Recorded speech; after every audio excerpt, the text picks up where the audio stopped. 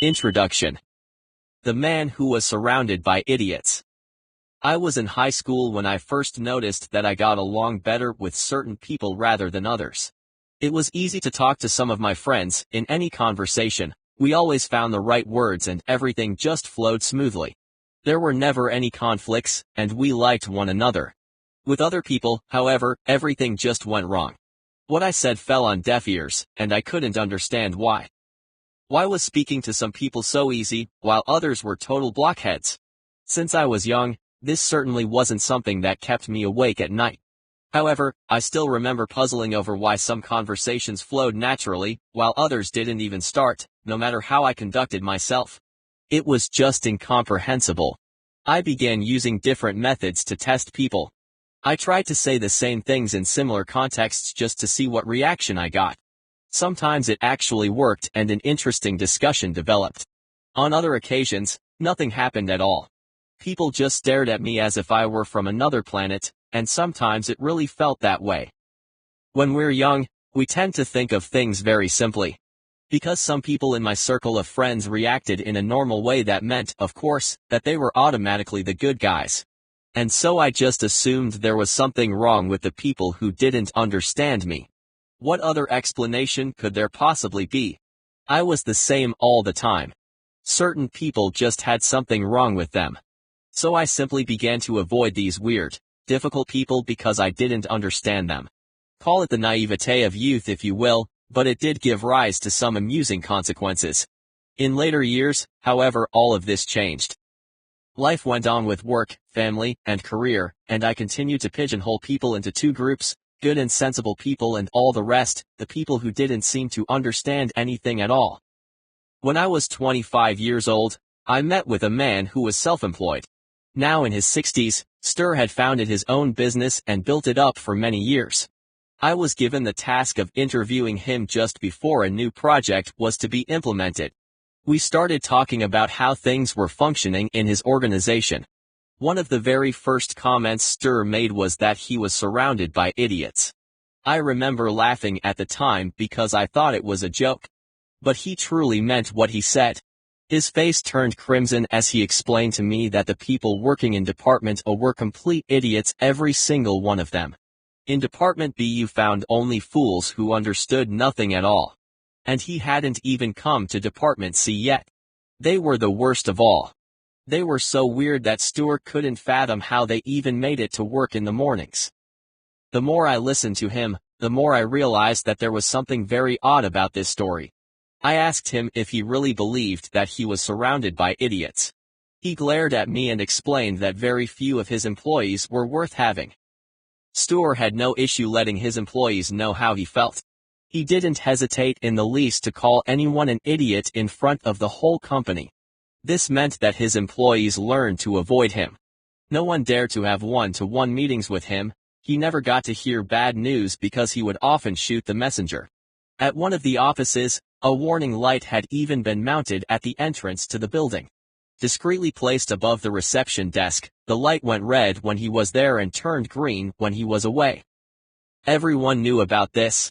Not only staff but even clients would automatically cast a nervous glance at the light to find out what awaited them when they stepped over the threshold.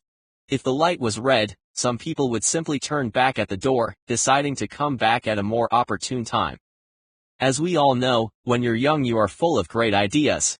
So I asked the only question I could think of: who hired all these idiots? I knew, of course, that he had hired most of them. What was worse was that Stirr understood exactly what I had implied. What I implicitly asked was, who is actually the idiot here? Stirr threw me out. Later on, I was told that what he really wanted to do was fetch a shotgun and shoot me. This incident got me thinking. Here was a man who would soon retire. He was obviously a proficient entrepreneur, highly respected for his sound knowledge of his particular line of business. But he couldn't handle people. He didn't understand the most critical, complicated resource in an organization, the employees. And anyone he couldn't understand was simply an idiot. Since I was from outside the company, I could easily see how wrong his thinking was. Stirr didn't grasp that he always compared people to himself. His definition of idiocy was simply anyone who didn't think or act like him. He used expressions that I also used to use about certain types of people: arrogant windbags, red tape jackasses, rude bastards, and tedious blockheads. Although I never called people idiots, at least not so they could hear me, I had obvious problems with certain types of people. It was an utterly appalling thought to have to go through life constantly thinking that I was surrounded by people who were impossible to work with. It would make my own potential in life so unbelievably limited. I tried to see myself in the mirror. The decision was easy to make. I didn't want to be like Stirr. After a particularly toxic meeting with him and some of his unfortunate colleagues, I sat in the car with a lump in my stomach. The meeting had been a total disaster. Everyone was furious. There and then I decided to learn what is probably the most important knowledge of all: how people function. I would be encountering people for the rest of my life, no matter what my profession was, and it was easy to see that I would benefit by being able to understand them. I immediately began to study how to understand the people who initially seem so difficult. Why are some people silent? Why do others never stop talking? Why do some people always tell the truth while others never do? Why do some of my colleagues always arrive on time, while others rarely manage to? And even why did I like some people more than others? The insights I gained were fascinating, and I've never been the same since I began this journey. The knowledge I acquired has changed me as a person, as a friend, as a colleague, as a son, as a husband, and as the father of my children. This book is about what is perhaps the world's most widely used method to describe the differences in human communication. This method is called the DISA, an acronym that stands for dominance, inducement, submission, and analytic ability system. These four terms are the primary behavior types, which describe how people see themselves in relationship to their environment. Each of these behavior types is associated with a color: red, yellow, green, and blue. This system is also commonly called the DISC system, where the final letter of the acronym stands for compliance instead of analytic ability. I have used variations of this tool for over 20 years with excellent results. But how do you become really, truly proficient at handling different types of people? There are, of course, various methods. The most common method is to research the matter and learn the basics. But learning the theoretical part doesn't make you a world-class communicator. It's only when you begin using this knowledge that you can develop real and functioning competence in the field. Just like learning to ride a bike, you have to get on the bike first. Only then do you realize what you need to do. Since I began studying how people function and painstakingly strove to understand the differences in the way we communicate, I've never been the same. I'm not as categorical anymore, judging people just because they are not like me. For many years now, my patience with people who are the complete opposite of me has been far greater. I wouldn't go so far as to say that I never get involved in conflicts, just as I wouldn't try to convince you that I never lie, but both these things happen very seldom now. I have one thing to thank Stirr for: he awakened my interest in the subject. Without him, this book would probably never have been written. What can you do to increase your knowledge about how people relate and communicate? A good start may be to keep reading this book, the whole book, not just the first 3 chapters. With a little luck, in a few minutes you can begin the same journey I began 20 years ago. I promise you will not regret it. One thing to note: to simplify reading this book, I have chosen to use him and he consistently when I refer to examples not associated with any specific person. I know that you have enough imagination to insert a her or she in your thoughts where this may be appropriate. 1. Communication happens on the listener's terms. Does that sound strange? Let me explain. Everything you say to a person is filtered through his frames of reference, biases, and preconceived ideas. What remains is ultimately the message that he understands. For many different reasons, he can interpret what you want to convey in a totally different way than you intended. What is actually understood will, naturally, vary depending on who you are speaking to, but it is very rare that the entire message gets through exactly as you conceived it in your mind. It may feel depressing knowing that you have so little control over what your listener understands. No matter how much sense you would like to knock into the other person's head, there's not that much you can do about it. This is one of the many challenges of communication. You simply can't change how the listener functions.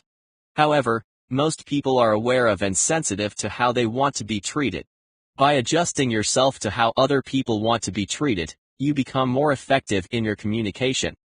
Why is this so important? You help other people understand you by creating a secure arena for communication on their terms. Then the listener can use his energy to understand rather than to consciously or unconsciously react to your manner of communicating. All of us need to develop our flexibility and so be able to vary our style of communication, adapting it when we speak to people who are different from us. Here we find another truth: no matter what method you choose to communicate with as an individual, you will always be in the minority.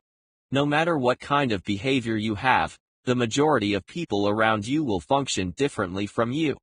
You can't just base your method of communication on your own preferences. Flexibility and the ability to interpret other people's needs is what characterizes a good communicator.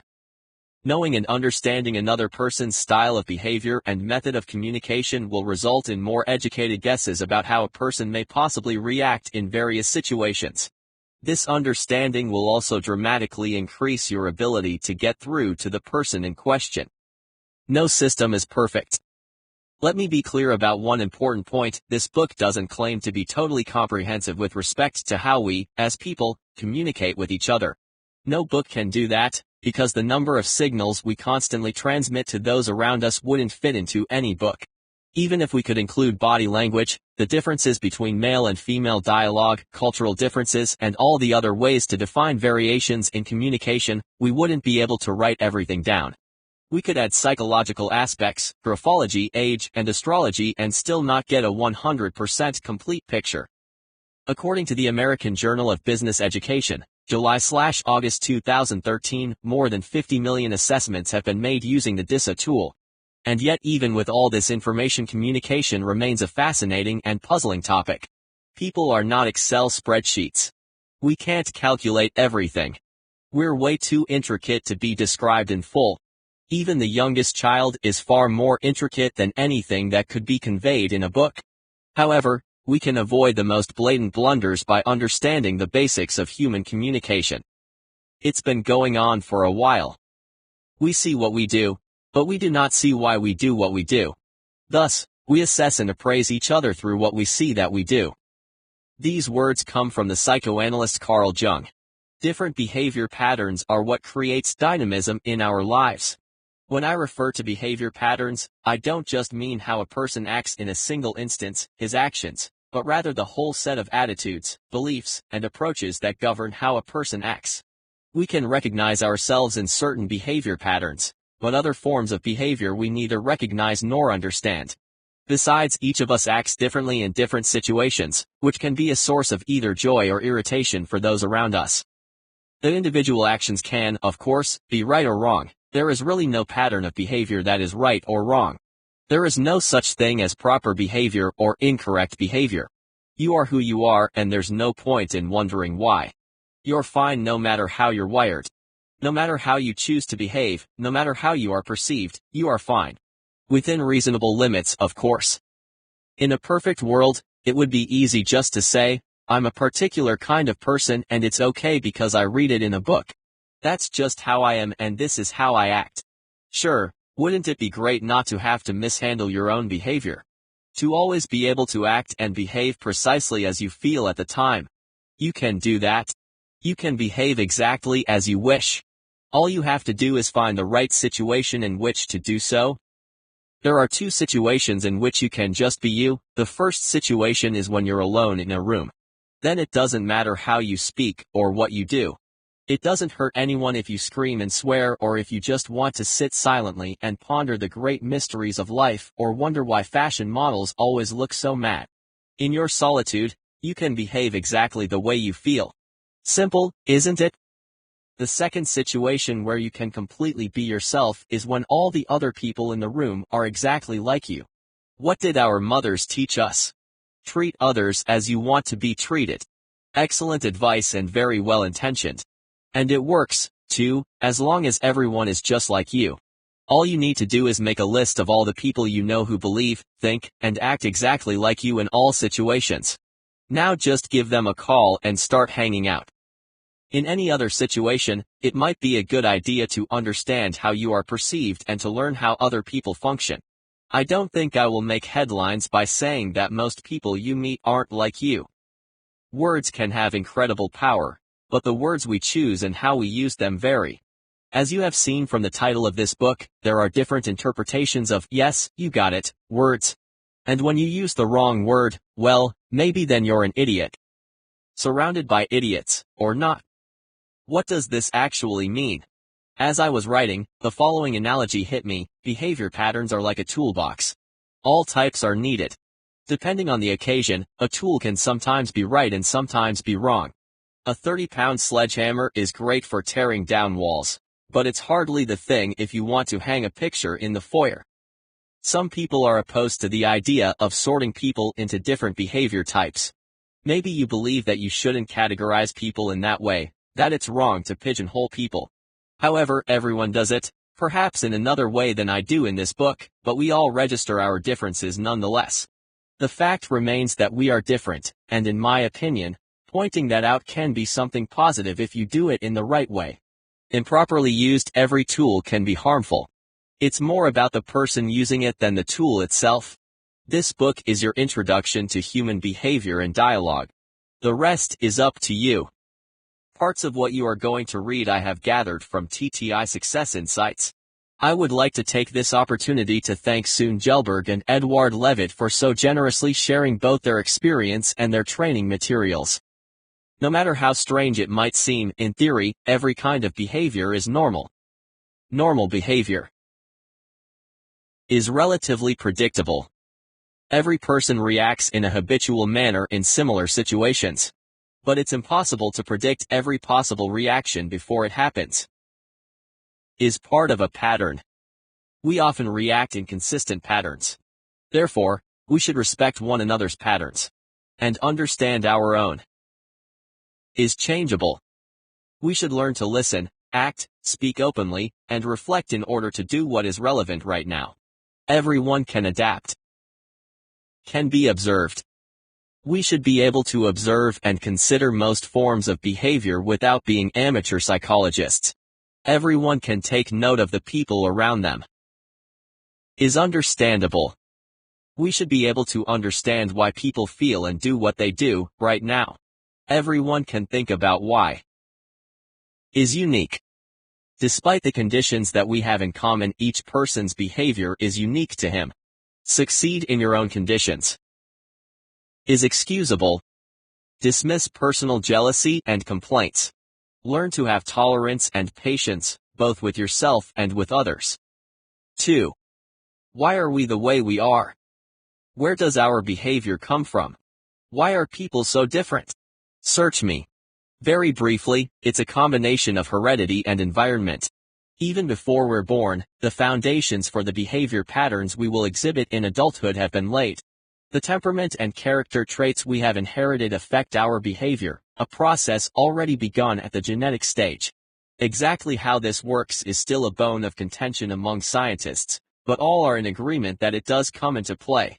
Not only do we inherit traits from our own parents but also from their parents, also in varying degrees from other relatives. At some point or other, we have all heard that we speak like or look like an uncle or an aunt. As a child, I resembled my Uncle Bertil, something to do with my red hair. To explain how this is genetically possible would take a tremendous amount of time. For the moment, let us just establish that this inheritance lays the foundation for our behavioral development. What happens once we are born? In most cases, children are born impulsive, adventurous, without any barriers whatsoever. A child does exactly what he wants. The child says, "No, I don't want to." Or, "Sure I can." He is immersed in the thought that he can manage just about anything at all. This kind of spontaneous and sometimes uncontrolled behavior is, of course, not always what his parents wished for. Then, hey presto, what was once an original pattern of behavior begins to transform, in the best and worst case scenario, into a copy of someone else. How are children influenced? Children learn and develop in multiple ways, but the most common is by imitation. A child mimics what he sees around him, the parent of the same sex often becoming the model for imitation. This is clearly not an exhaustive study on how the process works, as this book is not about how we influence our children. Core values. My core values are found deep within me, values so deeply embedded in my character that it's almost impossible to change them. These are the things I learned from my parents as a child or that I learned in school when I was very young. In my case it was different variations of study and do well in school or fighting is wrong. The latter, for example, means that I've never laid hands on another person. I haven't fought since 3rd grade, and I seem to recall that I lost then. She was really strong. Another important core value is that all people are of equal worth. Because my parents demonstrated this to me during my childhood, I know it is deeply wrong to judge a person based on his or her origin, sex, or color. All of us carry many such core values. We know instinctively what is right and what is not. No one can take these core values away from me. Attitudes and approaches. The next layer is my attitudes, which are not exactly the same thing as core values. Attitudes are things I have formed opinions about based on my own experiences or on conclusions I have drawn from encounters in the latter part of my schooling, high school, college, or my first job. Even experiences later on in life can form attitudes. A relative once told me that she didn't trust salespeople. She's definitely not alone in having strong feelings about salespeople, but in her case it resulted in comical practices. She couldn't buy anything without returning it. A sweater, a sofa, a car, the buying process was endless. Every fact had to be examined and explored. No matter how much research she did beforehand, she always wanted to return her purchases afterwards. Once I had observed the pattern, I asked her why she did this, and she explained the reasoning behind her attitude. 85% of all salespeople were swindlers. Explaining that I too was a salesperson had little effect. To this day, I don't know if I belong to the 85% or if I can count myself among the fortunate 15%. The important thing is that an attitude can change. My relative had probably been badly fooled a number of times and therefore learned to distrust salespeople. However, if she had a number of positive experiences, her opinion could change. The results. Both my core values and my attitudes affect how I choose my behavior. Together they form my core behavior, the real person I want to be. My core behavior is how I act in complete freedom, without the influence of any external factors at all. You probably already see the issue here. When are we ever completely free from external influences? When I discuss this question with groups of people in different contexts, we all usually agree, only when we're sleeping. But people are different. Some don't care. They are always themselves because they've never reflected upon how they are perceived. The stronger your self-understanding is, the greater your probability of adapting to the people around you. How do others really perceive me? The people around you most often see your moderated behavior. You interpret a specific situation and make a choice about how to act based on that evaluation. This is the behavior that others around you experience. It's all about the mask you wear to fit into a given situation. We all have several different masks. Having one at work and one at home isn't that unusual. And another one for visiting the in-laws, perhaps. This book is not an advanced course in psychology, but I am content to establish that we interpret situations differently and act accordingly. Consciously or subconsciously, surrounding factors cause me to choose a particular course of action. And this is how we act. Look at this formula: behavior equals FP multiplied by SF. Behavior is a function of personality and surrounding factors. Behavior is that which we can observe. Personality is what we try to figure out. Surrounding factors are things that we have an influence on. Conclusion: we continually affect one another in some form or other. The trick is to try to figure out what's there, under the surface. And this book is all about behavior. 3. An introduction to the system. At the end of this book you will find a description of the background to how the DISA system emerged, but since you probably want to dive into its most interesting elements, how everything works in practice, you can just read on. Otherwise, you can always go directly to page 228. As you can see, there are 4 main categories of behavior types, each of which is associated with a color. This book is about how you can recognize them. Quite soon, as you start reading about the different colors, various faces will come to mind. Sometimes, maybe, even your own. About 80% of all people have a combination of two colors that dominate their behavior. Approximately 5% have only one color that dominates behavior. The others are dominated by three colors. Throughout the book I focus on the single colors individually because they are the fundamental components of a person's behavior. It's like a recipe, we need to understand all the ingredients before we bake the cake.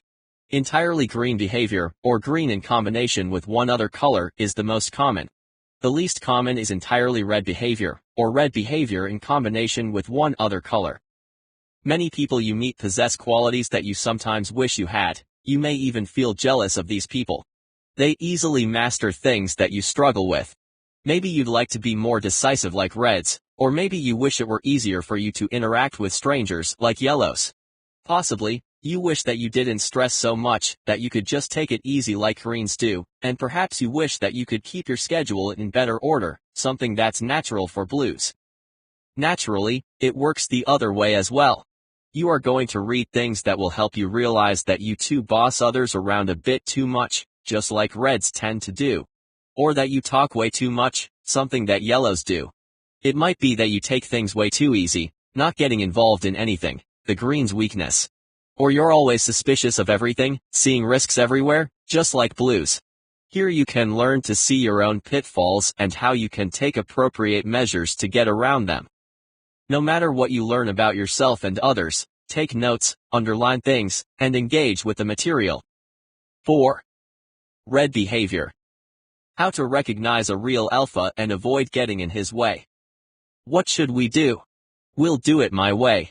Now. This is the behavior type that Hippocrates in his theory of human temperament called choleric. Nowadays you might call a red person bold, ambitious, driven, but also potentially hot-tempered, rash, or dominant.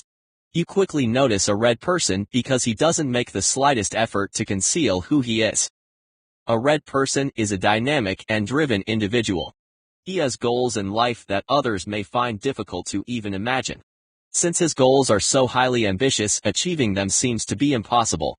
Reds strive forward, always pushing themselves harder, and they almost never give up.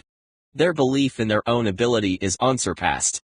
They carry inside them the firm belief that they can achieve anything, if they just work hard enough. People who have lots of red in their behavior are task-oriented extroverts and they enjoy challenges. They make quick decisions and are often comfortable taking the lead and taking risks. A common perception is that reds are natural leaders. These are people who willingly take command and go to the fore. They are so driven that they will get through despite any obstacle in their path. Their disposition is ideal in competitive situations. It's not unusual for a CEO or a president to have lots of red in his behavior. This form of competition is present in everything reds do. To say that they constantly want to challenge and compete is probably not entirely true, but if a chance of winning something arises, why not? The exact nature of the competition is unimportant, it's the competitive element that keeps reds running on all cylinders. Hell, one of my former neighbors, liked competing so much that he developed entirely new interests just to compete. I like working in the garden, and so I spend quite some time doing so. Hell didn't like gardening, but when he had heard people commenting on my beautiful garden often enough he finally had enough. He started one project after another, always with a single but very clear objective, to outdo me. He confounded his wife by digging new flower beds, planting a rainbow of unbelievably fabulous plants, and cultivating the lawn to golf course standard. The only thing I needed to do to keep him going was to merely suggest that I would purchase more plants. Then he would go to the local garden center quicker than you could say bad loser. You can also recognize reds by other behavior patterns. Who talks the loudest? Reds. Who goes all out when explaining something? Reds. Who's always the first to answer a question? Reds again. Who, during an otherwise pleasant dinner, makes categorical comments on just about any topic? And who will judge an entire country based on something he saw on television? Reds. Something is always happening in the lives of red people. They can't sit still. Idle time is wasted time. Life is short, better get going immediately. Do you recognize the type? Always on the go. So step aside, let's get cracking. Tell me what you really think, yes, for real. Reds have no problem being blunt. When asked a specific question, they often say exactly what they think without any frills. They see no need to wrap things up in a bunch of empty phrases. When a thought pops into their heads, everyone knows it immediately. They have opinions on most things, and they trot their thoughts out quickly and efficiently. A common remark is that Reds are very honest, because they dare to express their personal truths to people. They don't really understand what the fuss is all about. They've only said things as they are. If you need someone with extra energy, you may want to invite a Red into the team or project group. They fight tirelessly along when others have already given up if they are determined to succeed, that is. A task that has become humdrum or meaningless could be totally ignored by a Red. I call this phenomenon slog or split. If the task is important enough, a Red will go through fire and water to complete it. If he feels it has no purpose, into the trash it goes. Can I win something? In that case, I'm in. So Reds like competing. They appreciate the slight antagonism that is part of being competitive and the glorious moment of winning. They even enjoy winning competitions that probably don't even exist, except perhaps in their own mind. It can be passing a slow walker on the street, finding the absolutely best parking spot, or dominating the family game of Monopoly, despite the fact that the purpose of the game is to entertain the kids and none of the other adults are actually competing. For a Red, this is all natural because he sees himself as a winner. Let me give you an example. I once worked for a company where the CEO was Red. He was energetic and efficient, and consequently incredibly dynamic. No meetings were as short and sweet as those run by this CEO. But his weak spot was the competitive element. As a young man he had played soccer, and every spring at this particular workplace they held a soccer tournament. It was very popular, even before he joined the company. Naturally, he had to take part. No other CEO before him had ever done so, but that wasn't the problem. The problem was that as soon as he got out on the field he became a different person. On fire with his competitive drive, he flattened anyone who stood in his way. This continued for a few years until someone had the guts to tell him that he played just a little bit too rough. The game wasn't supposed to be that serious.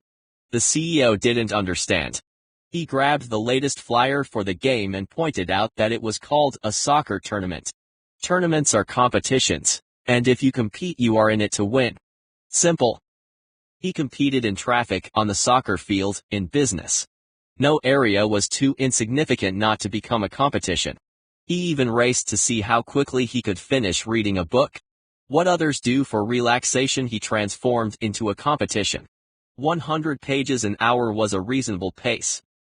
His wife had even banned him from playing a memory card game with his children, who were 5 and 6 years old.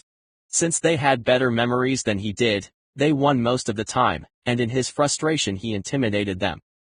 Before you conclude that this guy sounds rather unsympathetic, we need to look at his intentions. This kind of intensive and competitive behavior often upsets other people because they think it is all about dominating and suppressing others. Nothing could be further from the truth. His intentions were almost never malicious. He just wanted to win. This is one of the greatest challenges for Reds. It's not uncommon that other people feel irritated or intimidated by them because they're such powerful personalities. Later on in this book, I will share some simple ways that you can deal with these individuals. Time is money. Quick is synonymous with good for Reds. If you are in a meeting and suddenly notice that one of the other participants is devoting his time to something completely different, it may well be a Red who has lost interest. If you look closer, you will realize that his thoughts are elsewhere, on the next step in the process being discussed, for example. Because Reds are quick thinkers, they move on long before everyone else. Few things annoy Reds more than sluggishness. If a meeting or a discussion drags on, he may interrupt and ask if it's really necessary to prolong the issue. We've already discussed this for 20 minutes. Get it together. It's only a few million in investments. How hard can it be? If you think about it, they're often right. When other people may find it difficult to make a decision, Reds are prepared to make quick decisions in order to keep things moving. With a Red on the team, nothing will be discussed ad infinitum. After all, it's always better to do something rather than nothing, right? The advantage is obvious. We're talking about people who never waste time on anything that doesn't move forward. As soon as a task becomes unclear or is taking too long, a red will ensure that the momentum is maintained and spur things along. Chop chop, done in double time. About 15 years ago I began working for a small consulting company with about a dozen employees. It was a polished organization with a great spirit of entrepreneurship and excellent momentum in business dealings. One of the reasons why they were so efficient was because the founder of the company was a red. Nothing could move too quickly for Bjorn. No meeting took longer than was absolutely necessary. In my second or third week in the new job, I was sitting in a traffic jam when my cell phone rang. I looked at the display and saw that it was Bjorn. I answered the way I'd been instructed to when I started at the company, with a greeting, my name, and the company name. Impatiently he interrupted me and spit out his question. "Were you looking for me?" "No," I replied and took a deep breath, ready to say something else. I didn't get the chance. "Okay," he said, and hung up. 8 seconds. Unpleasant. Well, at the time we didn't really know each other. However, I must admit that the whole episode had me worried a little, at least on that occasion. Only 3 weeks at the company and the big chief himself calls, and sounding irritated. When we'd gotten to know each other, and I learned that Bjorn was red, I asked him why he was so abrupt on the phone. Of course he didn't even remember the call, but he said he was probably just trying to find out if I was looking for him. When he learned I wasn't, there was no further need to talk. Wasting time on polite flowery phrases or drawn-out farewells wasn't for him. But at the same time, here was a person with a capacity to work far more than normal. Bjorn managed to do more in an average working day than most people. He still has an exceptional ability to make the most of any free time. If he has a gap of 5 minutes in his schedule, he manages to squeeze in an email, a phone call, and go through some meeting minutes. From the outside, this may seem like an unnecessary pursuit of efficiency. But a red detests inactivity. Things must happen. Add to this a sense of constant urgency, and a great deal will get done. The sky's the limit. Or is it? For a red, a realistic budget is a budget for cowards. If we don't push ourselves to the breaking point, we haven't tried hard enough. Reds love difficult tasks, so their level of ambition is usually boundless. The ability to manage difficult situations and challenges is the defining attribute of red behavior. When a person with red traits sets his goals, several things happen. First, he wants to know how well a specific task under the most favorable conditions could be performed. If all 19 parameters were met and we all gave it a little extra effort, the results would be phenomenal. This means that anything below that impossible level of excellence is boring, because there's at least a remote possibility of that result being achieved. Nothing is impossible. The impossible just takes a little longer.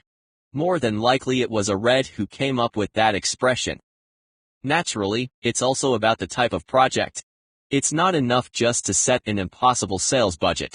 If a red doesn't like sales, he'll ignore the budget. Since he prefers to make all the decisions himself, he probably won't be fooled into doing something he doesn't feel like doing.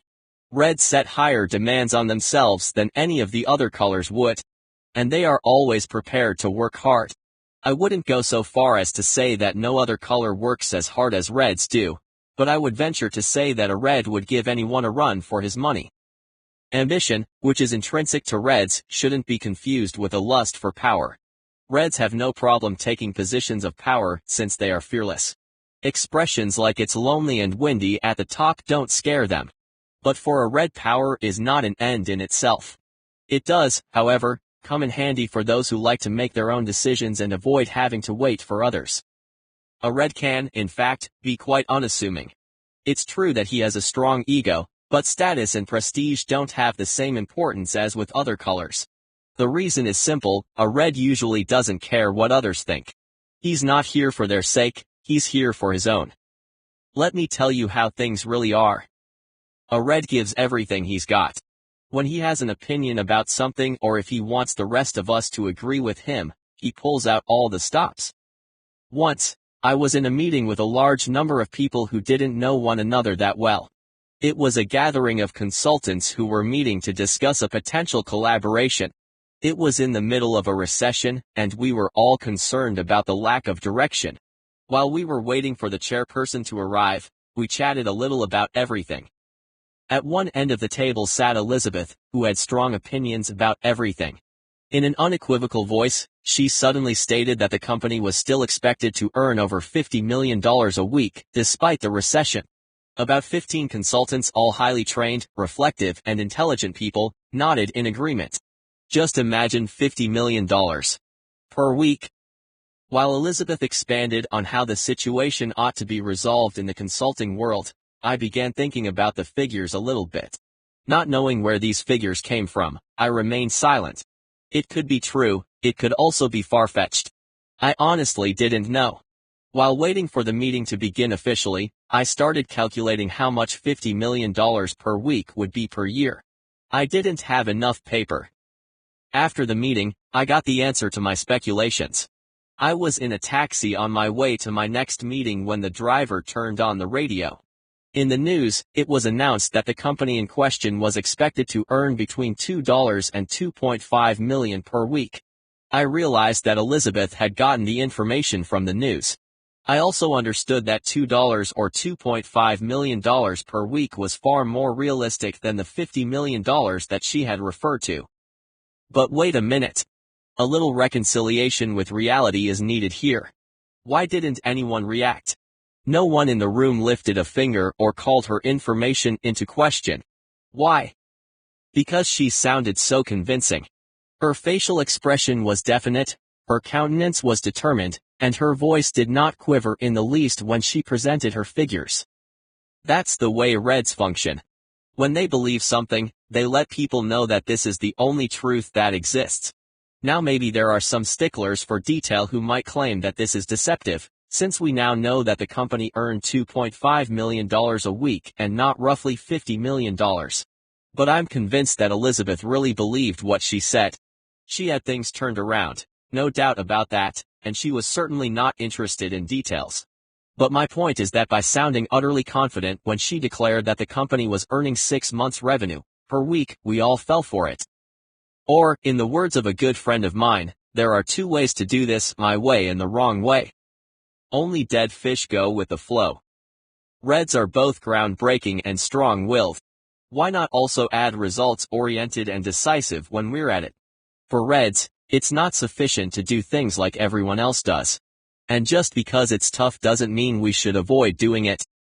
Reds aren't afraid to make decisions. When everyone else hesitates, thinking and weighing the risks, a Red makes the controversial decision. A Red's determination is usually unyielding. Once he's decided, then it's full steam ahead. Their fearlessness dares them to tackle things that make others hesitate. This is usually evident when things get rough, and they are undaunted by tough choices or tricky decisions. It is no coincidence that many entrepreneurs are Reds. Setting up new businesses, especially if they are based on completely new business concepts, is, in our current economy, not for the faint of heart. It's not a bad thing to have a force of nature in the driver's seat. It takes a strong mind to move things forward, someone who understands that risks that are part of everyday life and that everything boils down to hard work from morning to night for many years. Reds understand this from the beginning and are in no way intimidated by it. Do you need someone to pursue a problem in your apartment complex? Maybe you've gotten on the wrong side of your landlord, who says that there is absolutely nothing wrong with your heat. Or maybe the contractor who repaired the roof and installed the new elevators was negligent and won't take responsibility for it.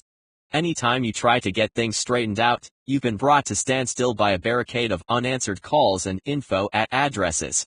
You're just about to give up when you suddenly remember the guy on the second floor living above you. Isn't he kind of Red? Wasn't he the one who dared to go against the super at the last meeting and get the trash policy changed? Yes, that's the guy.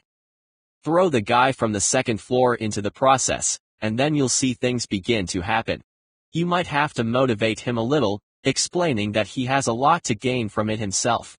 But he will make things happen. He'll subdue the landlord and get the contractor in line. And he won't lose any sleep just because someone got angry with him in the process. Generally speaking, a red's strengths are very powerful. They are extremely clear in their communication, and you don't have to look far to identify red behavior. Of course, over the years many reds learn to restrain themselves somewhat, but it doesn't usually last very long. They'll be back to full throttle, and all that entails. It wasn't better before. Onward and upward. A red doesn't try to stick to his original point of view when he realizes that a better solution exists. He is a quick thinker and has no problem shifting his ground at short notice. One of the advantages of this is that he doesn't reject other people's ideas if he has none himself. It's worth looking into anything that can propel development forward. Sometimes decisions can come a little bit too quickly, but the will to constantly change creates a strong dynamism and flexibility. If anything has been static for a long time, maybe a few weeks, he will turn things up a notch. Some people may find this stressful, but when you ask a red why he changed something that was actually working, the answer could well be because I could. Naturally, there are also downsides. Reds get bored with the status quo quickly and so they change it. The people around them have no idea what will happen next. When greens and blues have just gotten used to the new organization and think they have finally grasped how things are supposed to work, well, a red will have already outlined the next step. Conclusions on red behavior. So what do you think? Do you know any reds? Do you have any around you? If you want to get to know some famous red people, consider Steve Jobs, FDR, Venus Williams, or Margaret Thatcher. There's also Barack Obama and Mother Teresa. Oh yes, it's true. If you consider Mother Teresa's deeds, the strength she needed and whom she had to deal with, the world's foremost leaders, to achieve what she did, then you'll realize that she was extremely determined and forceful. A typical red profile. 5. Yellow behavior. How to recognize someone whose head is in the clouds and get him back to reality again. That sounds fun. Let me do it. In the Hippocratic world, we have now come to the sanguine person. What other words can be used to describe him? Optimistic and cheerful, a person with a bright outlook on life. The thesaurus even suggests the epithet a man of possibilities. How about that? It is, in fact, an excellent description of yellow behavior. These are people who live to live, always finding opportunities for enjoyment. Life is a banquet, and yellows will see to it that they savor every bite. They are driven by merriment and laughter. And why not? The sun is always shining somewhere. Do you know anyone who sees sunshine where others see dark clouds? Have you met anyone who can laugh even though he hasn't had any good news for months? Then you've met a yellow. Have you been at a party and wondered why everyone flocks around a particular person, man or woman? Well, in the center of the circle there's a yellow, entertaining anyone who wants to laugh. Yellows make sure that the atmosphere is at its zenith so that every event becomes a marvelous party. When something is no longer fun, they move on to another place where the atmosphere is better. Recognizing a yellow is easy. He's the one who's talking all the time. He's the one who gives answers rather than asking questions, often answering questions that no one has even asked.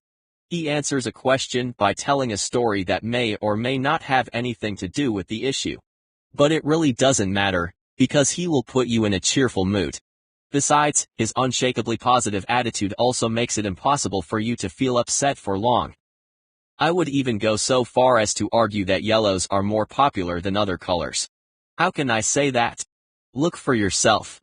They entertain, put people in a good mood, and fun things always happen around them. They know how to capture everyone's attention and how to keep it. They make us feel important. They are just nice to be around.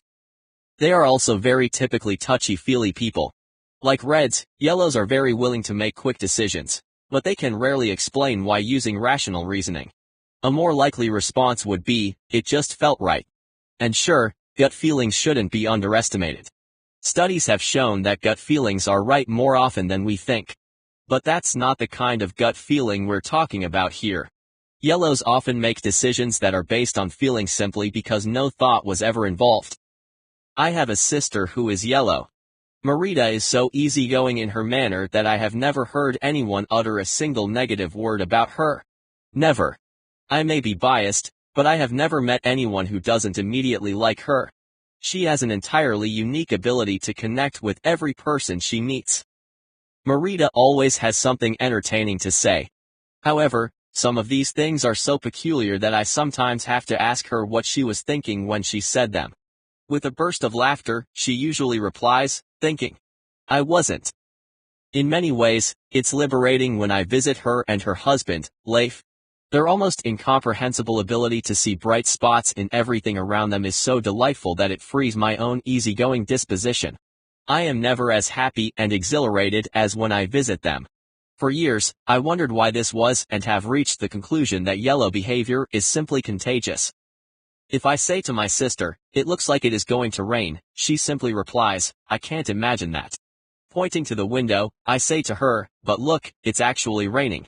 It is quite dark out there. We could have thunder before this is over." "Sure," she says, "but after that the sun will come out. Just wait and see." Then she laughs. Again.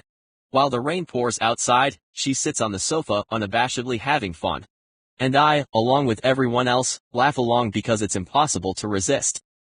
The more the merrier. Your friends are my friends. People with lots of yellow in their behavior are focused on creating relationships. They are outgoing and can be extremely persuasive.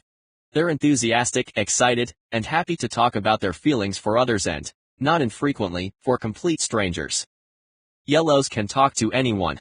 They are not at all shy, perceiving most people they meet as pleasant. They even see strangers in a positive light. They're just friends you haven't met yet. Many people notice that yellows are always smiling and laughing. That's undoubtedly one of a yellow's strengths. Their optimism is invincible. Comments about how everything is going to hell are often met by remarks about what a beautiful view we have. Just like reds, yellows have lots of energy. They find most things interesting, and yellow individuals are the most curious people you'll ever meet. Everything new is enjoyable, and a great deal of yellow energy is spent finding new ways of doing things. Who gets the most holiday cards, do you think? Yellows. Most contacts in their cell phone. That's right, yellows. Most friends on Facebook. You're getting the idea, yellows. They have friends absolutely everywhere, and they are excellent at keeping in touch with everyone in order to keep up to date. Yellows want to know what's going on. They want to be where it's all happening, and they will make sure to be at every party. Isn't it amazing? I just love it to bits. If there is anything that characterizes yellow behavior, it's unlimited optimism and enthusiasm. Few things can keep their good mood away for long. The yellow's entire being is concentrated on one thing, finding opportunities and solutions. In his day, Hippocrates called yellows the sanguine ones. This simply means optimists. Nothing is really a problem. It will all sort itself out. It's neither here nor there that the world just happens to be full of worries and hardships. With their incurably positive outlook on life, yellow individuals give joy to the people around them with their cheerful acclamations and entertaining jokes. I don't know where yellows get their tremendous energy, but it's focused on having fun and devoting themselves to social togetherness. Everyone must be involved, and a yellow will not allow anyone to be gloomy. Mickey, a good friend of mine, is yellow, and his life has included more than his fair share of challenges. His wife left him, his children have had problems at school, and on various occasions his employers have gone bankrupt and he has lost his job. I can't even count how many times he's had a car accident, his home has been burgled, or he has been robbed of expensive items. Sometimes I hardly dare to answer the phone when I see that Mickey is calling. To tell the truth, Mickey is the most jinxed man I have ever met. But what's so curious about him is that none of this ever seems to bother him. Naturally, he's upset when accidents happen, but he can't stay upset for long periods of time. Inside, he just bubbles along most of the time. I remember one occasion when we were both quite young. He had just bought an old Alfa Romeo. It was a two-seater with 2 doors. Painfully rusty, it was nothing short of a miracle that it even held together. Mickey had the car for about a week when he hit a lamppost and couldn't get out on the driver's side. When I heard about the accident, I was worried and called to see if he was okay. His answer? It was fine. I just got out the other door. The optimistic consultant strikes again. Since yellow individuals are so positive and cheerful, they spread joy and warmth to those around them. With their uncontrollable optimism, they demolish all opposition quite effectively. Who can be upset when there's someone pointing out the good things all the time? How could anyone fail to be inspired by a person who refuses to see half-empty glasses? Who always sees the positive? One of my customers is a sales director for a pharmaceutical company. Marianne worked her way up in the company via what we call the long route. Her managers and coworkers all agree that she's been so successful simply due to one thing, her amazing ability to inspire those around her. On a number of occasions, I've watched her conduct sales meetings. I consider myself a decent motivator, but when Marianne gets going, you just have to take your hat off to her. Within a couple of minutes, the room is so inspired if she were to ask the sellers to jump out the window they do it, even though they are on the 5th floor. She makes everything sound so simple. It's a great idea to jump out the window. We can do this. Let's jump. And the group jumps after her. With her optimism and bright outlook on life, she is phenomenal at getting people to achieve great feats, just by closing their eyes to anything negative. With sheer inspiration, she can inflate people's confidence to incredible levels. I once saw her dealing with an irate customer who felt mistreated by her organization. Not a situation most people dream about. It turned out it wasn't a problem for Marianne. By just smiling steadfastly at the customer and refusing to listen to his negative comments, she moved him from an angry face to a gentle smile and finally to boisterous laughter. How could that happen? I don't think that even she could explain the underlying process. It simply came naturally to her. What happens if we turn everything upside down? You won't find anyone more resourceful than a yellow. If there is anything yellows have an aptitude for, it's seeing solutions where others do not. Yellows have the unique ability to twist and turn things. To put it simply, they turn everything upside down and think outside the box. Call it what you want, but their thinking doesn't always follow any set pattern. They move quickly. The yellow's intellect is very fast, which means that it can be difficult to keep up. Sometimes they can even find it difficult to explain their wild ideas. A good friend of mine likes to work on his home. Everything relating to interior design and garden design fascinates him. I suspect that Robin would secretly rather work in design on a full-time basis instead of his actual job. I've seen this for myself, but I've also heard from his wife how he goes about things. He walks around the garden, and she starts counting backwards from 10. On 7, Robin says, "Honey, I have an idea." There are a few reasons for Robin's creativity. It's easy for him to think in images. He can simply see things in front of him long before they even exist. And he has courage. He's not afraid to try new things. Or to talk about them. Usually, his mouth works parallel to his mind as he discovers these ideas. I've worked with a yellow who couldn't even cross the street without coming up with a few really thought-provoking business ideas, just by looking around. How does this work? I don't really know. For a long time, we asked him to write down his proposals. You'll learn more about how a yellow would react to that kind of structure when we start talking about weaknesses. Yellows are also helped by the fact that they rarely have any limitations. A yellow dares to go beyond the usual conventions when he's in a creative mode.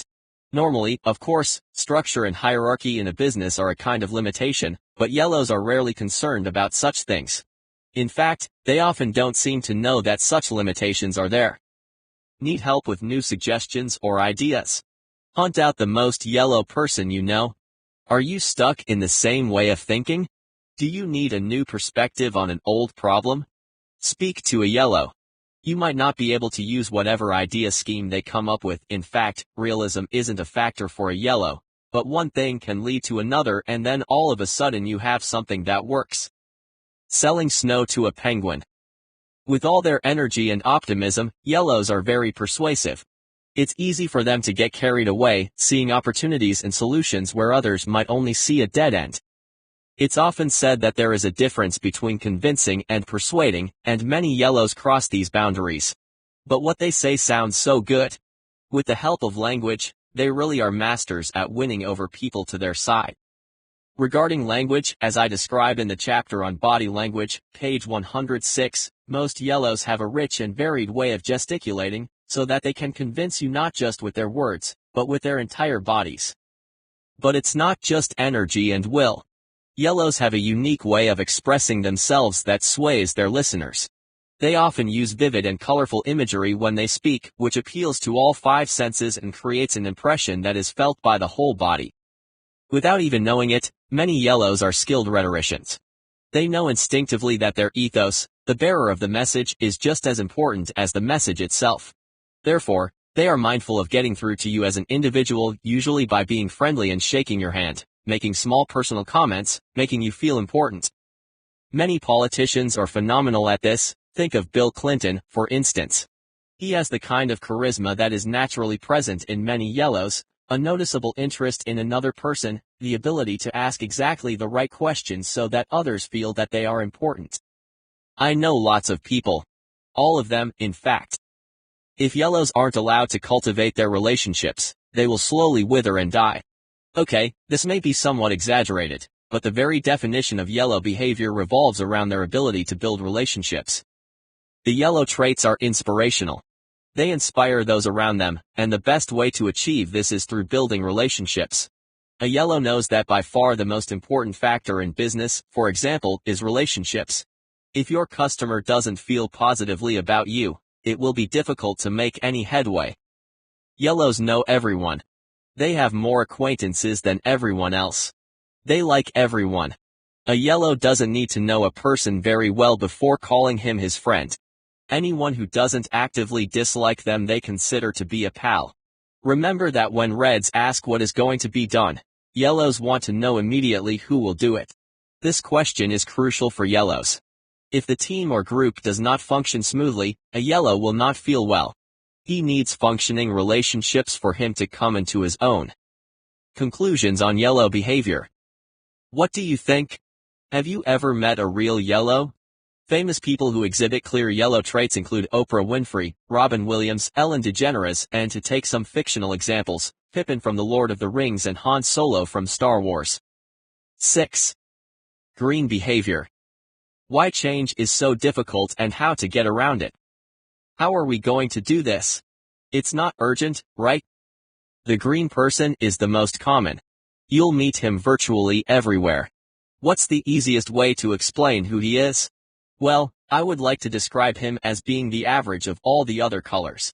Please don't interpret that as something negative, keep in mind what this truly implies. While reds are stress performance seekers, yellows are creative bon vivant guys, and blues are perfectionist knights of Excel spreadsheets, see pages 13 and 14, greens are the most balanced. They counterbalance the other more extreme behavioral traits in an elegant way. Hippocrates called them phlegmatic people. The Aztecs called them earth people. Calm, leisurely, and easygoing are some words that could also describe them.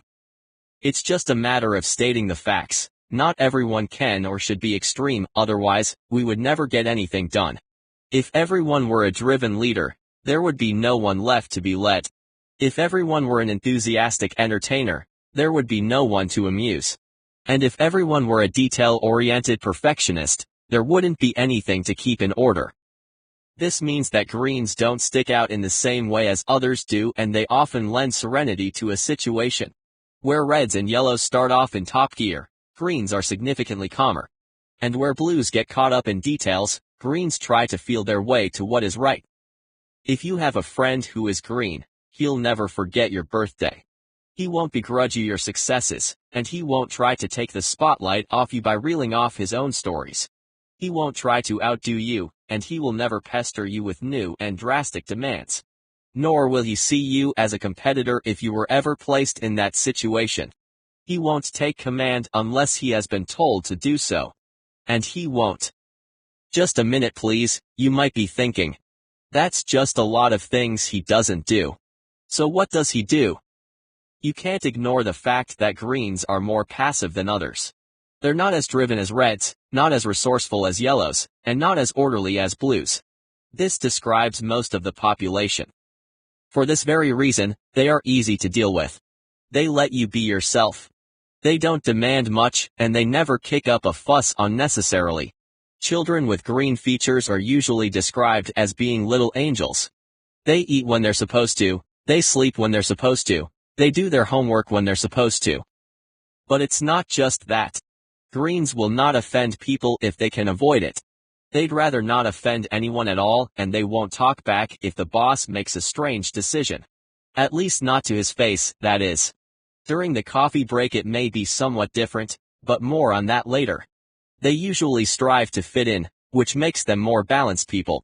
They're ideal for calming down confused yellows, for example. And they're excellent at warming up blues, who on occasion, can indeed be a tad too cold. We often hang out with a family where the husband is yellow and loves to horse around and take center stage. He comes up with amusing games and is more than happy to answer any questions himself. Everyone else is his audience, and he never steps out of the spotlight. His wife is green. Calm, composed, and as laid back as can be. When he jumps around and frolics, these are middle-aged people. She sits quietly on the sofa and smiles. She's just as entertained as everyone else by his antics. When I ask her if she ever gets tired of her comical husband, she sometimes replies quietly, "But he's having so much fun." This is a typical green trait. They are very tolerant towards other people's more singular behavior. Is the picture becoming clearer? Greens are the people you might not think about, most of us, that is. Some simple basics. Green people are kindness personified. You can expect a helping hand whenever you need it. They are pronounced relational people who will do everything within their power to save your relationship. And they will invest lifelong. They will keep track of when your birthday is, when your partner's birthday is, when your children's birthdays are, etc. It wouldn't surprise me if they even know when your cat first saw the light of day. It's often said that greens are the best listeners, and this is true. A green will always be more interested in you than in himself, and if perchance he should be interested in himself he would never dream of showing it. You often find greens in the public sector, where they help others, with no concern for personal gain. They are also pronounced team players. The team, the group, the family always comes before the individual, and I would even say that societies consisting of greens will always take care of the sick and the weak. They will not leave a friend in need. You can call them at any time. They always offer a shoulder to cry on. Change isn't their greatest strength, even though change isn't completely foreign to them. If you can simply justify the change and give him enough time, even a green will be prepared to try new things. But a green will remind you that you always know what you have, but you never know what you might end up with. The grass is not automatically greener on the other side, so to speak. The best pal in the world. As I've already said, these are naturally friendly people. When they tell you that they sincerely care about how you're doing, you can trust that they lie awake sleepless for your sake. Just like yellows, greens are relationship people and their interest in others is genuine and authentic. If you ask a group of people if anyone is prepared to lend a hand and no one steps up to help, a green will jump in and shout, "Choose me." Why? Because he didn't want to leave you in the lurch. He knows that if you don't get any help you'll feel bad, and even though he can be passive, he's always prepared to help a friend. I still remember a young woman I worked with at a consulting firm years ago. Admittedly, Maha was certainly blue as well, but above all, she was green. Her problem was obvious. When someone asked for help, she always said yes. Every time. It was difficult to find her desk due to her workload, but she organized everything in the end. We could always rely on her assistance, handling all the things the rest of us had simply forgotten about. She had a warm and friendly smile, so we asked her to work in reception and have the first contact with new clients. She never failed to serve coffee, fix the cushions, or keep track of how long clients had been waiting.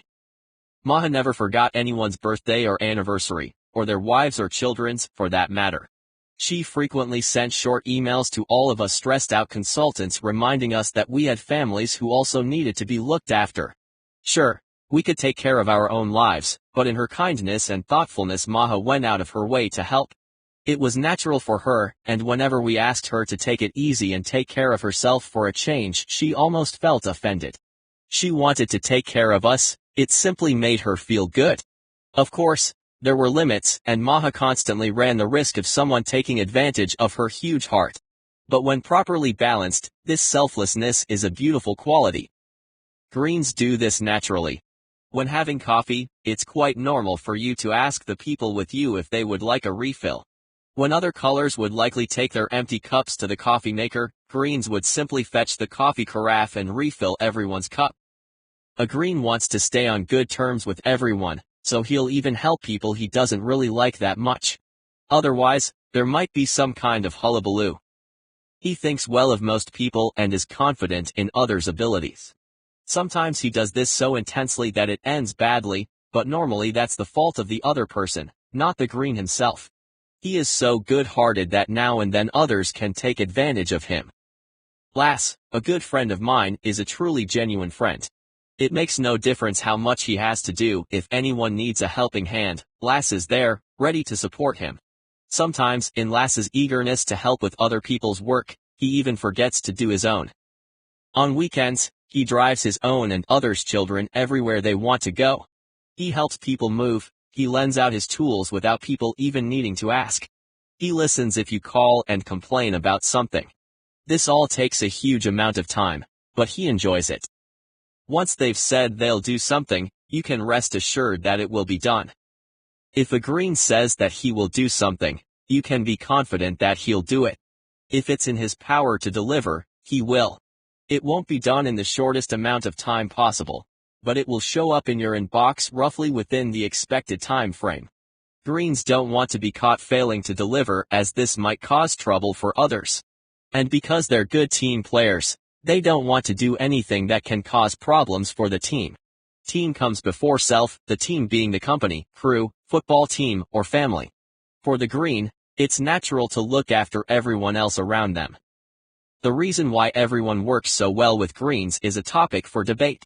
In some situations, it's simply because they don't like conflict.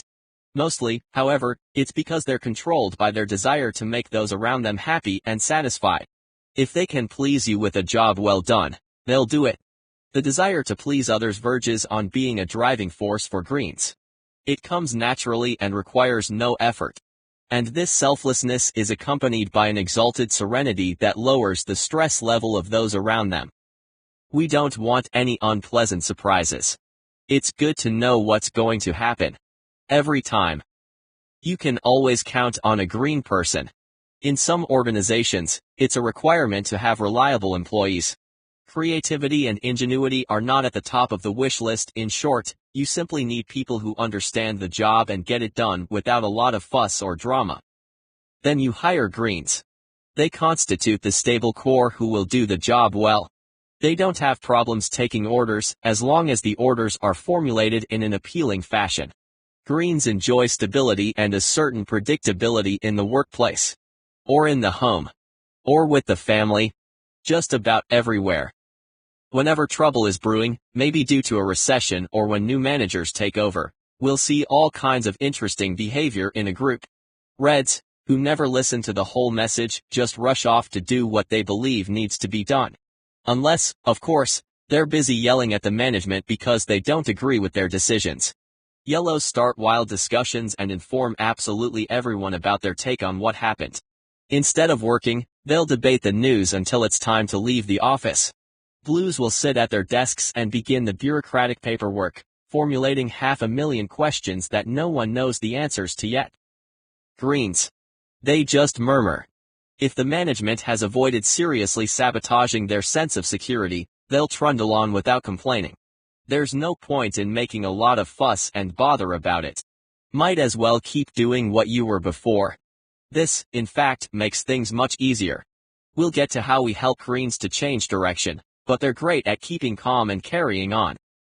You'll always know how a green will respond to some questions because he doesn't change his opinion very often. A few years ago, I coached Gregor. He had been a CEO for several years, and his management team consisted solely of green middle managers. He used to enjoy playing a little game when launching new ideas. He wrote little notes with the answers he thought he would get from each person. No from Anna. Yes from Stefan. Maybe from Bertil. Right every time. Gregor knew them very well and knew how they would react to his proposals. This wouldn't have been the case with yellows. They don't even know how they're going to respond when opportunities arise. Exciting, sure, but it's exhausting for those around them. With green associates, however, you don't need to worry. Who? Me. I'm not important. Forget that you even saw me. For every green, the group will always come first. Team before self. Remember that. This is a fundamental truth for a green, and it shouldn't be challenged too strongly. The working group, the team, the club, and the family, all these different groups are important for a green. He often disregards his own needs if the group gets what it needs. You may think that groups consist of people, and if each individual is satisfied, the group as a whole will be content. This might happen, but then the focus would be individual rather than collective. The way a green sees it, if the group feels good, every individual also feels good. Here the green's thoughtfulness becomes apparent. He has infinite regard for those around him. This is partly the reason why it's difficult to get a straight answer from a green. He's always trying to satisfy everyone else. Let me tell you a rather striking story. One Sunday a few years ago, a colleague whom I didn't know that well called me. I had only been working with Christopher for a few months, but I hadn't really figured the guy out yet. So when he called me one Sunday morning, I was surprised. I saw who it was, but I had no idea what he wanted from me. He greeted me pleasantly and asked what I was doing. I had just bought a new house at that time and was busy renovating. Christopher asked what was on the agenda this particular Sunday, and I remember that I said I was worried about the boiler. It was early winter. The temperature was just below freezing, and one of the circulation pumps didn't really work as it should. Because colder weather was definitely on the way, I wondered if the pump could cope with a major cold snap. Being a green, Christopher asked a number of questions and gave me lots of good advice. He'd once had a similar boiler, and besides, he knew a plumber whom he might be able to ask to come by and have a look if I was interested, of course. Christopher and I chatted for a while, and I became increasingly puzzled about why he had actually called me. He asked me where I lived. I gave him the address, and he promised to write it down and give it to his plumber friend. Then, as a kind of by the way, he asked me if I had any plans to go into town that day. I lived about 25 miles from the office and hadn't intended to go to work that Sunday. I explained this to Christopher. We chatted a little while longer, and in the end I finally asked him straight out what he really wanted. Then he revealed that he was standing outside the office in his t-shirt because he had accidentally locked himself out when he had popped out to fetch some lunch. I looked at the thermometer. 30 degrees with light snow. We'd been talking for about 15 minutes. I got into the car and saved him from freezing to the bone. Everyone else is more important. A green never asks for anything. I know exactly what you mean. They say greens are introverts, that is, that they're active in their inner world. This means that they don't talk just for the sake of talking. When you are quieter than those around you, it's natural that you listen. And greens will listen. They are interested in you and your ideas. Unlike reds, who only listen when there is something to be gained from it, or yellows, who usually don't listen at all, although they will normally deny this fact, greens hear what you're actually saying. They have a genuine ear for human problems. They might not offer any suggestions or solutions, but they understand what you've told them.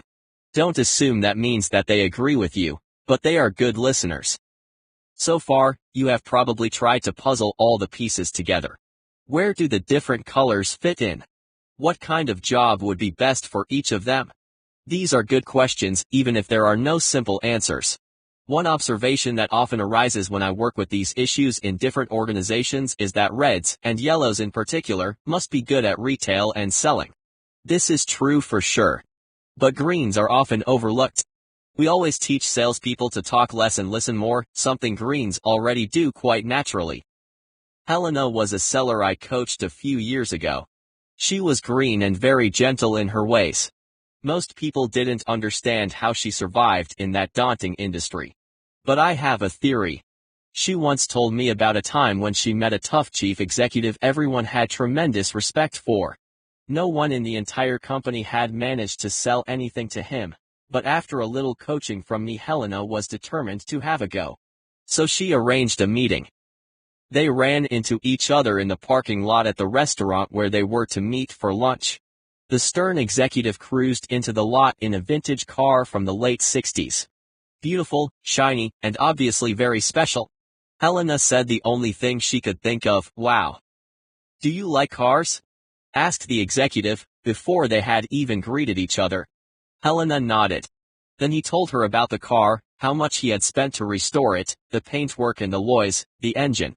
He showed her what it looked like under the hood. Helena nodded and murmured approval and hoped he wouldn't ask her any questions, since she couldn't tell the difference between a Ford and a Chevrolet. But she didn't interrupt, she just listened. After that it was easy. They sat down, and he asked to see the sales agreement. How did she do it? By doing nothing at all except for one thing, listening. He signed before the food was even served. Conclusions on green behavior. Okay. Do you have any greens in your family? Highly likely. Mr. Rogers, Gandhi, Michelle Obama, and Jimmy Carter are some well-known people with elements of green. And, yes, Jesus. There's a guy who knew how to help others. 7. Blue behavior. In pursuit of perfection. Why are we doing this? What's the science behind it? The last of the 4 colors is an interesting fellow. You've probably met him. He doesn't make a fuss about himself, but he does keep tabs on what is happening around him. While a green will just go with the flow, a blue has all the right answers. In the background, he analyzes, classifies, evaluates, assesses. You know you've met a blue if you visit someone's home and everything is organized in a particular way. Clear labels and names on each hook so that the children will know exactly where to hang up their jackets. Dinner menus, divided into 6-week intervals to ensure a balanced diet, stuck on the refrigerator door. If you look at his tools, you'll find that everything has its own spot and nothing is out of place. Why? A blue DIY guy always puts things back where they belong. He is also a pessimist, a realist. He sees errors, and he sees risks. He's the melancholic who closes the circle of behavior. Reserved, analytical, and detail-oriented are some words you might associate with a blue. Excuse me, but that's not quite accurate. We all have a friend like that.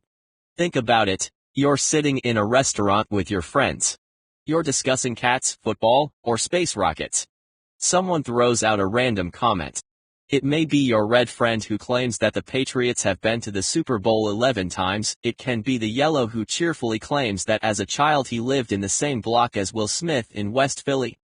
Your blue buddy clears his throat and in a gentle voice says that the Patriots have actually only been to the Super Bowl 10 times with their first appearance after the 1985 season and 8 times since 2001, and that Will Smith actually grew up in Winfield, which is well north of the block in question and a half-hour walk from the lovely Centennial Arboretum.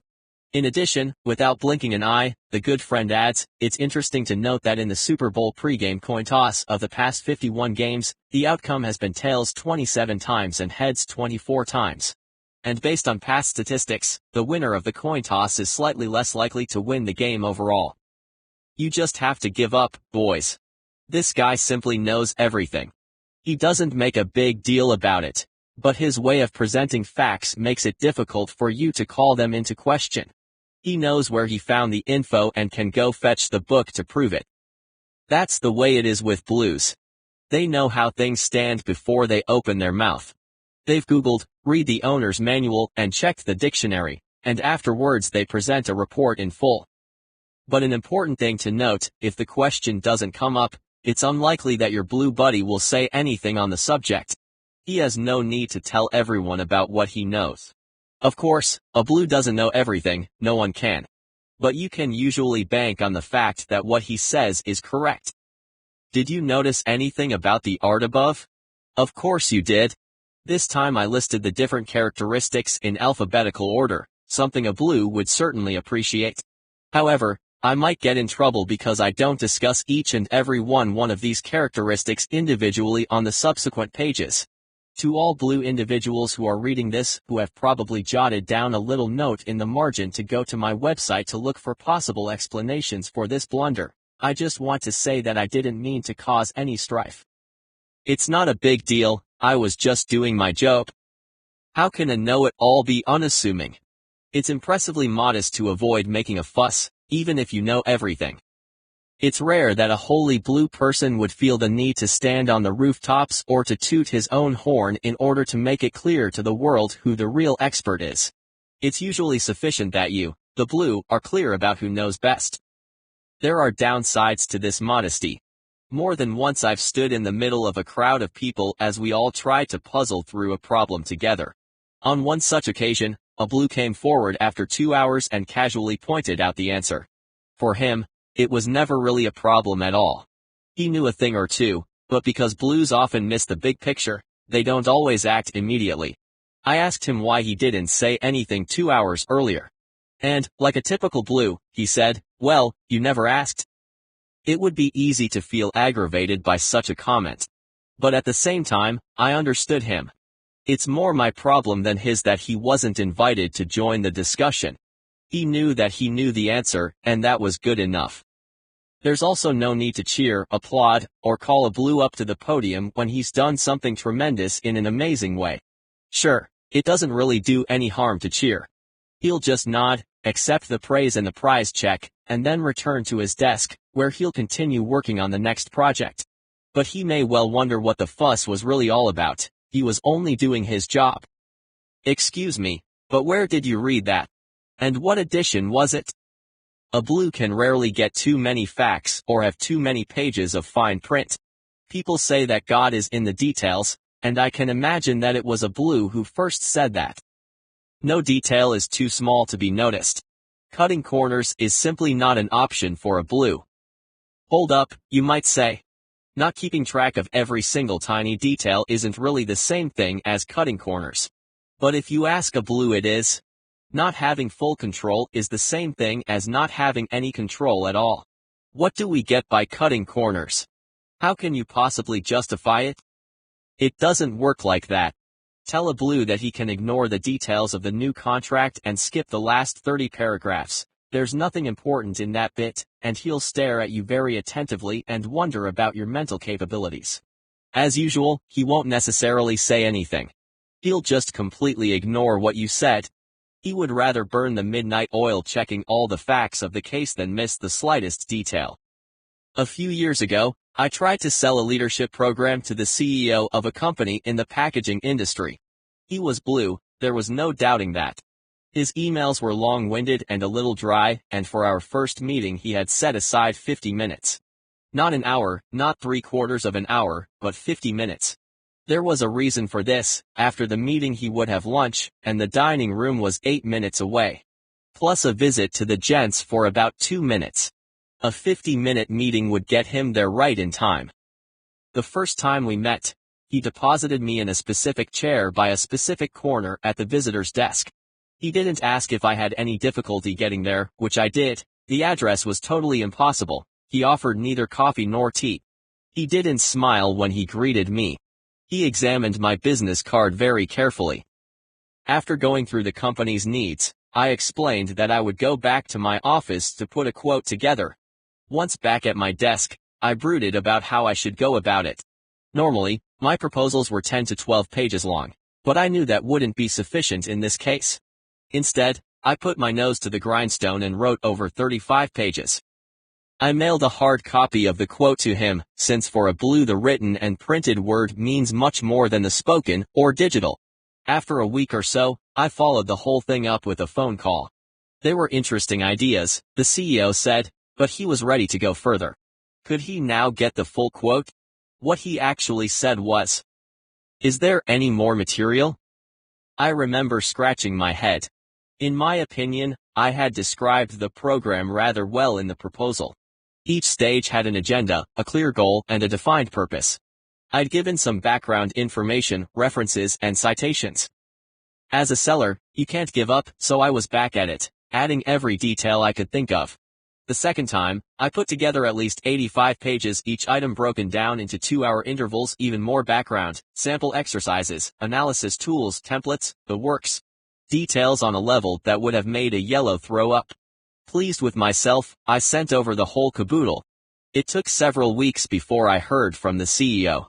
I asked if he was ready to make a decision, and he asked, "Is there more material?" Well, this time he wanted to come to my office. For 90 minutes, We sat on the same side of the table in the conference room at my office and went through the table of contents in the proposal. He had drawn up the general terms and conditions, read the fine print on legal paper, and each section was full of questions and notes. Afterwards, he said with a totally expressionless face that it was the best meeting he had been at for a long time. But what he really wondered was, is there any more material? I sent him off and sat down for a while and pondered. More material? No problem. I shared the whole training folder. This was before e-learning in virtual classrooms, at least 300 pages covering every 15-minute session during the 15 days of training in 5 different stages of leadership. This was all the material there was, even with information about when coffee breaks should be slotted in, exactly what questions should be asked of the individuals during training, how the room should be furnished, the works. I can certify there were no gaps. I thought that if I took all this and rammed it down his throat he would be satisfied at last. After a month, he asked if there was any more material. There was not. A common misconception is that blues are unable to make decisions, but that's not the case. It wasn't that this CEO was pushing the decision into some time in the future or that he couldn't decide. He simply had no need to decide. For him, the process leading up to the decision was significantly more interesting. And he just wondered if there was any more material. Why some people have to sleep on things for so long you wonder if they've gone into hibernation. The preceding example also illustrates another important characteristic blue behavior. They're generally very cautious. They often think safety first. Where a red or yellow would take a wild chance, a blue will hold off and consider everything one more time. There may be more factors to take into account, right? You need to get to the bottom of things before you act. This can manifest itself in various ways. It's a fact that for the blue, the trip is more important than the destination, exactly the opposite of a red. Obviously, this amount of caution can result in no decisions being made at all, and it also means that blues rarely take any major risks. Never taking any risks ensures a predictable life, we can probably agree on that. I'm not saying anything about how exciting and inspiring it would be, I'm just stating the facts. Sometimes a blue can even completely refrain from starting something because he can't assess the risks. I once met a blue seller who had trained as an engineer. His motto was that the best deal is often the one you didn't make. Risk assessment is a complex thing, and who knows what dangers are lurking out there? A blue generally solves everything by creating advanced systems that manage the possible risks that may arise.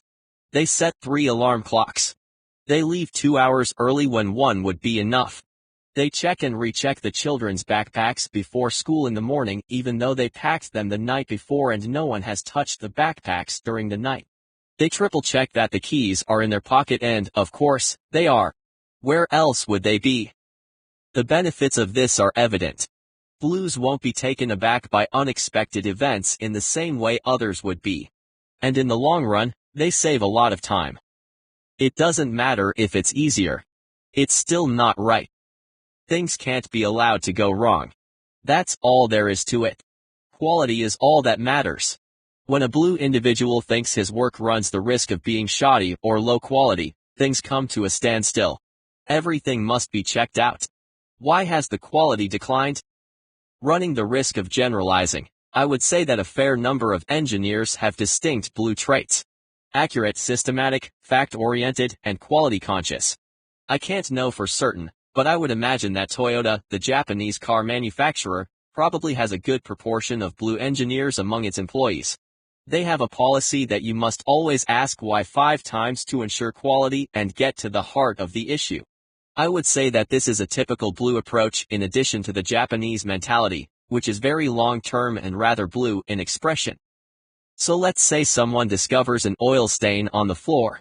A red approach might be to lambaste the person closest to him and then order him to mop up the stain. A yellow sees the stain and then forgets it, but 2 days later is surprised when he slips on it. The green also sees the stain and feels a little bit of guilt because it poses a problem and everyone is ignoring it. A blue would ask, why is there an oil spill? The answer may be that a gasket is leaking. This answer, of course, is unsatisfactory for a blue. Why is the gasket leaking? Because it's poor quality. Why do we have poor quality gaskets in our factory? Because the purchasing department was told to save money.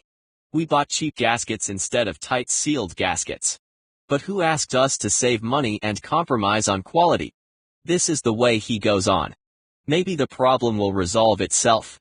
Maybe we'll get a report of what went wrong, but nothing is done to fix the problem.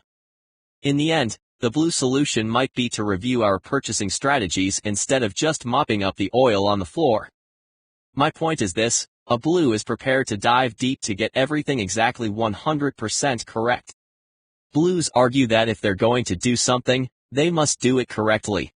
And vice versa, if a task isn't worth being done properly, then it's not worth doing at all. Furthermore, because blues usually find it difficult to lie, they will always point out the defects they uncover, even defects that may reflect poorly on them. I clearly remember discussions my parents had when I was a child. We moved from time to time, and usually our house had to be sold, with everything that entailed. Dad, the engineer, would of course do all the work himself, and he managed the viewings personally. My mum was always upset that he began each viewing by pointing out all the flaws and shortcomings of the house. It leaked here and there, and some paint had flaked off behind the sofa. Why are you telling them that? My mother wondered. Because this and that is wrong, Dad replied. Sure, but do you have to tell that to the prospective buyers? Now they may never want to buy the house. He didn't understand the problem. As a very honorable and honest person, he couldn't hide the faults he knew were there. He could live with the fact that we rarely made a huge profit on those deals. He'd been honest about the house, because that's how it should be done. If the trail doesn't match the map, there's something wrong with the trail. Logical and rational thinking is critical to a blue. Out with all the feelings, as much as possible, and in with logic. Of course, blues can't turn off their feelings completely, no one can, but they like to say they use rational arguments when making decisions. They value logical thinking highly, but they can very easily become depressed when things don't go their way. And depression has nothing to do with logic and everything to do with feelings. Few people can repeat the same task an infinite number of times in exactly the same way like blues can. They have a unique ability to precisely follow instructions to the letter without questioning, provided they understood and approved of it in the beginning. How do they do this without getting bored or careless? Well, it's logical. If a particular method works, why change it? While a yellow or red would find new ways of doing something simply because they were bored, a blue repeats the same thing time and time again. Consider how a blue would put together a piece of furniture from IKEA. If there's a manual, then of course you have to read it thoroughly before you start. Reds, confident that they can easily do this, start screwing and putting together the various parts without even looking to see what's in the rest of the box. Yellows tear up everything, exclaiming that it's going to be great fun to get the furniture in place. They live in the future and can already see a clear picture of the new cabinet on the right wall of the bedroom with grandma's tablecloth and a lovely vase of tulips on it. They put each part together a little bit haphazardly, without much effort. They'll screw in a few screws where it looks logical only to skip to another part of the cabinet. A green DIY guy leans the enormous box against the wall and has a coffee break. There really isn't a hurry. What does a blue do? He reads the instructions twice, examines what everything looks like, and confirms that the different pieces of the new cabinet match the pictures in the instructions. With a slightly damp, not too wet, cloth, he carefully wipes down all the different parts because they are likely to be dusty. He tallies the number of screws in the box so that he will not be surprised at the end if anything is missing, and if there are any parts left over, he may very well take the whole thing apart again. It may take a little extra time for a blue to put together his cabinet, but once it's done, you can be sure that it will stand forever.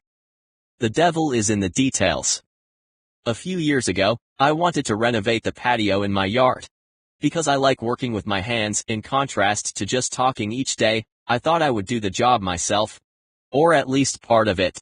My dad, well over 70 at the time, was going to help out because he knew that I was pressed for time. Easier said than done. To provide a sturdy foundation, we were going to lay down gravel. Dad arrived a few moments before the dump truck with all the gravel. He had his own wheelbarrow with him, specially designed to maneuver gravel, and a special shovel that he always used for similar purposes. He didn't understand why I was standing there with my regular shovel.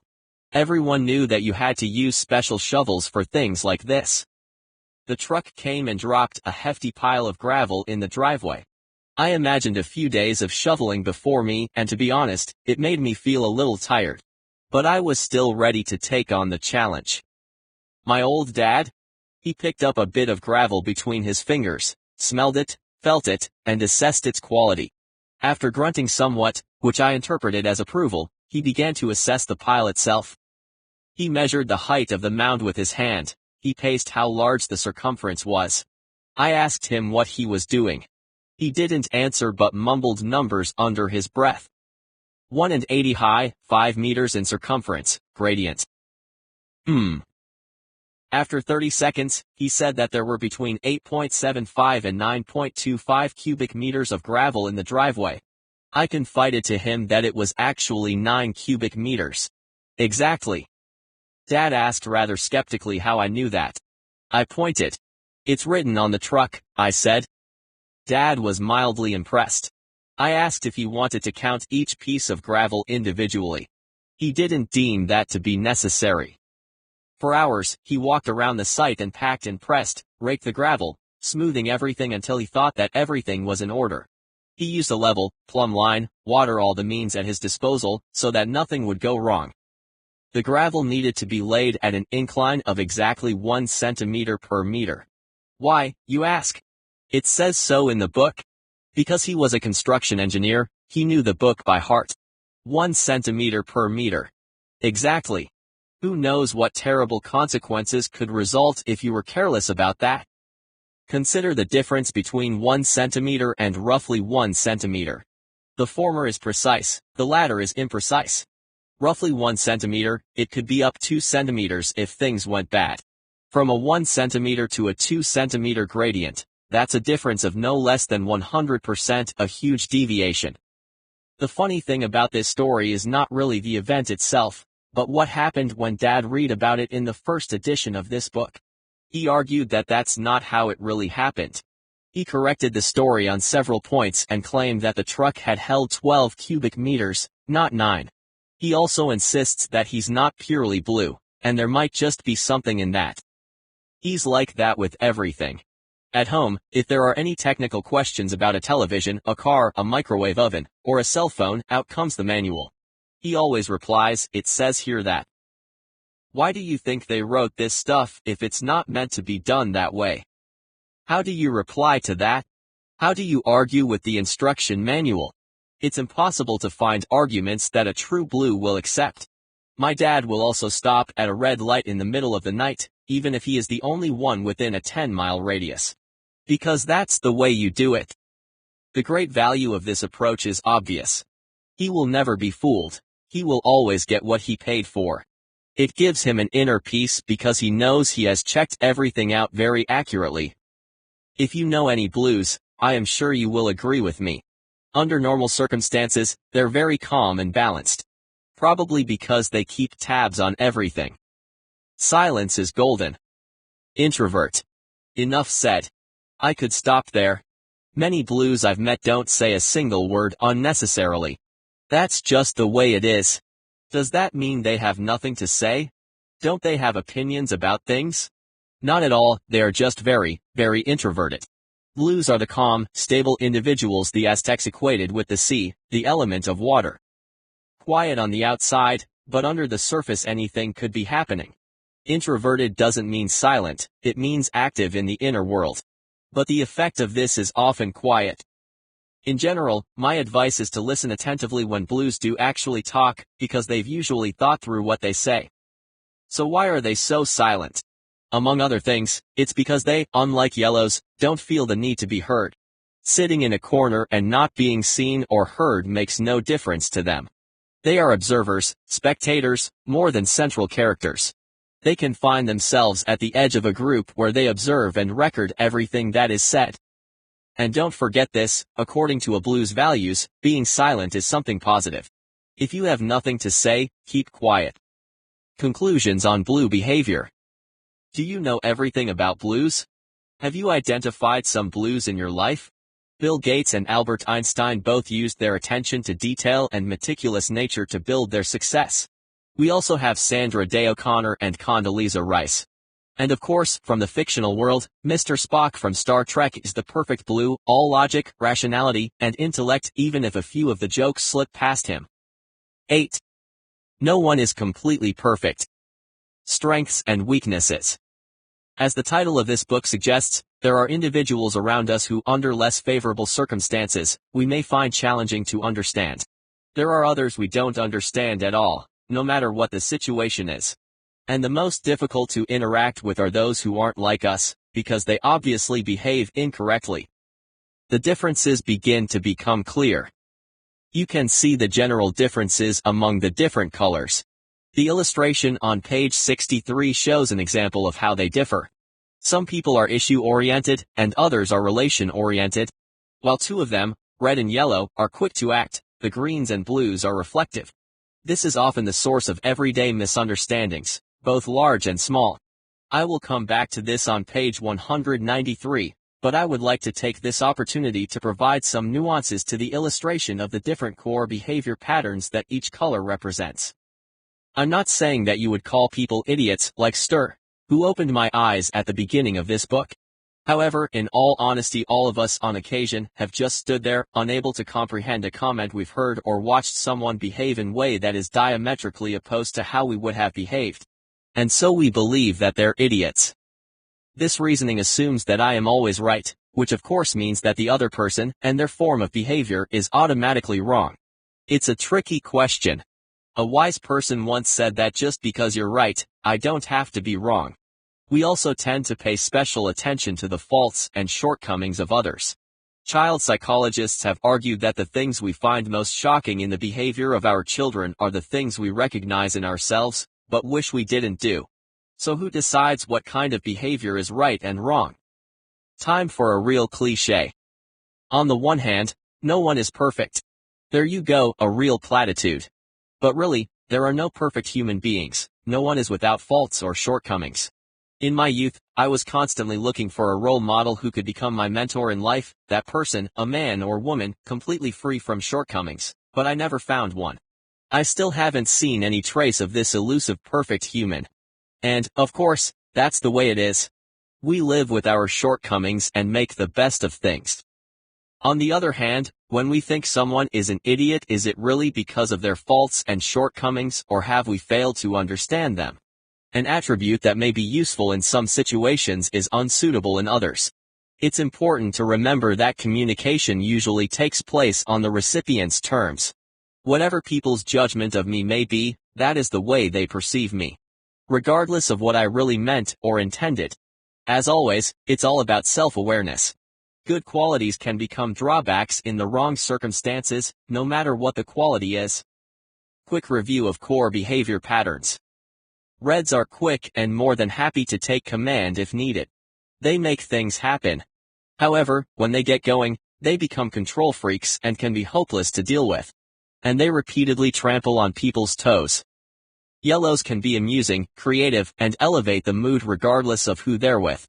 However, when they are given unlimited space, they will consume all the oxygen in the room, they won't allow anyone into a conversation, and their stories will reflect reality less and less. The friendly greens are easy to hang out with because they are so pleasant and genuinely care for others. Unfortunately, they can be too wishy-washy and unclear. Anyone who never takes a stand eventually becomes difficult to handle. You don't know where they really stand, and indecision kills the energy in other people.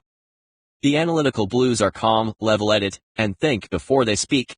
Their ability to keep a cool head is undoubtedly an enviable quality for all who aren't capable of doing that.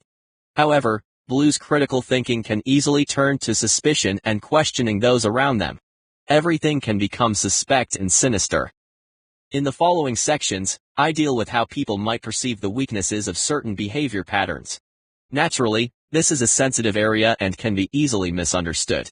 When I coach individuals, this is usually where things can get messy. So as you read on, be aware that much is in the eye of the beholder. Who is right and who is wrong? The behavior patterns I am talking about are described as other people may perceive them, even if the intention of the person who just made a fool of himself might have been completely different. One thing I know for sure regarding the different colors is that each color evaluates themselves in different ways. Reds and yellows tend to inflate their strengths and believe that they have no weaknesses. They have powerful egos, and a great part of their success can probably be attributed to the fact that they don't get bogged down in faults and shortcomings but instead look for opportunities and good news. Clearly, this can't be maintained over time. Conversely, greens and blues usually exaggerate their weaknesses and in certain cases even ignore their strengths. The consequences are clear. When you give positive feedback to a green or a blue, they sometimes appear to be immune to it and change the subject to something that went seriously wrong. Obviously, this is highly unproductive. Well, are we ready to go? How red people are perceived. If you ask other people about reds, you might get a different picture from the one the red gives of himself. What a surprise.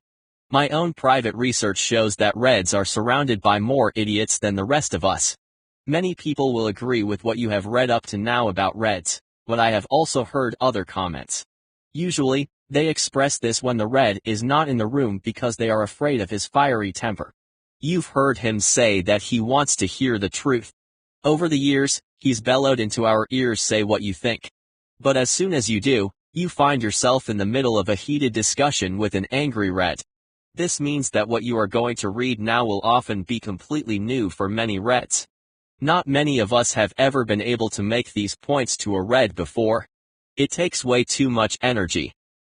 Some people say that reds are just belligerent, arrogant, and egotistical.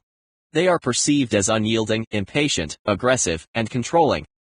I don't think this is necessarily correct, but I've even heard people speak about people with red behavior as dictatorial and tyrannical. Suddenly the picture isn't as flattering. The born leader reveals his blemished side. First of all, let me say this, nothing said previously would necessarily bother a red, because he is more task-oriented than relationship-oriented. Besides, everyone else is wrong. But let's see what everyone else has to say. Why does everything take so long? Can't you speed things up a bit? Well, what can you say? A person willing to step outside any regulatory framework to get ahead is nothing if not impatient. When the usual official channels take too long, a red will scale over a few levels of decision makers and expeditiously look for the person who really calls the shots. The first example that comes to mind was the traffic in my beautiful capital city. Sure, many locals are in more of a hurry than the national average when they sit behind the wheel, there are statistics about this. But since we're talking about red behavior, I'd like to tell you about a colleague I had a few years ago. Bjorn and I used a car as our principal means of transport in and around the city. It simply took too long to use public transport. Bjorn lost his license every so often because of his somewhat liberal approach to speed limits. He lived far outside the city, and the journey into the office, about 20 miles away, could take about 40 minutes. That was on a good day, it could just as easily take an hour and a half. Bjorn rarely felt the need to adjust his driving according to the flow of traffic. His opinion was that there was no reason for him to follow every single traffic rule. The posted speed limits here and there, 50, 60, and so on, they were mostly recommendations. They didn't apply to him. They were there for people who didn't really know how to drive a car. On one occasion I was sitting in the office with a few colleagues having a cup of coffee, discussing the rather serious traffic situation. It felt as if the city was on the verge of a traffic infarction. Bjorn didn't know what we were talking about. He wasn't aware of the problem at all. On the contrary, he felt that the traffic hadn't been bad lately. When we questioned him a bit more, it turned out that he usually drove in the bus lane. All the way. For over 20 miles. It was so much quicker that way. Bjorn even maintained that this was okay. You could even get a permit for the bus lane. That's what he did, and it cost him about $140 a month. About every 4 weeks the police stopped him, but it was worth it. Just imagine how much time he saved. And all it cost him was the fines. He felt it was a good deal. This story illustrates quite clearly how red behavior works. They know just as well as everyone else that it's wrong to break the rules. However, since it's quicker that way, they do it anyway. Reds are notorious rule breakers. Once again, I would like to remind you of their intentions to get the job done. Reds have no problem taking one or two shortcuts as long as it's about getting things done. With such a generous approach to regulations and rules, you'll definitely arrive faster. I would even say that a red is often so fast that if something were to go wrong he would still manage to redo the project. At the same time, no one else ever really knows what's going to happen. I am not screaming. I'm not angry. RRGHHHH. Because the way Reds communicate is so blunt and so direct, many perceive them as aggressive. This is logical, but at the same time this perception varies, depending on who becomes the victim of the Reds' forceful points of view. For instance, in Sweden it's not acceptable to behave in the kind of confrontational manner that would be fine in Germany or France. I'm not saying that people quarrel more in these countries, but that they have a slightly different approach to conflicts. Just imagine. In many workplaces people are encouraged to be candid and have open communication. What does this really mean? It's easy to interpret it as meaning we should all be honest with one another and just say whatever we think, right? We want to have open and forthright dialogue. That's excellent. For any organization to be efficient, it's necessary to have straightforward communication about things that are important. So who excels at frank communication? And can receive the same without getting cranky? Answer, no one. Besides Reds, of course. For them, this is a non-issue. Why are we even talking about communication? It's obvious that you say what you think. Many people find this stressful. To constantly have the truth pushed into your face can be onerous if you have difficulty taking it.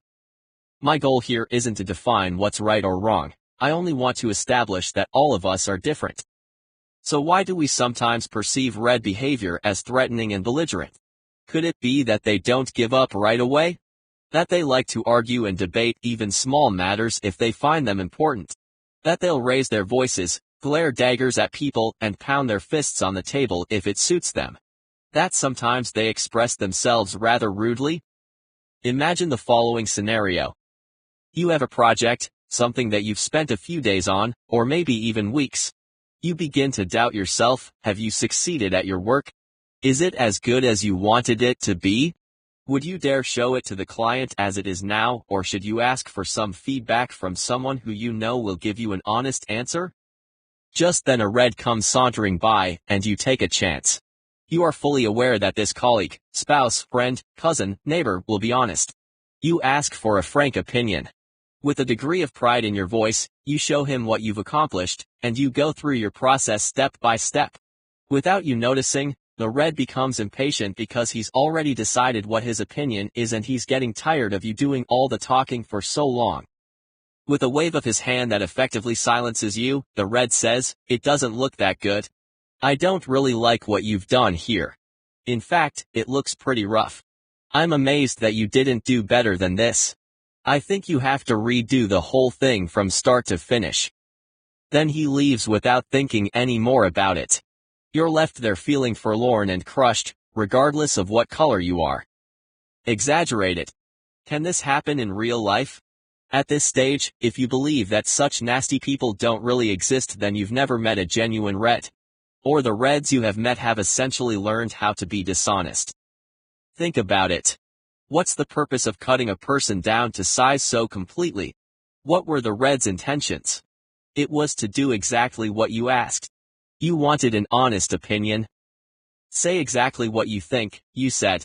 It's possible you even added, "I won't be angry / sad / disappointed / suicidal."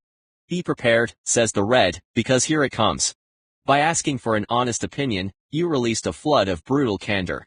But you'll survive, perhaps with your self-confidence a little waterlogged and your ego utterly drowned. As a consultant, I have explained countless times that when a Red goes all out on an issue that's important to him, an issue on which he does not intend to give up, well, the storm will be brutal. If you're afraid of conflict, then you shouldn't put yourself in that situation.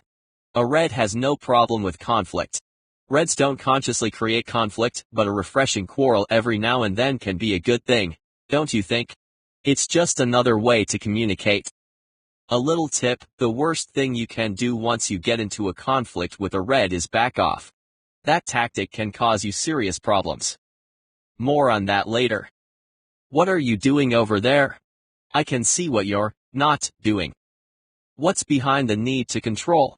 Simply put, the desire for control is a phenomenon where an individual needs to have power over a situation in which either groups or individuals are present. Those who have control needs often feel extremely uneasy about having to adapt themselves to a group or a situation and will eagerly come up with various strategies to avoid this.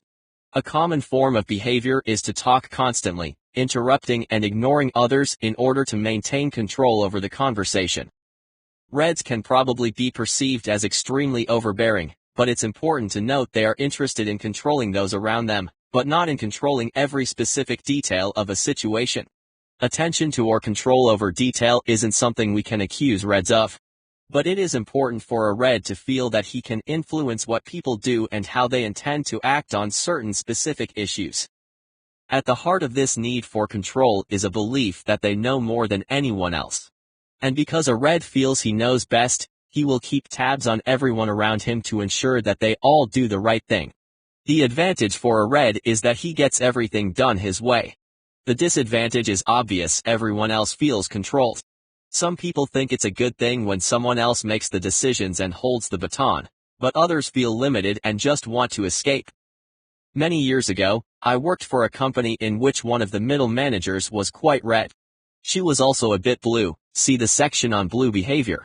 When she delegated tasks to the employees, the effect was quite amusing. She usually had no problem relinquishing certain things. She was even good at delegating enjoyable tasks, something many executives can find difficult. However, since she was Red, she was very quick in thought and action. In practice, this meant that she hung around after she had delegated a specific task, and if the task wasn't done immediately, she would simply go and do it herself. When the employee in question got to that item on his to-do list, he often discovered that it had already been done. Note: the deadline hadn't been reached yet. Because this middle manager was Red-blue, she did a much better job than what the employee would have had he been given the chance. Red means fast, blue means high quality in implementation. Unfortunately, criticism of the employee's sluggishness was not slow in coming.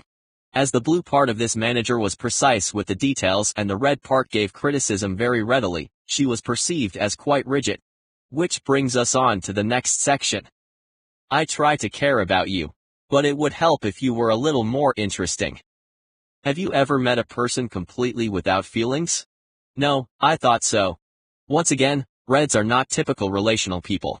Nothing wrong with that as long as the person you are communicating with has the same focus as you.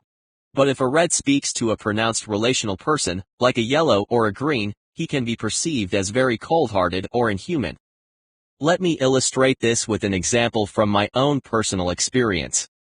I had a colleague, whom I always appreciated very much. Notice that I start with the positives to avoid ruffling feathers. Very Swedish of me, and still have great respect for as a professional but also as a good friend. Okay, it's the infamous Bjorn again. A few years ago, we were having a tough period in the company. Fall had been a difficult and strenuous time: long days, late nights, and frequent weekend work.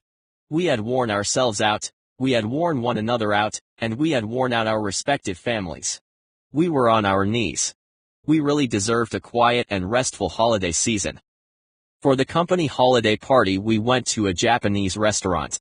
We had taken our shoes off and were sitting on cushions, each holding a glass of sake in his hands. In typical Swedish fashion, we looked at the menus while, at the same time, keeping an eye on what the others were thinking of ordering. Of course, most of us didn't want to order something that no one else chose. Except for Bjorn. He glanced quickly through the menu and declared what he had in mind. He was ready now and quickly grew weary of those of us who hadn't decided yet. Needing something to do, he started a conversation. At the time, my daughter had just changed schools and Bjorn was inquisitive. How did everything go with the new school? How's the little lassie doing? Pleasantly surprised by his concern for my daughter, I started to tell him. After about 20 seconds I noted that Bjorn's eyes began to wander. He looked around the restaurant with a facial expression that said, "Why is he telling me this?" He looked at me with a smile I interpreted as, "You know me. You know how I function. I don't actually want to talk any more about that." And he quickly began talking about something completely different. Ordinarily, I should have been a little bit offended, maybe even insulted. How can anyone be so insensitive? Especially when the other person is talking about something that he himself inquired about? Does this mean that Bjorn is cold-hearted or that he cares nothing for other people? Not at all. He cares just as much as anyone else, but when he realized that everything was fine with my daughter, he simply lost interest. In usual fashion, he announced that the channel of communication was closed. Instead of sitting there hemming and hawing, pretending to be interested in more or less meaningless details, he said exactly what he felt. Remember that we're talking about interpretations and perceptions here. The intention behind a particular behavior is one thing, how we as recipients perceive it is another. Personally, I just wanted to laugh the whole thing off, because I knew Bjorn very well. I knew that he would never dream of hurting anyone deliberately. When he tramples on people's toes from time to time, it's never intentional, it just happens. In reality, he is one of the warmest and most generous people I have ever met. It's just that you have to know him to understand this. What would have been the correct answer to Bjorn's question about my daughter? Great. It would have been enough. It takes strength to be alone, and I'm the strongest of you all. The word egotistic comes from the Latin word ego, meaning I. My I is, therefore, my ego.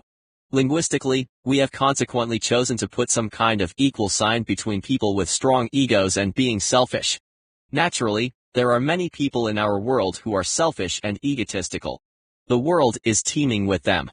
Again, I want you to remember that we are speaking here about perceived behavior.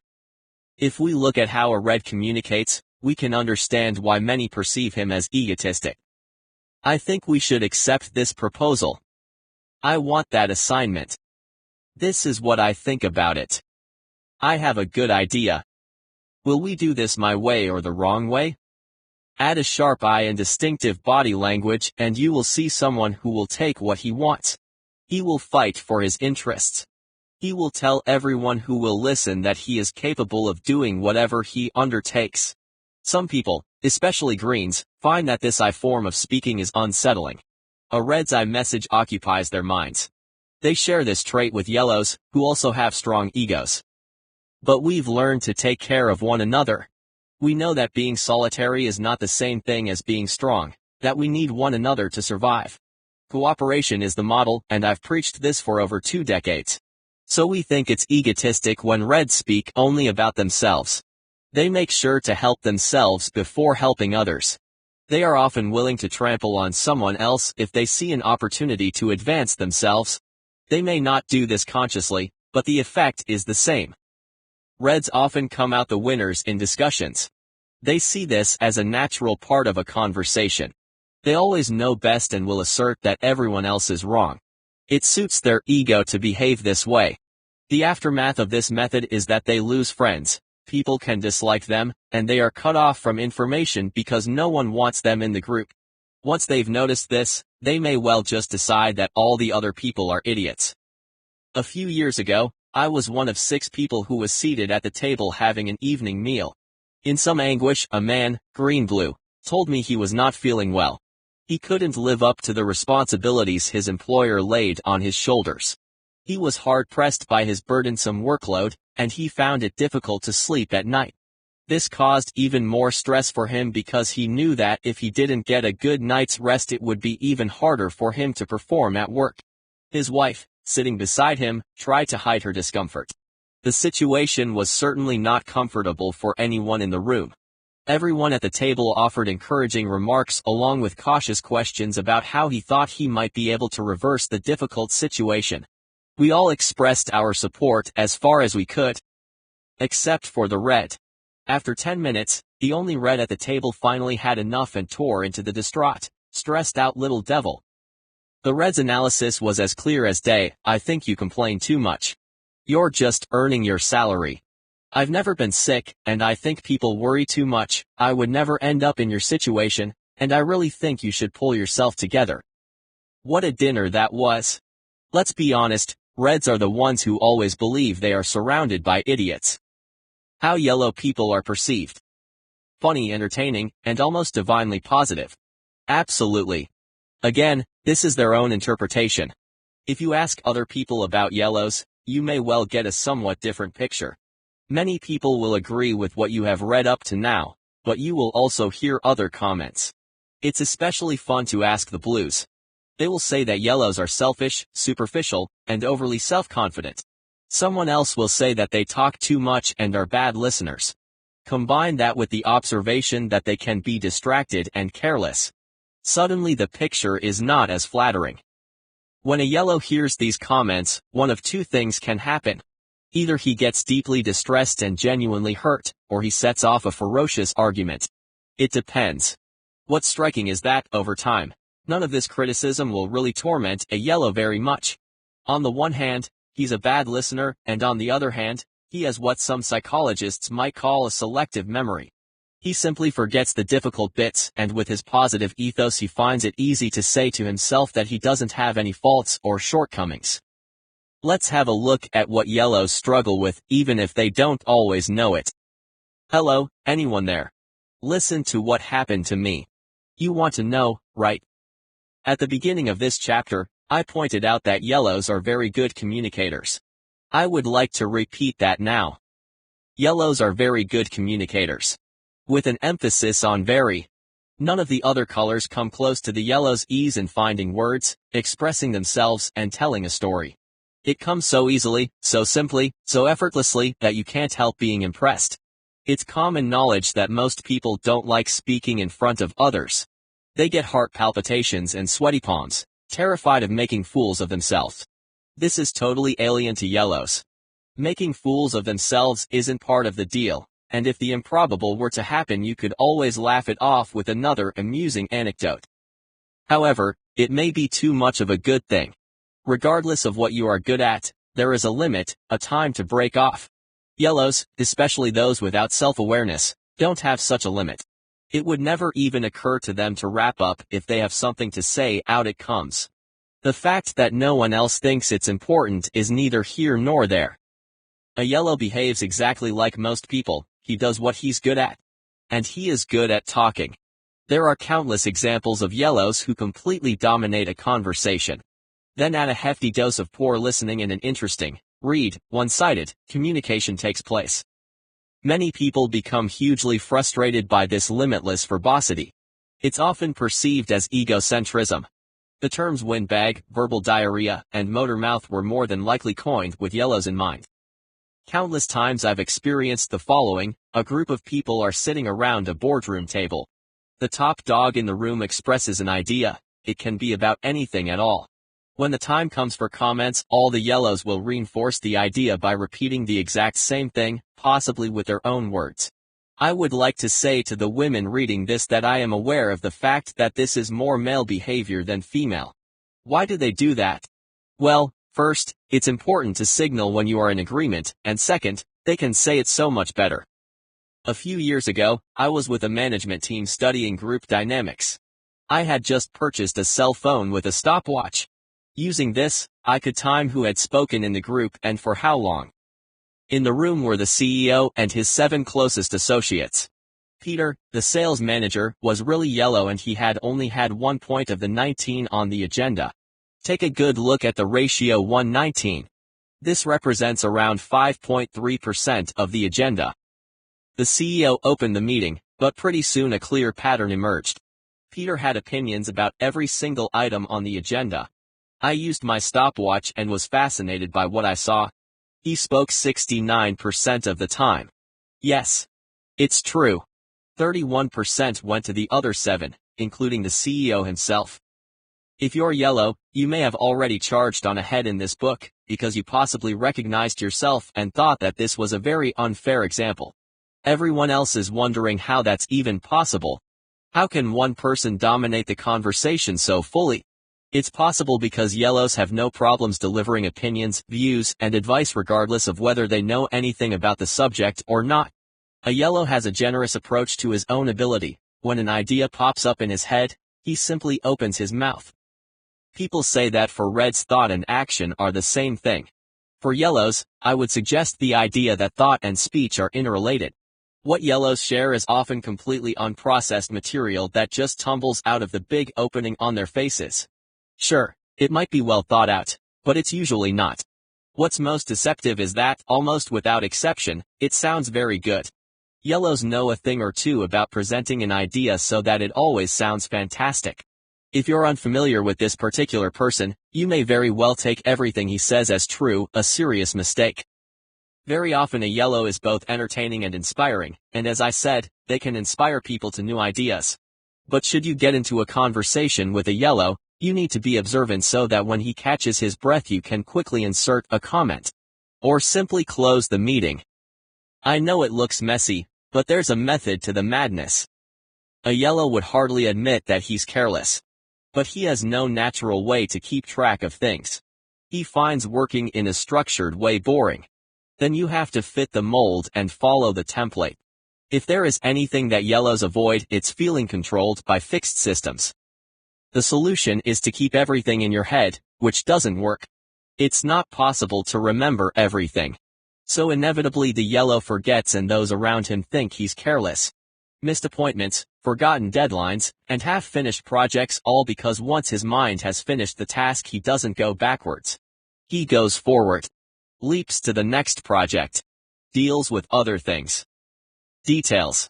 To complete a project, you usually need to be precise about details. Yellows don't like keeping track of details. I would even venture to say that they're not interested in details. They paint with broad strokes. Generally, yellows are very good at launching things. They're resourceful, and with boundless creativity at their disposal, they can kick off various kinds of projects.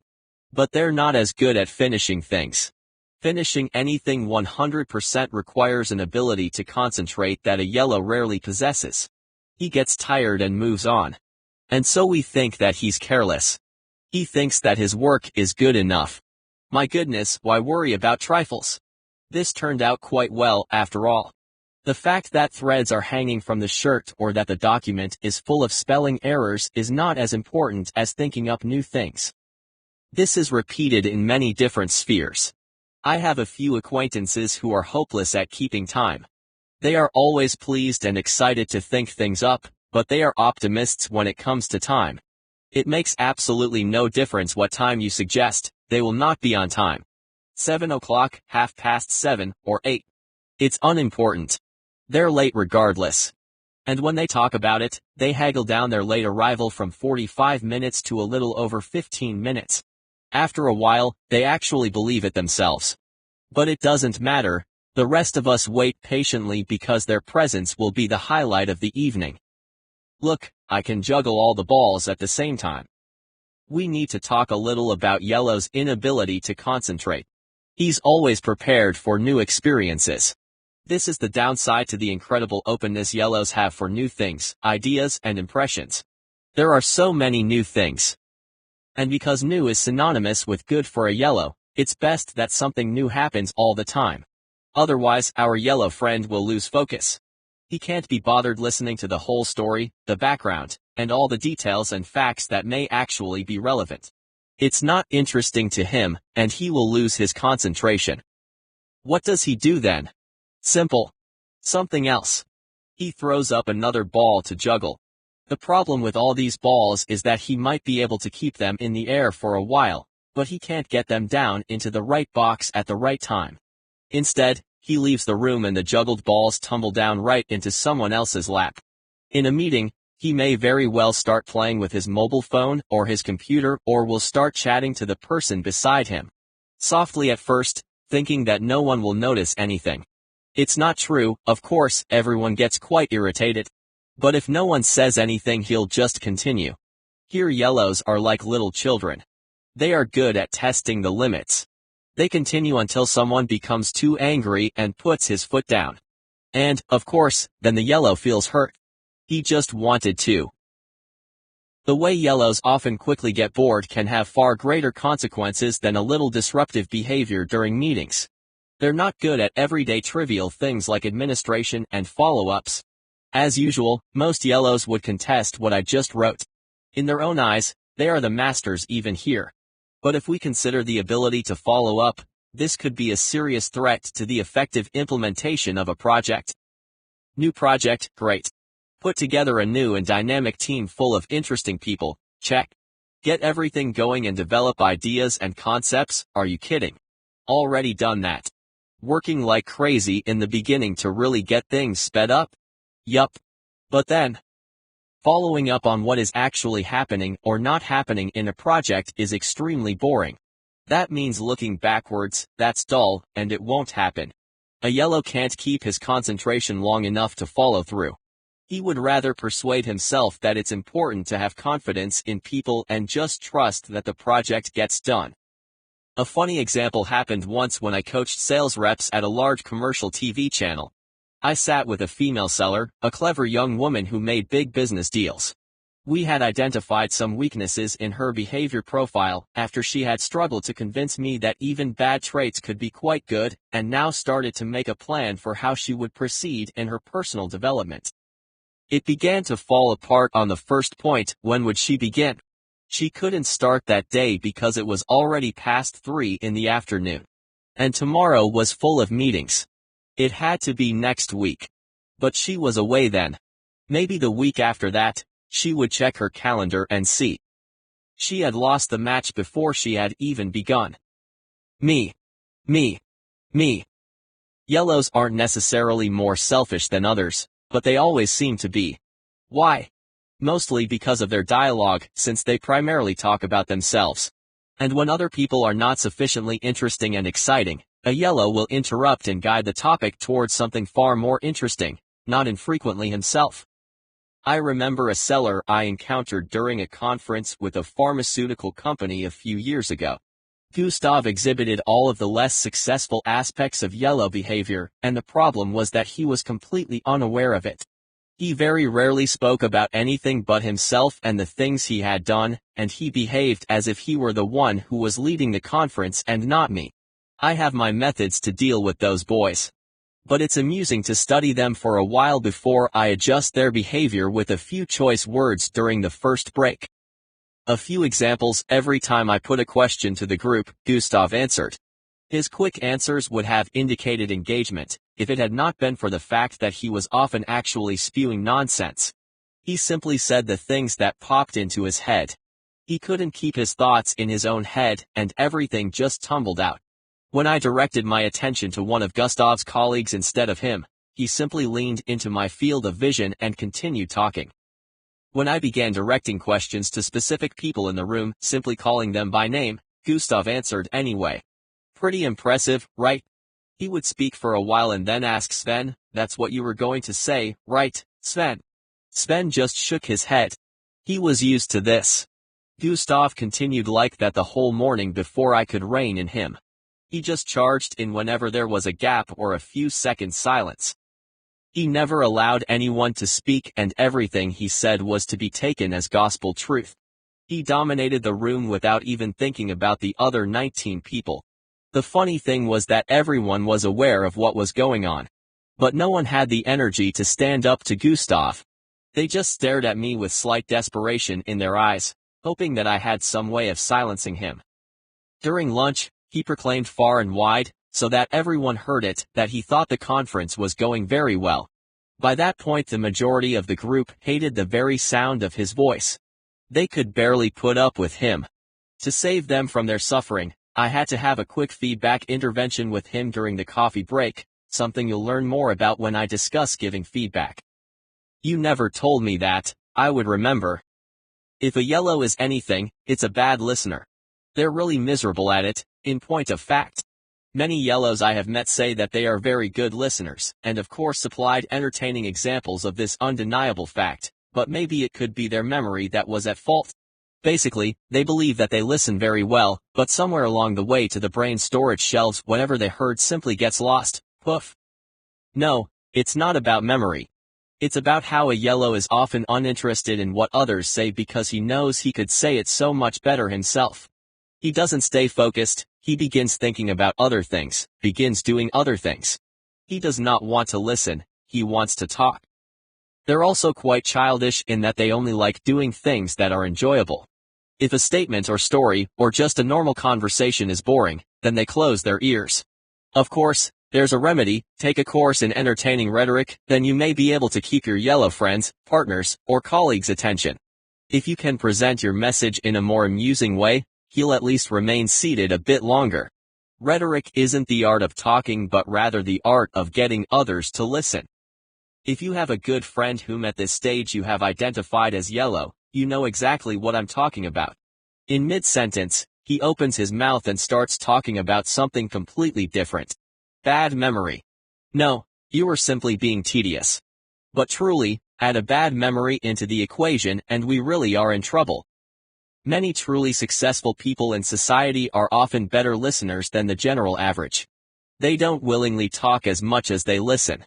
They already know what they know, and to learn more they simply have to hush up and hear what others are saying. It's a way to absorb new knowledge. This is something yellows need to understand better if they're not to be perceived as completely hopeless, or just stagnant in their personal development. They must, for example, listen to the message I have presented in this last section. If they refuse to take it in just because it is a difficult and possibly a boring message, they'll never learn anything. How green people are perceived. So what do other colors, think about greens? The picture is ambivalent.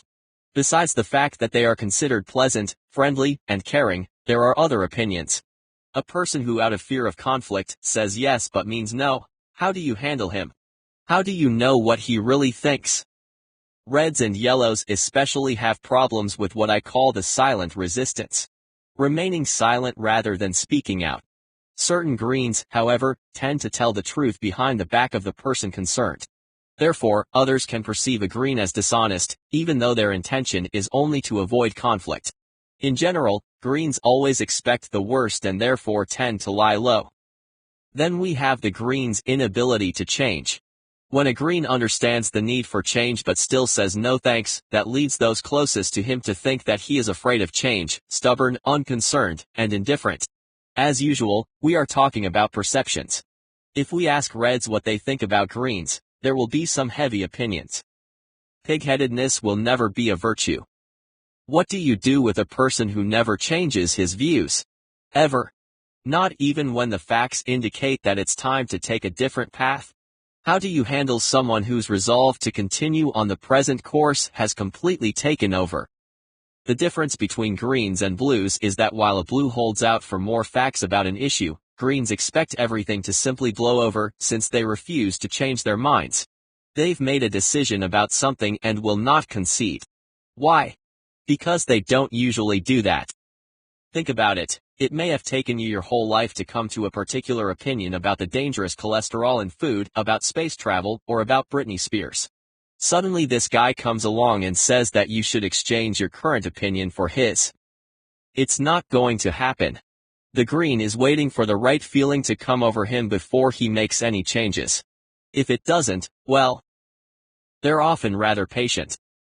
Let me tell you about a young man, the son in a family I've known very well for many years. This guy is reasonably good in school, his grades are okay. He has many pals. At the outset, I would like to point out that when we speak about young people, in this case a teenager, we must be careful. This isn't a fully developed behavior profile or character. Young people still have things to learn about life in general. All impressions are not definitive. So what's the problem? This young man has his own ideas about what is true and false. And wild horses couldn't get him to change his mind.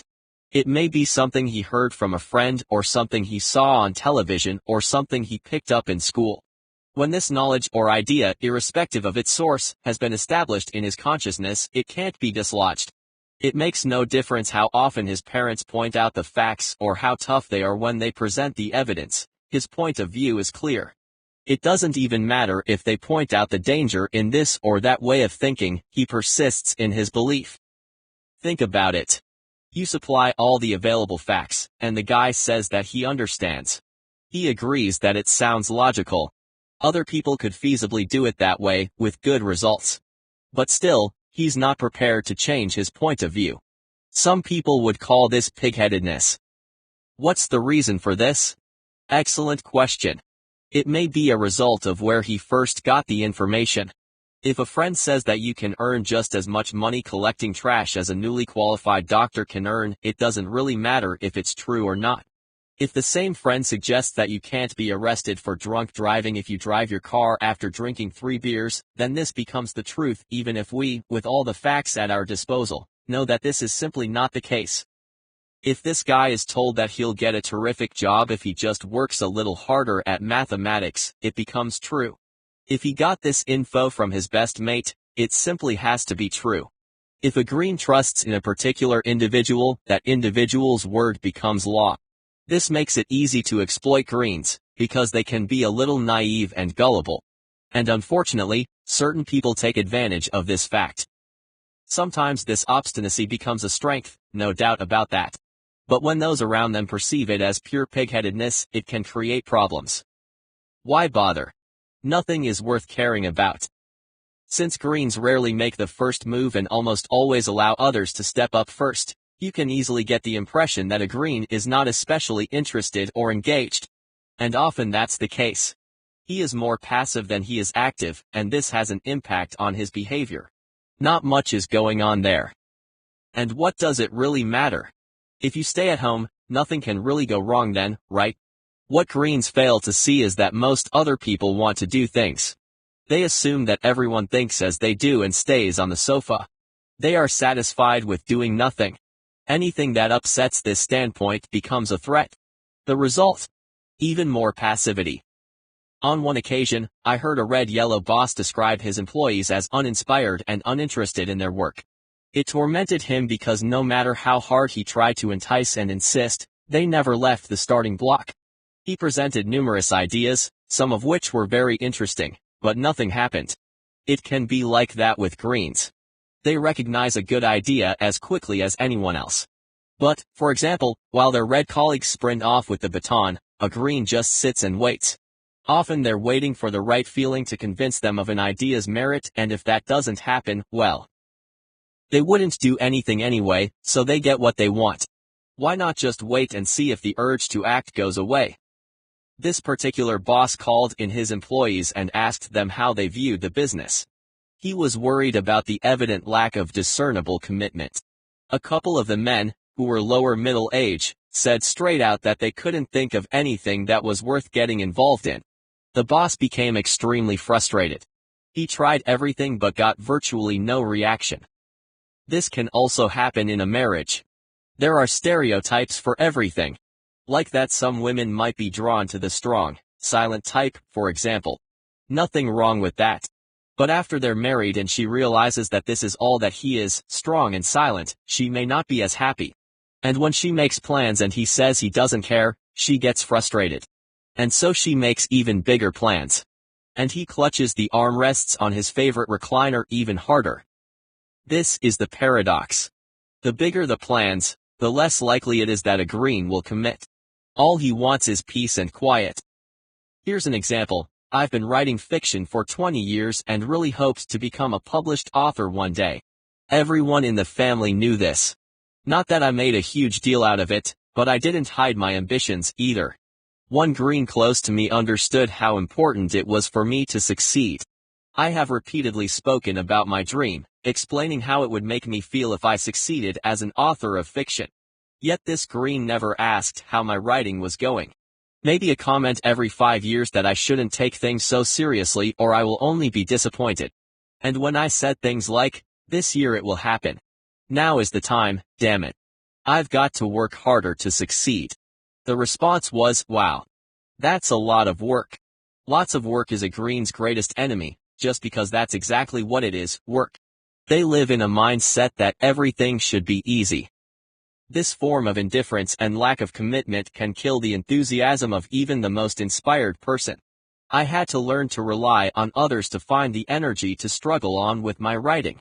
But a green doesn't understand this. He doesn't want people to be too involved, because it's just bothersome. Instead, let's just sit here and do nothing. What's thought in secret is said in secret.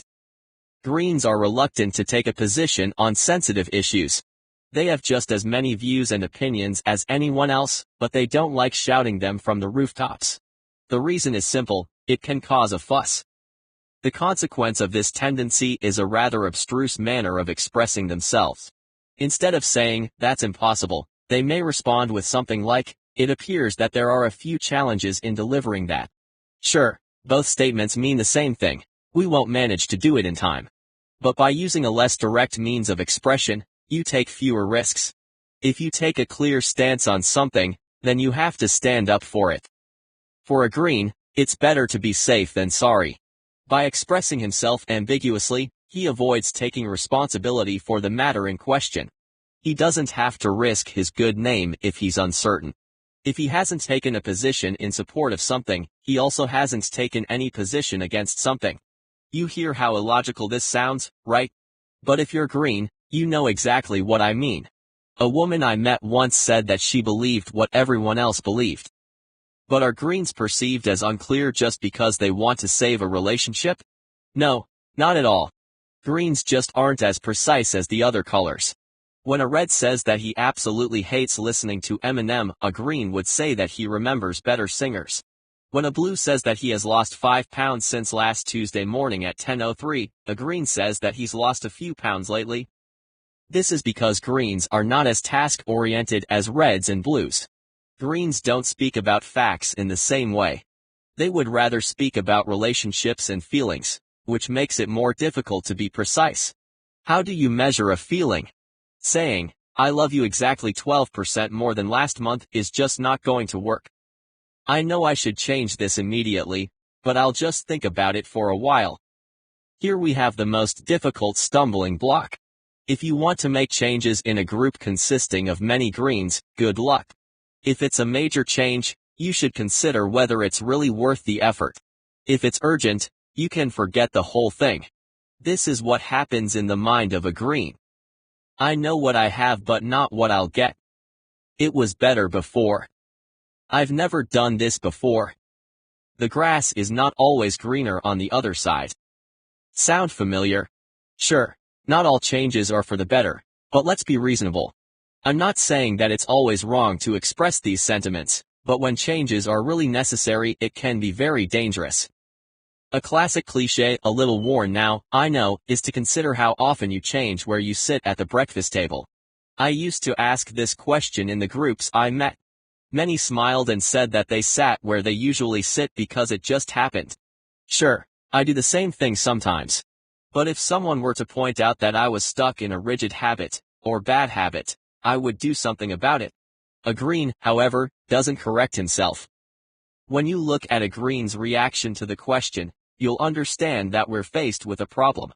I've seen adults become white in the face, wiping their foreheads at the mere thought of sitting on the other side of the table. I've even worked with a man, Soon, who had such a meticulous lunchtime routine that if he couldn't follow it precisely, the rest of the day was shrouded in sheer darkness. Soon had a favorite lunch spot beneath a painting. He sat there every day at lunchtime, week in, week out, month out and year in. Always the same chair. If he came into the dining room and saw that his spot was occupied, he would stop short. If he saw this quickly enough, he turned towards his backup location, not as good but still an acceptable spot, near a window. If he were forced to have his soup there, he would glare throughout the meal at whoever had nicked his spot. Of course, he never said anything. Instead, he just sulked the rest of the day. This is another thing greens often do, turn frustration inwards and feel awful so that everyone notices it. If Soon's backup spot was also occupied, he would just go back into the kitchen, the rest of his day ruined. Let me give you another example. My mother, departed but never forgotten, will never stop loving you, our darling mother, who was nothing if not green, was always willing to help and took care of her grandchildren whenever needed, especially when they were little. I remember one time when my wife and I were invited to dinner on a Friday night. I had asked my mother to watch the kids weeks in advance because I knew that she needed time to mentally prepare herself for it. On the day the dinner was to take place, the hostess called, her husband was sick, and the whole thing was postponed. When I phoned my mum, I explained to her what had happened. We would be staying home that night. She went completely silent. I said that I still wanted her to come over because the children were excited to see their grandma. Mom was very hesitant. "What will happen now?" she asked. I said that it would be just like we had planned originally. Because her bag was packed and the guest room was ready, it would be a perfect opportunity to spend a little time together. She hesitated. "It will be completely different now, you're at home." She was flustered by the change, and she needed time to think. She promised to phone back. What was really Mom's problem? Our change of plans necessitated no change for her at all. She was still going to stay overnight between Friday and Saturday. She could still see her grandchildren. She would, however, avoid having any responsibility for them. I tried to convince her that we could take care of her for once, instead of her taking care of us. This was a completely new situation for her. We were still there in the house. And that was the problem. My wife and I would be there. Maybe Mom had her heart set on watching a particular show on television. Maybe she had thought about preparing a special meal for the children. Maybe, I don't know. She never said anything about it, so we can't know for sure. But the change was serious enough to warrant extra thinking time for her. She came in the end. A nice little side story, quite possibly related to her generation. I fetched her at 4:30. She asked why I came so late. I replied that I had promised to be there at 5 o'clock and that I was actually half an hour early. Her response: "She'd been ready since 4 o'clock. I've never been so upset, but for God's sake, don't say anything to anyone." This is the second major dilemma with green behavior. They despise a squabble. This aversion to conflict also causes many other challenges, such as stubbornness, ambiguity, and resistance to change. Because greens are pronounced relational people, nothing is more important to them than keeping a relationship together. The problem is that their method doesn't work. You can look at conflicts in two ways. The first way is called the harmony outlook, or striving for harmony. Everything depends on being on good terms with others. Reaching an agreement is an end in itself. This means that those who cause conflict are problematic troublemakers. Conflicts are indicative of poor leadership, poor communication, and discord. And so we smother conflict and pretend that it doesn't exist. Because who wants to be acquainted with a troublemaker? I once met a coach who used an interesting metaphor for this kind of behavior. She said it was like sitting at the dinner table with a rotting pile of trash in the middle. You know, with mold and flies and everything. Everyone sees that the trash is there, but no one says anything. You brush away the flies and pass the food across the liquefying banana peels without thinking anything about it. Maybe by the end someone wonders if there even really is a pile of trash on the table at all. Finally, one of the dinner table guests says, "We have to do something about this." That person becomes an agitator, because we now have to deal with this nasty mess of garbage. Couldn't she have just kept quiet? Nowadays we know better. The aspiration of having everyone in agreement about everything all the time is an impossible utopia, not even worth trying to achieve. Someone will lift the lid off all that discord that was so effectively and hermetically sealed for such a long period of time, and what happens then? It stinks from a long way off. In the end, the harmony outlook inevitably leads to conflict. The second way, and the opposite to the first, is called the conflict outlook. It basically means that we accept that conflicts exist, that it's natural. No group exists where everyone is always in agreement about everything. The whole point of the conflict outlook is to deal with every little dissentient issue as soon as it shows its head. Reds, and also some yellows, do this naturally. When they see something that doesn't work, they say that it doesn't work. This means that problems can be resolved at an early stage. But you have to deal with the issue before it begins to stink. The conflict approach usually creates harmony. But a green will just turn a deaf ear.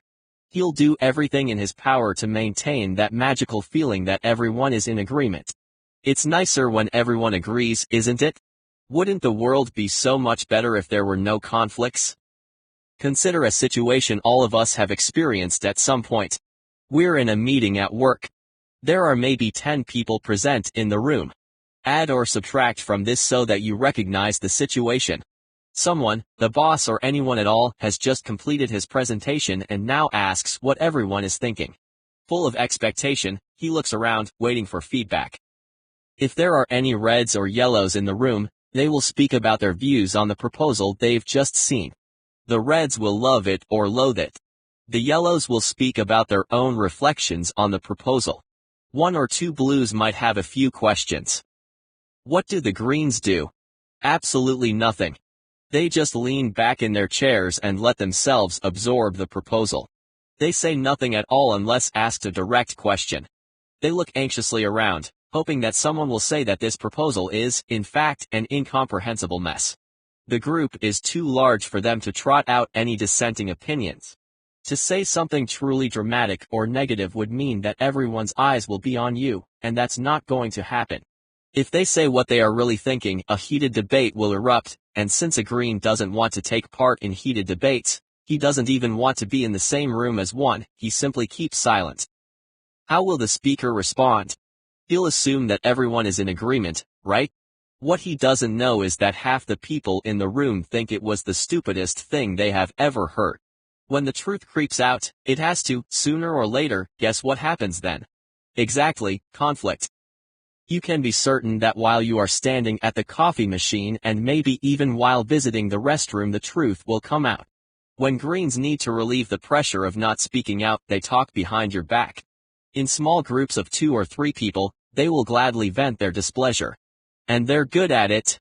As long as they think they can escape your gaze, they'll backbite you in ways you would never expect from a green. How blue people are perceived. Even perfectionist blue individuals receive criticism. It can be about how they are perceived as evasive, defensive, perfectionist, reserved, fastidious, meticulous, hesitant, conservative, lacking independence, questioning, suspicious, tedious, aloof, and cold-hearted. Oof. The list of shortcomings found in these bastions of bureaucracy often tends to be quite long. But mainly, blues find it difficult to begin anything new because they want to prepare very thoroughly. Everything involves risks, and blues can be almost obsessed with details. Never place too many blues in the same group. They'll plan into the next century without ever putting a shovel to the ground. Furthermore, many blues are perceived as highly critical and almost suspicious. They miss nothing, and they have a tendency to deliver their observations in an insensitive fashion. They create quality work, but their hair-splitting, critical approach to almost everything lowers the morale of those around them to dangerously low levels. These are people who consider themselves to be realists, when they, in everyone else's eyes, are, in fact, pessimists. 95% right is actually 100% wrong. Let's be honest from the start. All this keeping track of facts and focusing on details can go too far. There are limits to when it's reasonable to keep researching. Do you remember the CEO who wanted to buy leadership training? He never left the starting block. Blues want to have all the information on everything, and this can lead to problems with those around them. People who would be satisfied with good enough simply can't cope with hearing all those questions and all this relentless poking into details. A blue believes that good enough is never really good enough. I enjoy working around the house, changing the decor, hanging wallpaper every now and then. A few years ago, we remodeled our kitchen, and even though I got tremendous help from my family, I did quite a lot myself. I worked and toiled and was quite happy when it was finished. For a dyer, I thought I managed it quite well. Hans, a good friend of mine, came by. We've known each other for many years, and he's very much on the ball. He knew that I'd worked very hard and that I felt quite pleased with myself. When he came into my kitchen, he looked around and said quietly, "New kitchen. Looks good. That cupboard door is crooked." Okay, so maybe it wasn't nice to hear that. But for Hans, it was the highest form of logic. He observed a mistake, and his sense of perfection meant that he couldn't ignore it. Besides, he is not a typical relational person, so he couldn't help saying things as they were. He wasn't directly criticizing me, only something I had done. Namely, not fitting the cupboard door straight. Fastidiousness can be expressed in various ways. It can be a person who can't cope with papers that aren't perfectly aligned on a desk, who rewrites an email about 15 times to get it truly perfect, or who works for hours on a simple Excel spreadsheet or PowerPoint presentation, just giving it the finishing touches. They never finish anything. There's always more to do. Once, I was holding a communication training program for a group of people, all of who were working in the same room. The group consisted of about 20 people. The first afternoon, I handed out the results of the behavior analysis that each of them had taken earlier. Everyone read about themselves with increasing fascination, and most of them seemed very satisfied. Except for one lady. She was extremely upset by her analysis. It was, in fact, completely incorrect. After confirming with her that it was okay to discuss it in front of the whole group, I asked what it was she was displeased with.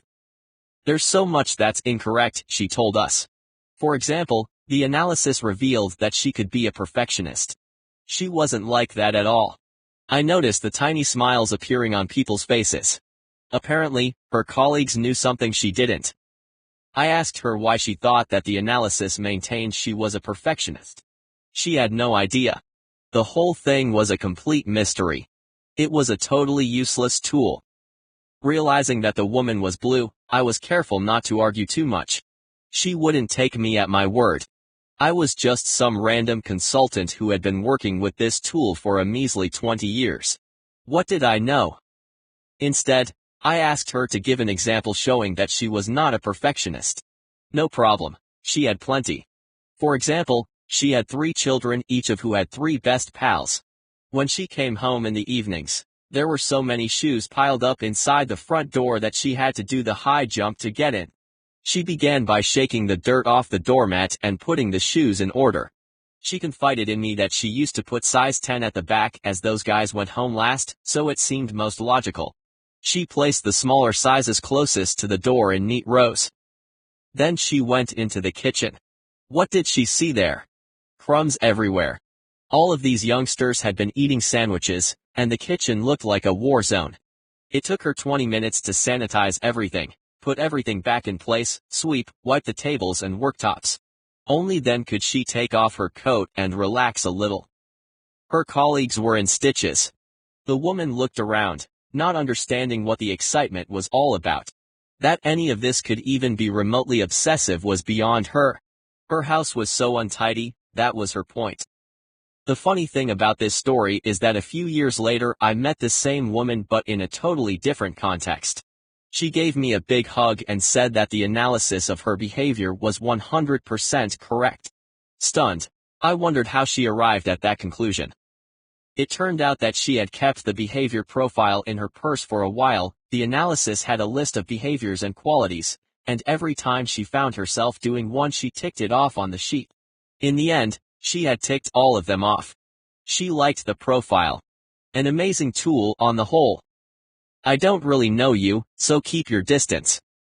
You've done it. I've done it. We've all done it. Gone up to a person who seems to be a decent fellow and started talking about this and that thinking you're going to have a nice chat. After a while, you realize that you're the one doing all the talking. If you have yellow traits in your behavior, you may notice that there are strange pauses in the dialogue. If there really is a dialogue, you may notice that the other person fidgets a bit, signaling that he doesn't want to be part of this conversation. What's going on? We're just talking about the game yesterday, or about what the family did last summer, or where you intend to go on vacation. Do we have a problem, or what? Yes, in fact we do, because this person doesn't willingly speak with strangers. Wait a minute, you may say. We've been working together for 3 months, and by now it should be perfectly okay to ask what his dog's name is. But this guy requires a lot of personal space, both physically and psychologically. He needs to know a person extremely well before opening up. Not like a red, who lets out with whatever he feels, not like a yellow, who reveals his darkest secrets because he assumes that everyone is interested, or like a green, who can be personal, but only in small groups and in a controlled environment. A blue doesn't need small talk. He can easily give the impression that he doesn't care about other people, because he doesn't cultivate any relationships. Sure, he cares, but his needs are on a different level than everyone else's. He likes being in his own company and with immediate family. The consequence is clear for those around him. They find him cold-hearted and distant. That personal bubble is obvious, and it can be very chilly, particularly for yellows and greens. And so they call their blue friend a bore.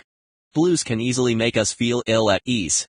Why is he so cold and dismissive? Doesn't he care about me at all? Better safe than sorry. Think about it, preferably 3 times. A good family friend couldn't leave her house without first checking to see if her keys were really in her handbag, even though placing them there was the last thing she had done before going to the front door. Back in the 1980s, when I worked as a teller in the bank, I served people who had waited 30 minutes in line for just one single reason, to check that the balance printed on the ATM receipt really was correct. Much anticipation. The same computer. The same balance. But you never know. Best to check. And double check. If a triple check had been possible, they would have done it. Where does this need for control come from? Why can't Blues trust what other people say or just accept the information they hear? Answer, they can, of course. But if they also check themselves, then all the risks will be eliminated, right? But the fact remains that they don't trust others. Everything has to be confirmed. And recorded, and documented properly. Remember, we're talking here about behavior as perceived by others. A Blue checks everything one extra time because it's possible to check everything one extra time. When everything has been confirmed, then you just have to make a decision. I have a good friend who uses Excel diligently.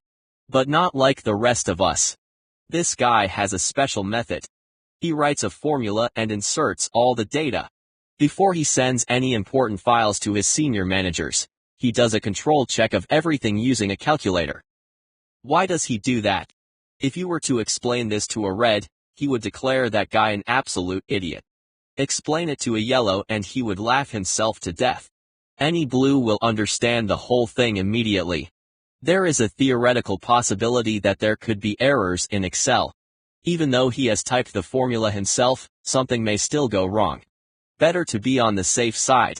How do others perceive this? Read on. The only thing I can trust is myself and my own eyes.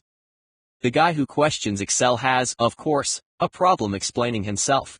Many people around him have their views about his method of always having to double-check and triple-check everything he does himself and everything everyone else does.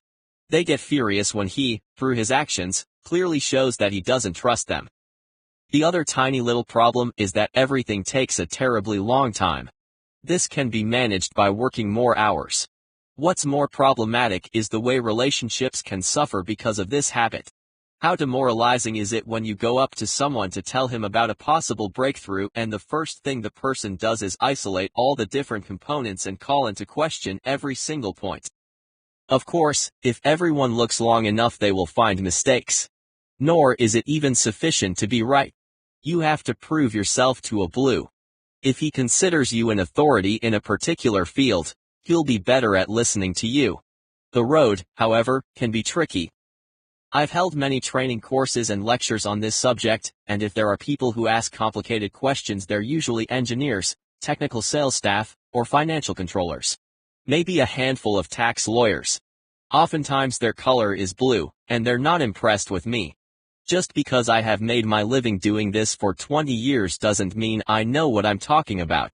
Remember the woman who was accused of being a perfectionist.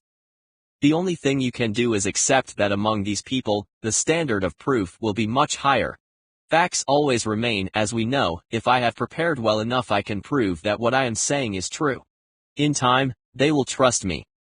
9. Learning new things. How to use what you've learned. Learning something new isn't always the easiest of tasks. It may seem simple, but it's not easy. There's always so much to do, so much to read, and so much to learn. Where do you start? This is almost always determined by your personal interests. Naturally, it's easier to devote more time to what you're curious about and what you're interested in. Nothing strange there.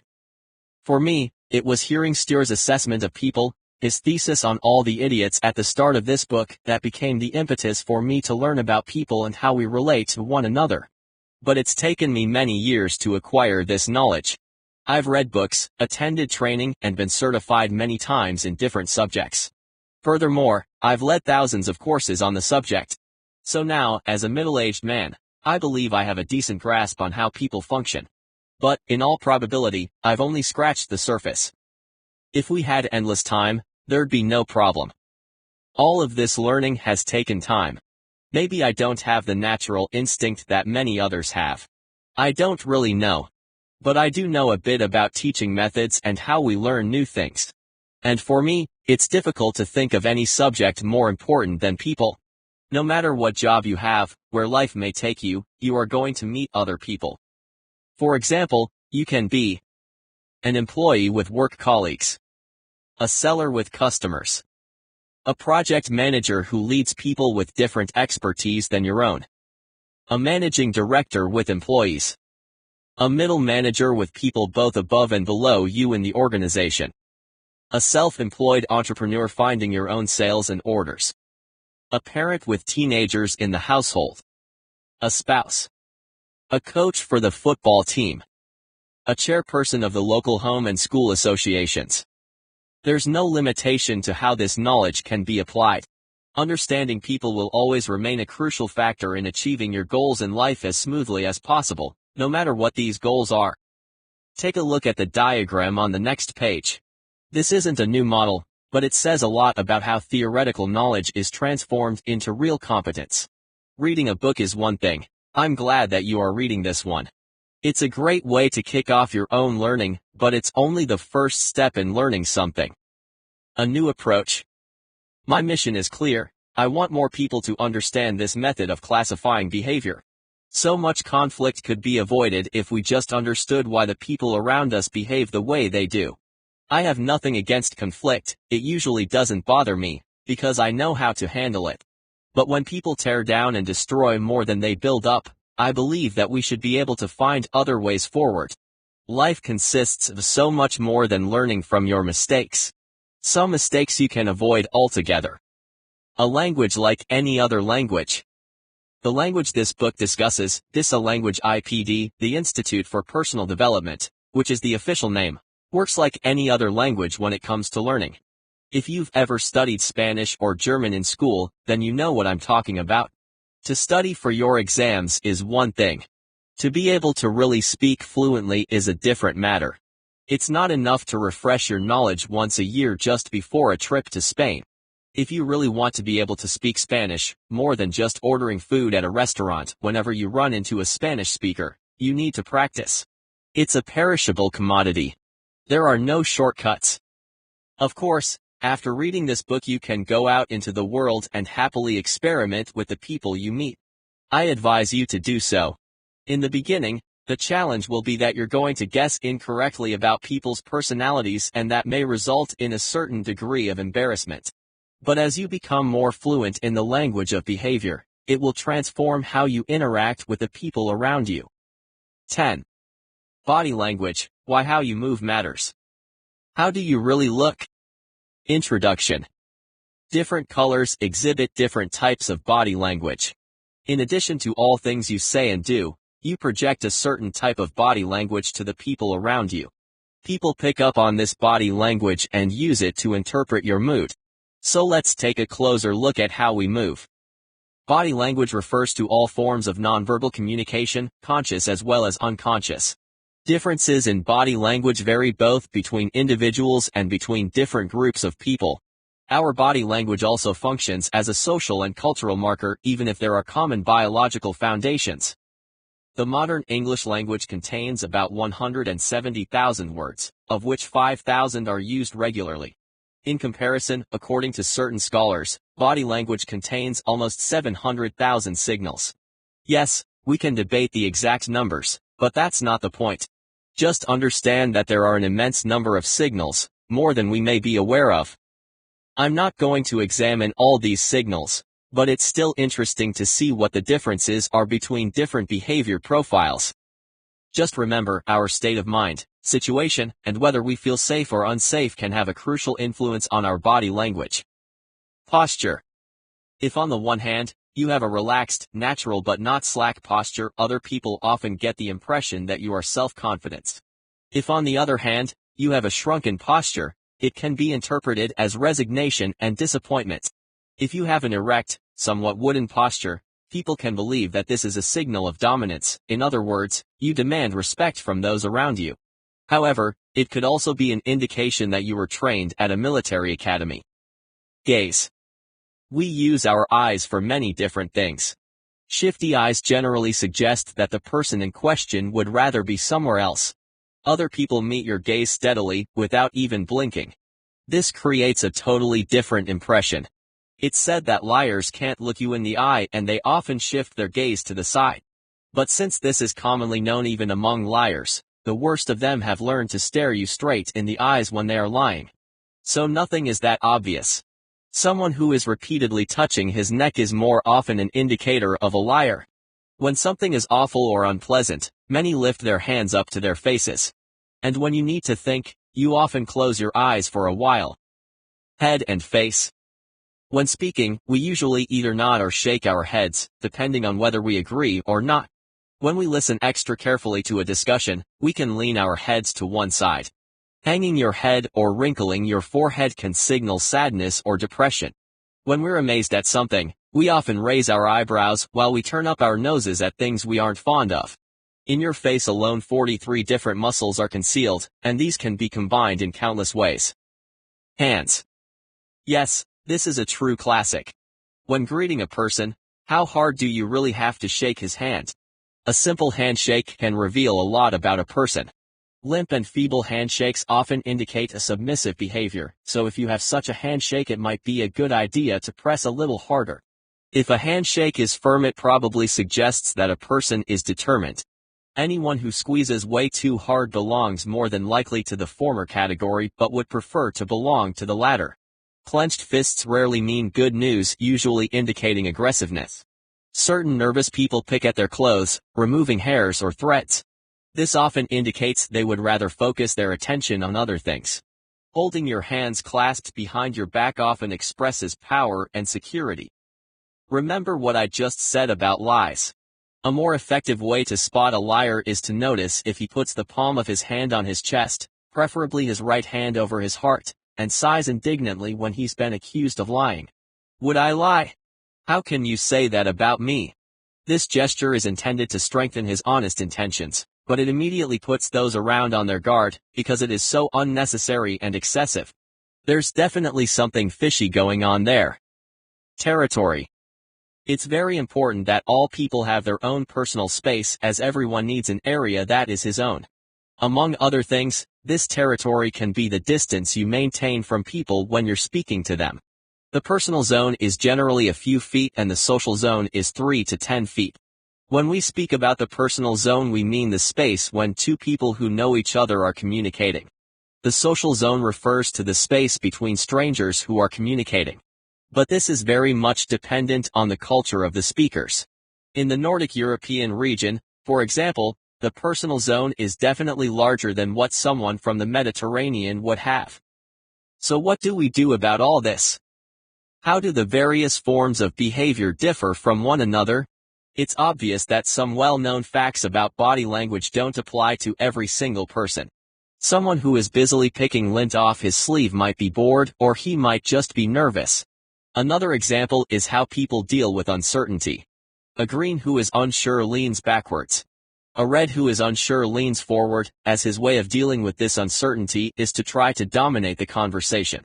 On the following pages, I've listed further examples of the differences. Try observing people in real life to see if you can find any of the following forms of behavior. But remember, body language is very individual. Sure, there are the general expressions that apply throughout the entire world, and among all people a contemptuous stare, for example, looks similar in every country, but there are so many differences that you'll have to study your fellow mortals to sharpen your ability. The following short sections are intended to serve as a simple guide. Red body language. Some basics to keep in mind about reds. They keep their distance from others. Have powerful handshakes. Lean forward aggressively. Use direct eye contact. Use controlling gestures. As I mentioned previously, reds often have a clear and distinctive body language. You can usually recognize a red from a distance. When you walk through large crowds, you'll see people swarming around, standing still, conversing with others, or just checking to see what all the fuss is about.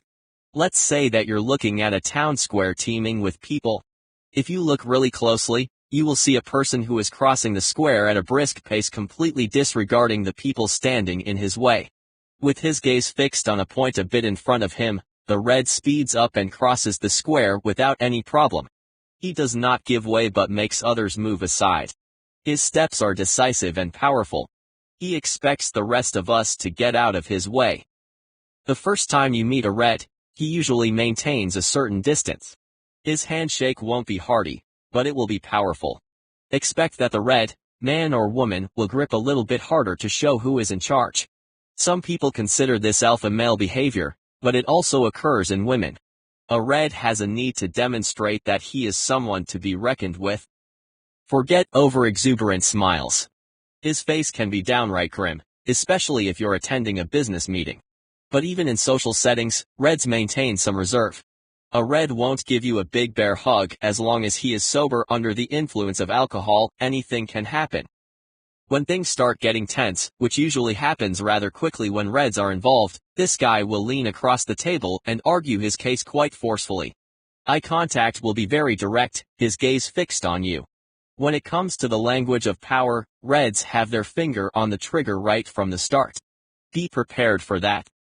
Also, be prepared for a relatively limited use of gestures, but those gestures that do surface can be controlling and aggressive.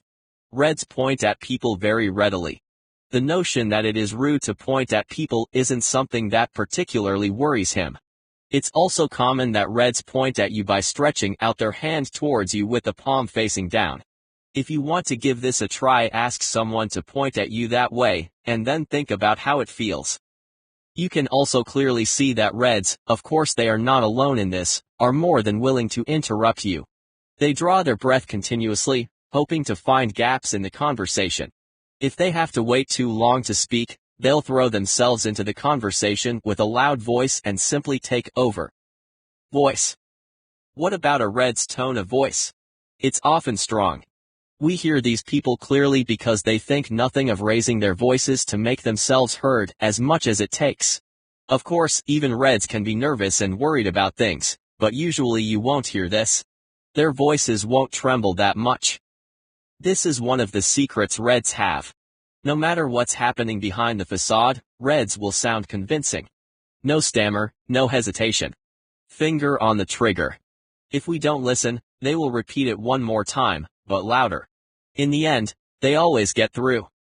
Speed in speech and deed. As I mentioned earlier, reds are always in a hurry. Quick equals good. Normally, this even applies to speech and actions. Everything happens at a furious pace. Because speed is the factor many reds measure success by, it will be all go. And a couple of sharp changes when the course needs adjusting. Yellow body language. Some simple basics to keep in mind about yellows. They are tactile, are relaxed and jocular, show friendly eye contact, use expressive gestures, often come close. A yellow's body language is often very open and inviting.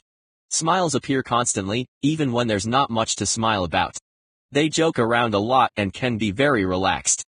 When visiting a neighbor he doesn't know that well, a yellow may just stretch out on the sofa.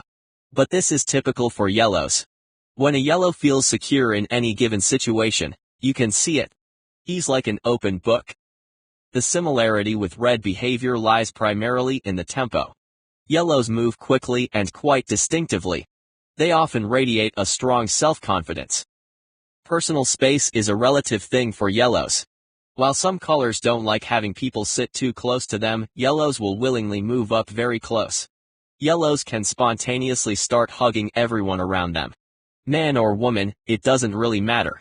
It depends on what the feeling and the mood are that day.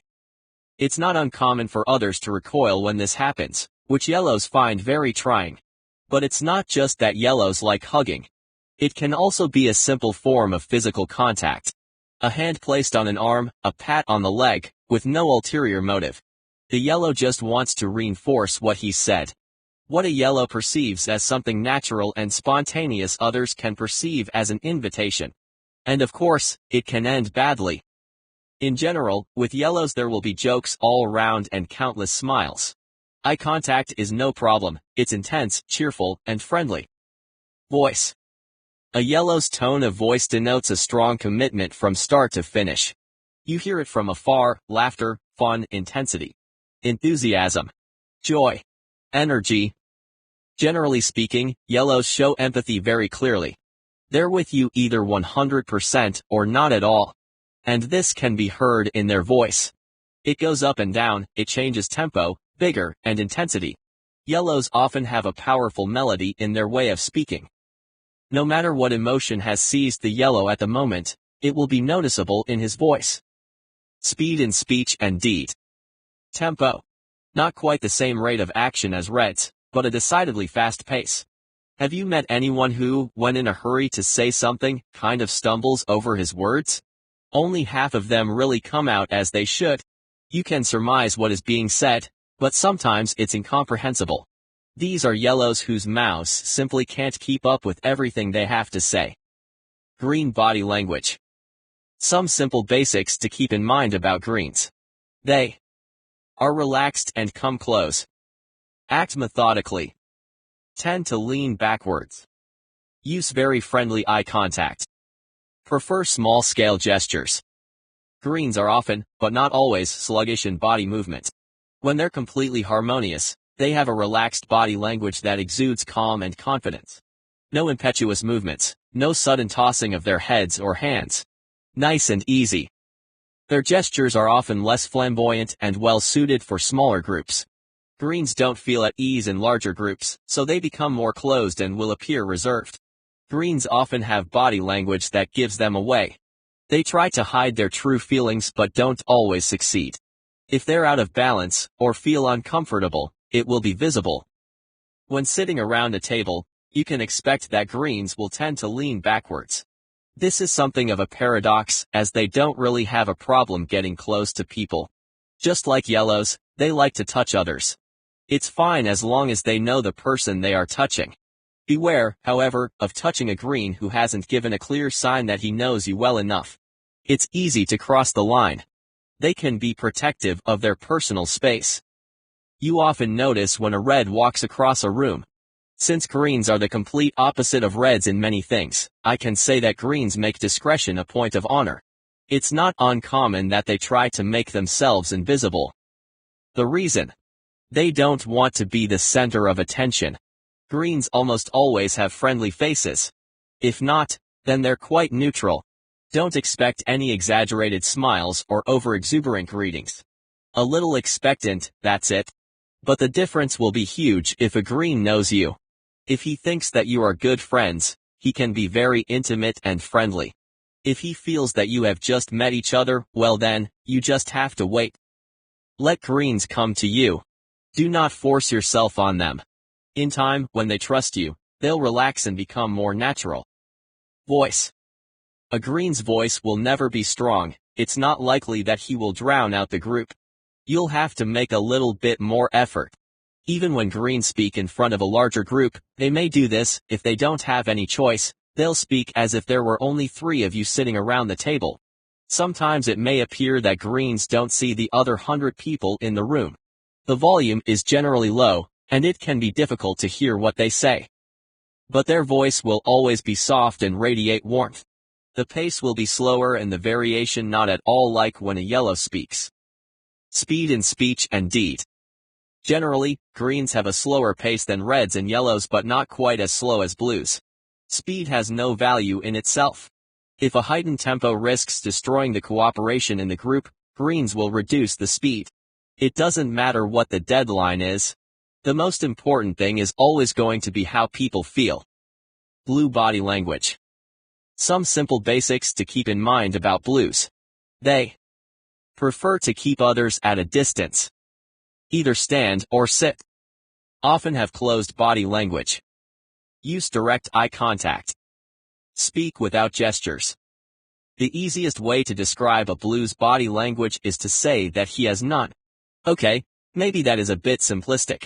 What I mean is that there's not that much to interpret in a blue. Neither his face nor his body gives much away.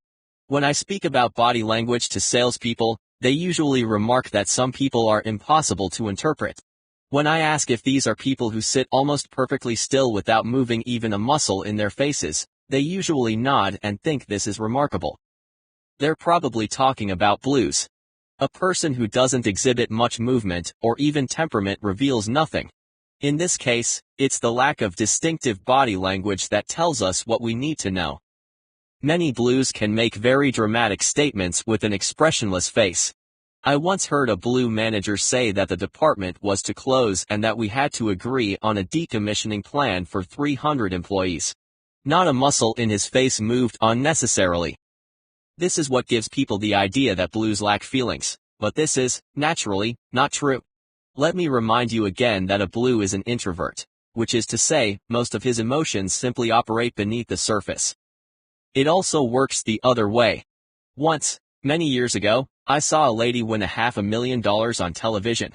Behind the camera her husband was heard screaming for joy, while the lady herself sat very still with a cool smile.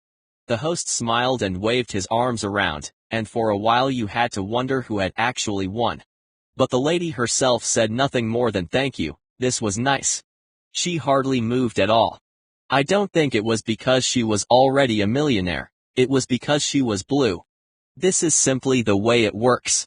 Beneath the surface, I assumed that she was delighted with her winnings, but she didn't show it outwardly. One day I will call the channel and ask if they still have the recording, because it's such a vivid illustration. When you see blues speaking in front of larger groups, this tendency becomes very evident.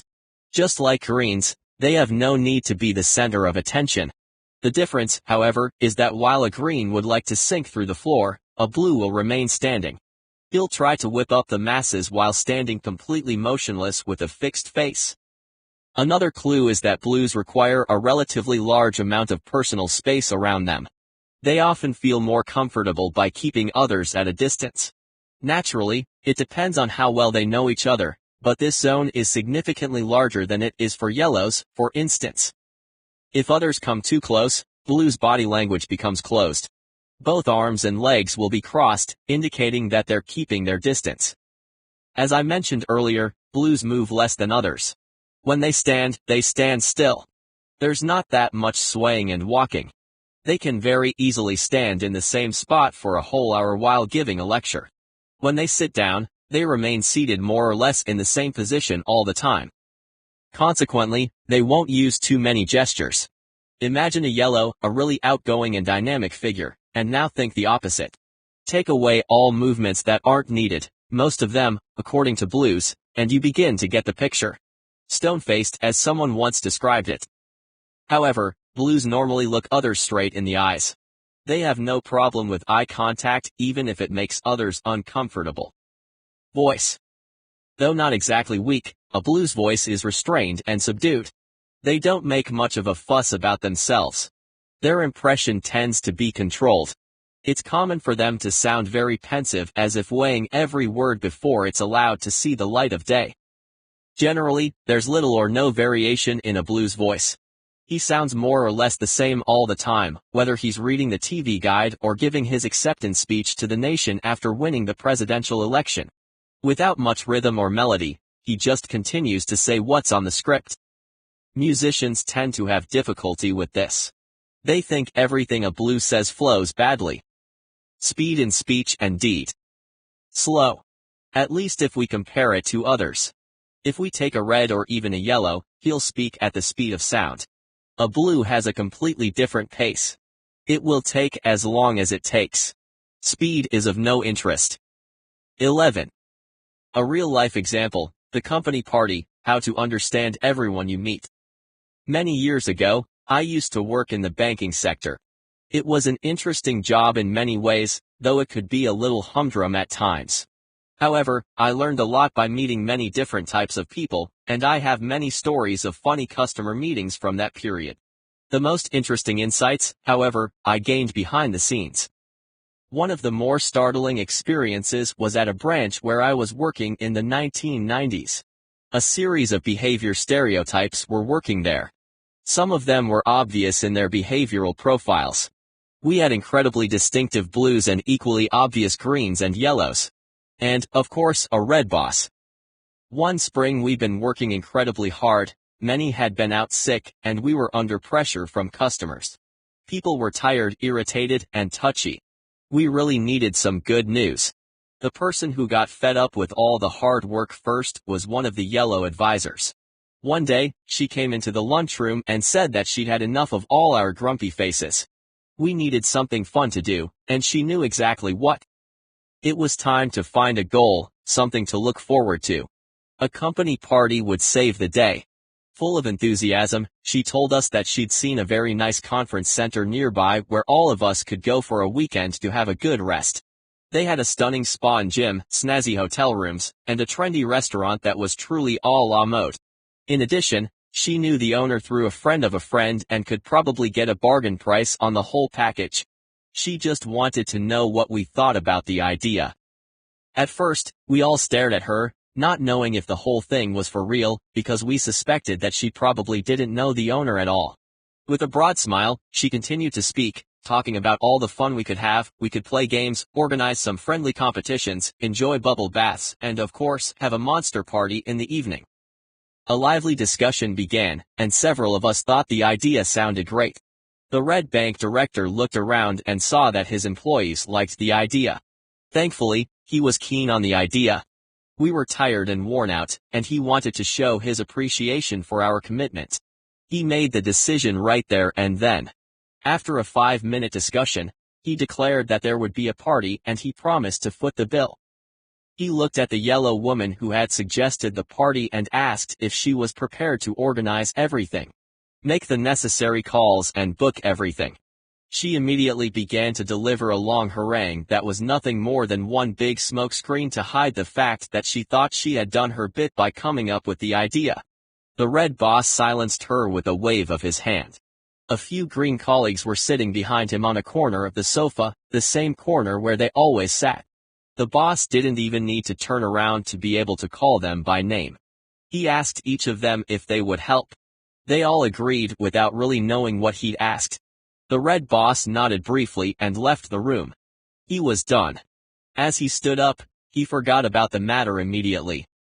Excitement burst forth, and everyone with red and yellow in their behavior profiles began exclaiming about the party, all talking at the same time. The yellow advisor was extremely enthusiastic and continued to sell the idea, despite the fact that the decision had already been made. Her proposals for the type of party we should have became wilder and wilder. I remember that she started with a black tie ball and had come all the way to a toga party before someone managed to silence her. However, one person sat silently in the corner. Our blue credit manager was very concerned. When everything calmed down a bit, he said with a loud voice, "But how are we supposed to get there?" The only thing he had heard about the whole affair was that the conference center was 20 miles outside of town, and now the problems were stacking up. We were faced with a significant logistical challenge. Should we go by car? Or taxi? Or had the bank planned to charter a bus? How would this actually be done? Endless obstacles were lining up. He crossed his arms and clenched his teeth. The yellow woman erupted and tore into him right away. How could he be so negative? Here she was after coming with the best idea in the world, and he immediately spoiled the whole thing with umpteen trying questions. Maybe he should come up with his own ideas for once. How did he think we should get there? He didn't have an answer. He just pointed out that there were lots of options. He couldn't make any decision or have an opinion. He only knew that the whole idea was poorly thought out. The Greens saved the day by saying that they were willing to take their cars and pick everyone up. 5 cars should be enough, and they promised to arrange everything. This announcement calmed the discussion down a little, and the yellow woman could feel like a winner again. Her party had just been saved. Everyone looked forward to the party, but the yellow advisor never showed up. She had accidentally double-booked that day. There must have been a wedding on that same weekend. Or maybe a relative was turning 50. As a matter of fact, it might have been both.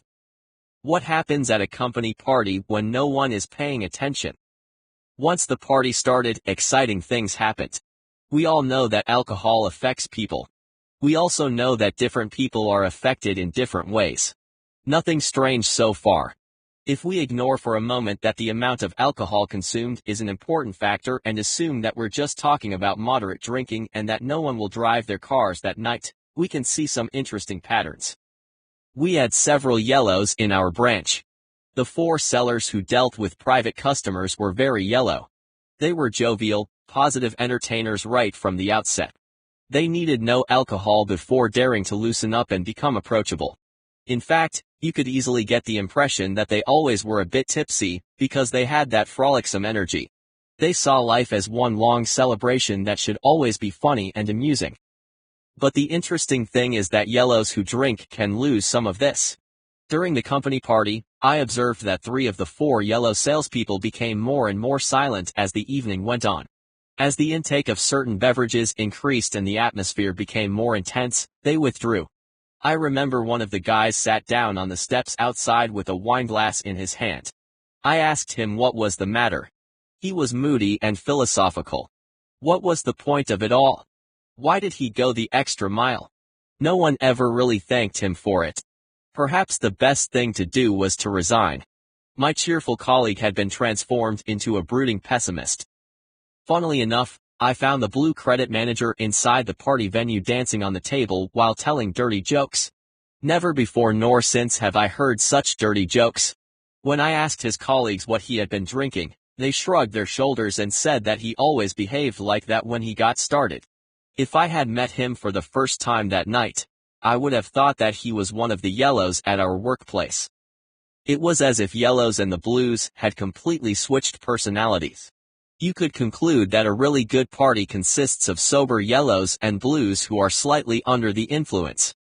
However, things became really interesting when I found our red bank director, who normally was quite stern. He had a glass of whiskey in his hand and was standing there speaking to the green group of administrators.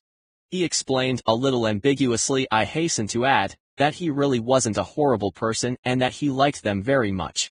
When he lost his temper at the office, they shouldn't take it personally. He meant no offense, and they didn't need to be afraid of him.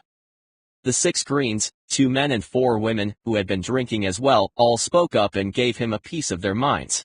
They were irritated by his behavior and explained that he was the worst boss they'd ever had.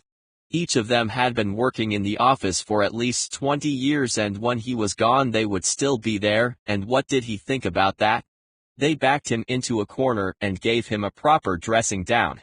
The red boss fled the field and was the first to leave the party.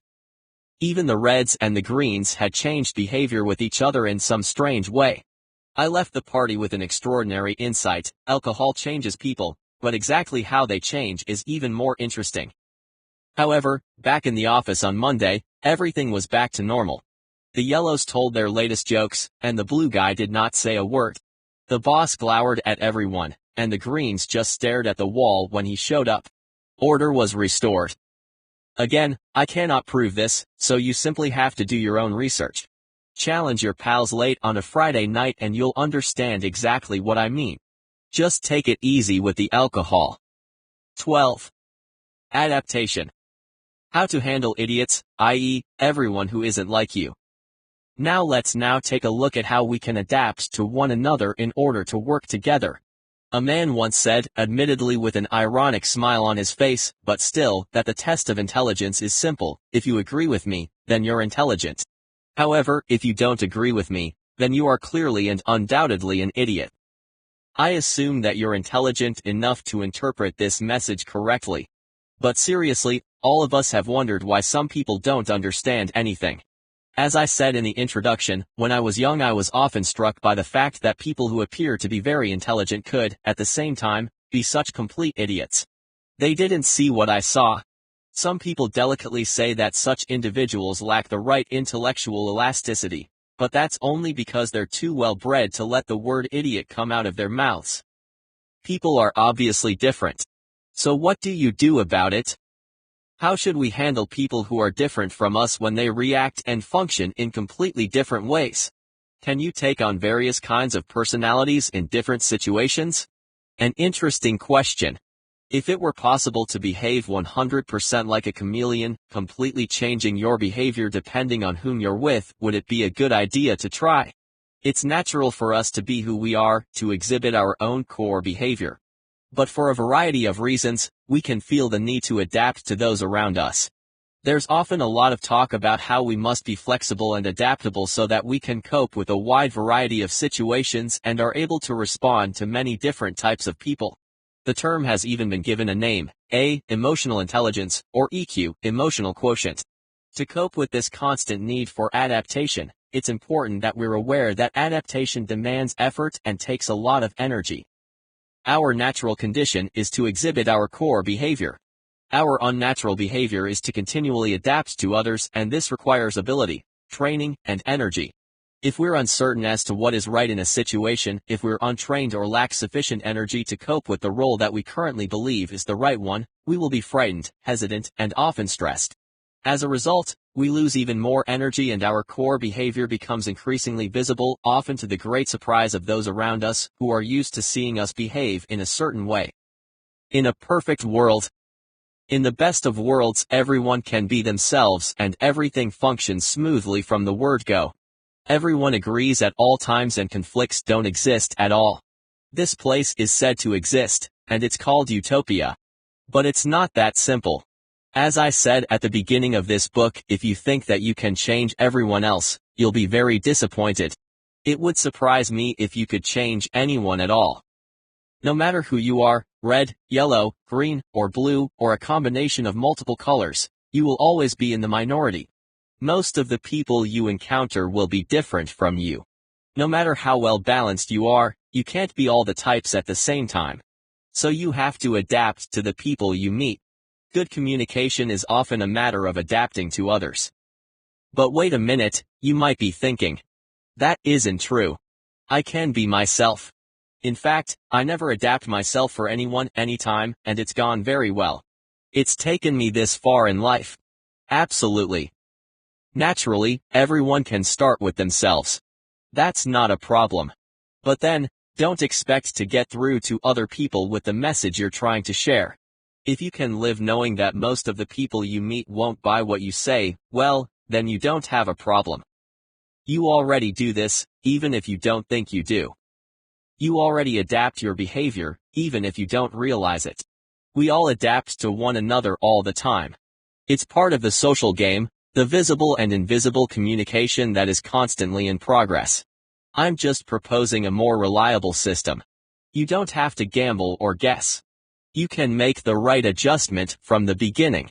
But please note, usually, no system is perfect. Some people I meet don't like the idea of deliberately adapting to others. They consider it dishonest and manipulative. But again, you can always abstain. An example from real life.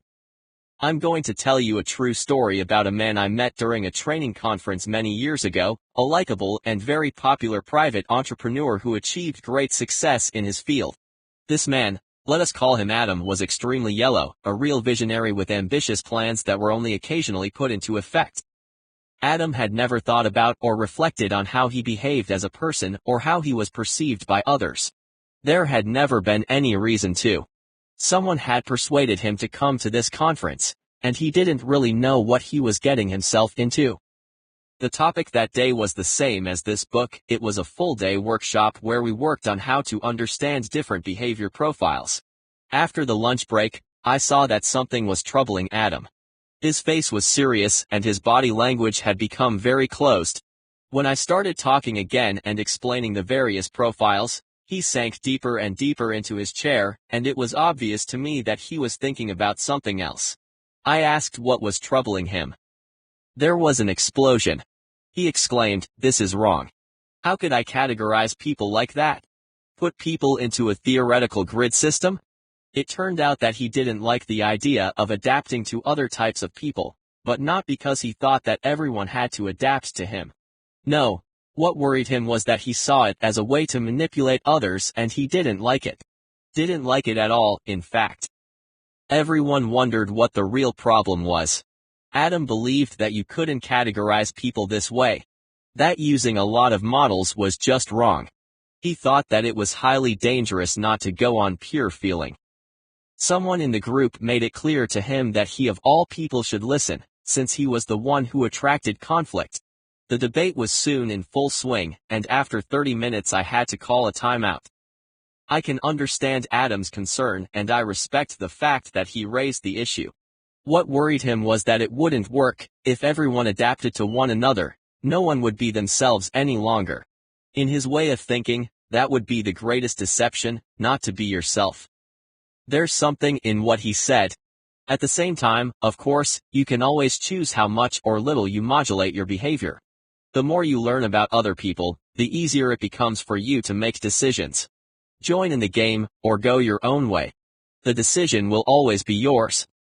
Furthermore, Adam was also deeply resentful that I, as a specialist in the field, could describe him in quite some detail and give examples of how I thought he was wired.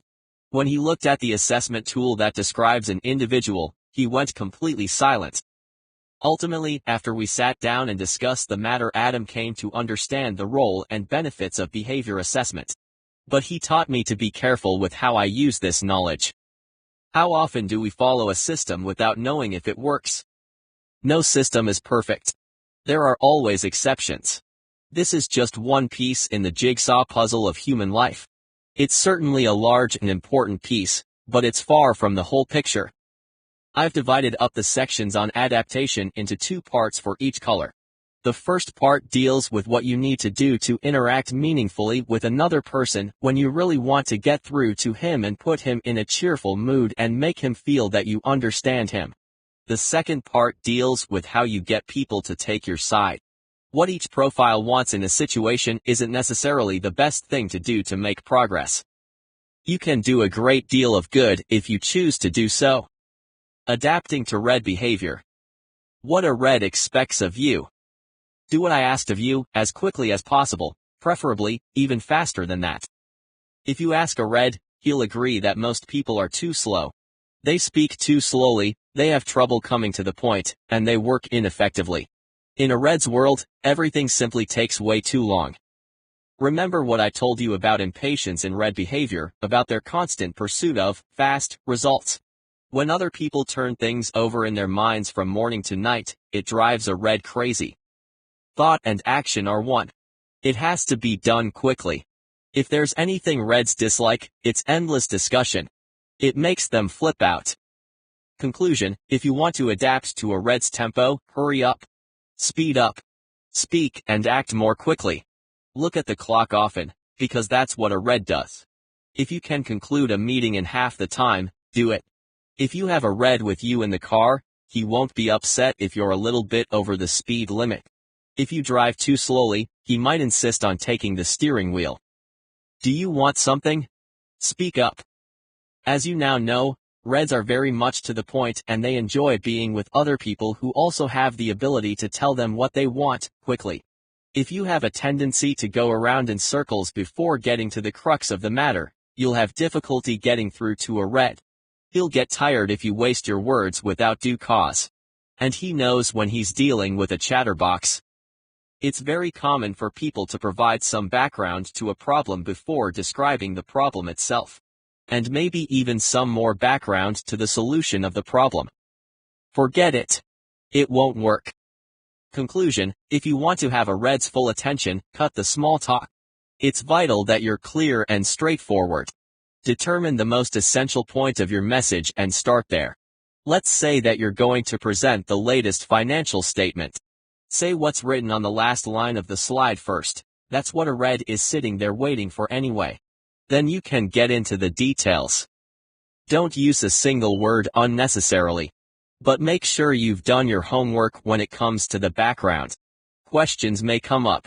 If a red senses that you're uncertain, you'll be grilled on the facts. Written material should be concise and, above all, well laid out. No endless dissertations written by someone who loves the sound of his own voice. A single line jotted down on the back of the napkin will do the job. I couldn't care less what you did on vacation. Reds live in the present. Everything that happens is happening here and now. They have a unique ability to focus on what's on the current agenda. Thus, you need to stick to the topic when you speak to a red. He has no problem with creativity or new ideas. This is always appreciated as long as it moves you forward. But when a red feels that you've left the agenda altogether and are beginning to fiddle-faddle, then conflict isn't that far off. The most effective method for a red is to establish what the problem is and then just get to work. Simple, isn't it? Conclusion: stick to the topic. The easiest way is to prepare your case very precisely before going into a meeting with a red. If, in the middle of an interesting discussion, another thought pops into your head, write it down and ask at the end of the meeting if it's okay to raise the issue. Otherwise, schedule a new meeting. If someone with lots of red in his behavior asks what time it is, answer the question with the exact time. Don't say that there's plenty of time. He'll decide that himself. And again, don't forget to keep up the pace. For a red, speed will be synonymous with efficiency. Now we're talking business, never forget it. Being businesslike in business doesn't really sound like a novel idea, but think about it. If you're a seller, you've probably attended a number of training courses in sales where you learned that you have to build up a relationship with the customer. Get to know him. Win him over to your side. This is good advice. Do it. Build relationships as much as you deem necessary. Just don't do it with reds. For example, if you begin a meeting with a red whom you've never met before, nothing could be worse than asking where he lives, where he spent his last vacation, or what he thought of the game last night. Nothing could be more irrelevant to him. He's not here to chat or make friends. He's there to do business. Deeply red individuals become downright irritated and aggressive when they notice that someone is trying to be friends with them. A red is not here to be your pal. He's only here for one reason: to do business. He might throw you out, figuratively speaking, if he perceives your attempts to be friendly as ingratiation or fawning. This isn't something he would dream of doing himself, so neither should you. And don't flatter a red if you don't know him well. Just leave the compliments at home. Conclusion: paradoxically, reds are the easiest to sell to. If you want to do good business, the only thing you need to do is step into a red's office, present your suggestions, and then ask about a deal. Skip the football game yesterday. Never mind that you saw him in the supermarket last week. He didn't see you anyway. When a red trusts you and has decided that you're a decent person who can be advantageous to him, well, then he may very well start discussing cars, boats, or the latest politics. Play ball with him. But then and only then. And don't be surprised if the meeting ends mid-sentence. When he's satisfied with his socializing, he concludes it instantly. It has nothing to do with you. He's just tired of conversation. You don't actually know. Then why am I wasting my time with you? It may sound like a contradiction, but a red would also like you to be determined and direct. Although he often demands that he make all the important decisions himself, he strongly dislikes dealing with vacillating people. Dancing the hesitation waltz does not instill trust. Comments like "it's hard to say," "it depends," or "I don't really know what to say" just frustrate reds. If you have an opinion, out with it. Reds judge you on how driven you are. You should listen to them, of course, but you must have an opinion of your own.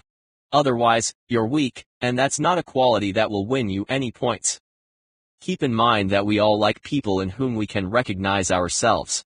A red won't meet other reds every day, so when he actually does, he's pleasantly surprised. An equal. Wonderful. I have met reds who have rubbed their hands gleefully before starting a heated debate. Conclusion: deliver your opinion without blinking. In the end, you might have to concede, but never sell yourself short. A red can rattle and rumble, stamp on the floor, raise his voice, and shake his fist. Many people back off in the face of this behavior. It's not pleasant to be shouted at, is it? Well, the worst thing you can do is back away and let him walk all over you.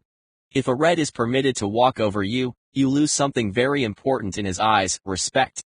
If he doesn't respect you, he'll eat you alive. And walk over you again and again and again until you become completely and totally marginalized. You won't be someone to be reckoned with in the future. A complete doormat. The best thing you can do is place yourself in the center of the storm, telling him that he's wrong. When a red discovers that you won't give in, he will turn in an instant. If you know what you are talking about, that is. You can sleep when you're dead. If you have a boss who is red, he will work hard, maybe harder than anyone else you've ever met. He will have many irons in the fire at once, and he'll have complete control over everything that's happening. A red can live with the fact that everything won't be right the first time. But he will demand that you work hard.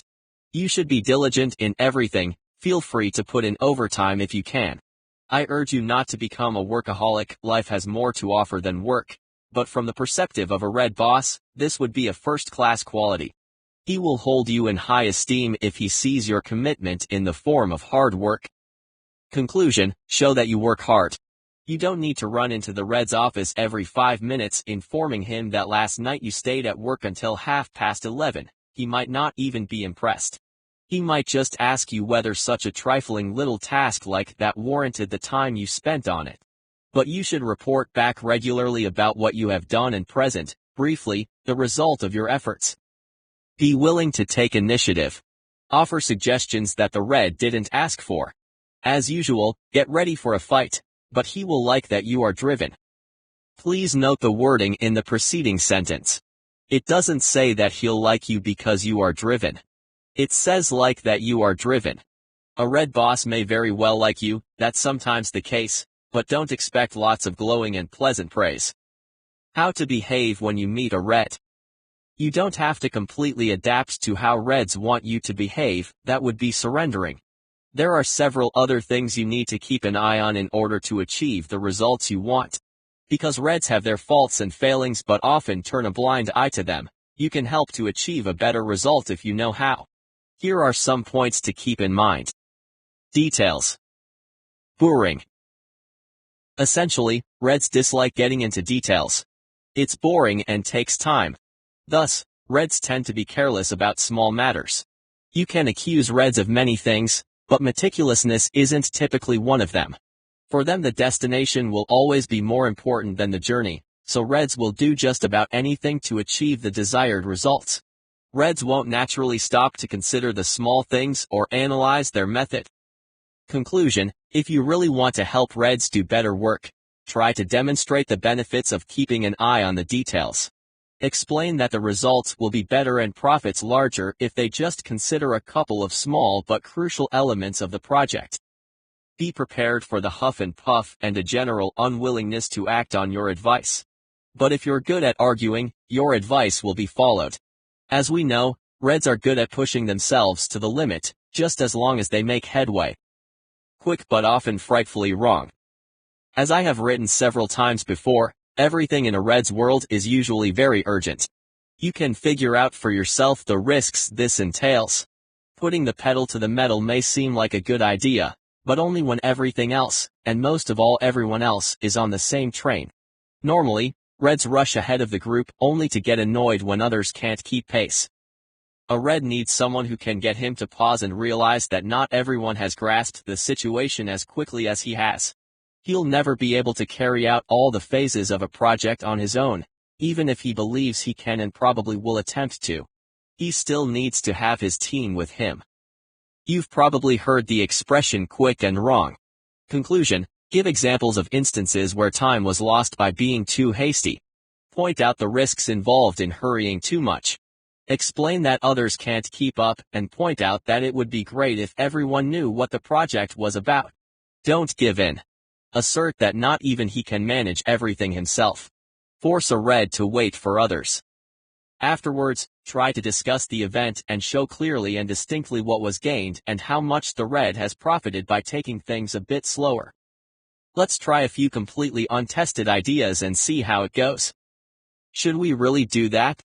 Red individuals aren't anxious about risks. Many reds actively search for risky situations just for the thrill of it. In fact, what others might perceive as dangerous behavior a red wouldn't even think of as risky. Hey, life is risky. You won't get out of it alive. However, reds do need someone who can weigh the advantages against the disadvantages. Disadvantages are boring, of course, so a red individual will often simply ignore them. Since the answer to what risks you take often lies in the details, your approach should be similar to the way you handle discussing details with a red. Conclusion: reds calculate risks by constantly looking at the facts. Facts are something they understand. Since reds prefer not to look backwards, old and tiring, and focus on the present and the future, a plain and honest exchange of experiences may be called for. Give examples of situations that historically were shown to be dangerous. It can be about business risks, going downhill skiing without a helmet, or calling the boss an idiot. Prove things with facts and demand that the person thinks twice before deciding to take on a new project without first having checked the conditions. As usual, you're right, stick to your guns and don't give in. I'm not here to be your pal. Or anyone else's for that matter. Since many Reds are less relationally focused, they're frequently criticized for insisting that all relationships must take place on their terms, even in private life. People around Reds frequently feel that they're being steamrolled by their friends or coworkers. It's rarely the Reds' real intention, it's just something that happens. You can't make an omelet without breaking eggs, and so on. Reds may not understand that others are avoiding them because they would rather avoid conflict. This also means that Reds can be excluded from important information. They may not feel excluded if they're invited for a beer on Friday evening, but it's far worse for them to feel left out of important decisions. In the worst case, this can lead them to suspect the people around them are deliberately withholding important information. The power struggle is just moments away. Conclusion: Reds need to understand that the road to full transparency is to adapt to others. That thought may never even have crossed their minds, they're mostly focused on themselves and their own thing. But by realizing that no one can manage everything alone, they can be prevailed upon to pause and actually care about other people. When a Red understands that many people think it's important to chat about their child's first tooth, how the cabin they rented on vacation was furnished, and about the boat they're dreaming of buying, he can listen actively and contribute to the discussion. Once a Red understands what all this small talk is about, the door is open. You may even learn something about him. What kind of weaklings are you? Just handle it. Reds just get angry. It can't be said any clearer than that. Their temperament is such that it detonates every now and then, causing migraines for everyone around. They don't notice it happening themselves. Screaming a little bit is just another way to communicate. No one likes a bully, but not everyone is willing to say so. When a Red tramples on someone's toes, you must tell him nicely that it doesn't work like that. He'll put on an innocent face and pretend that he doesn't understand what you're talking about.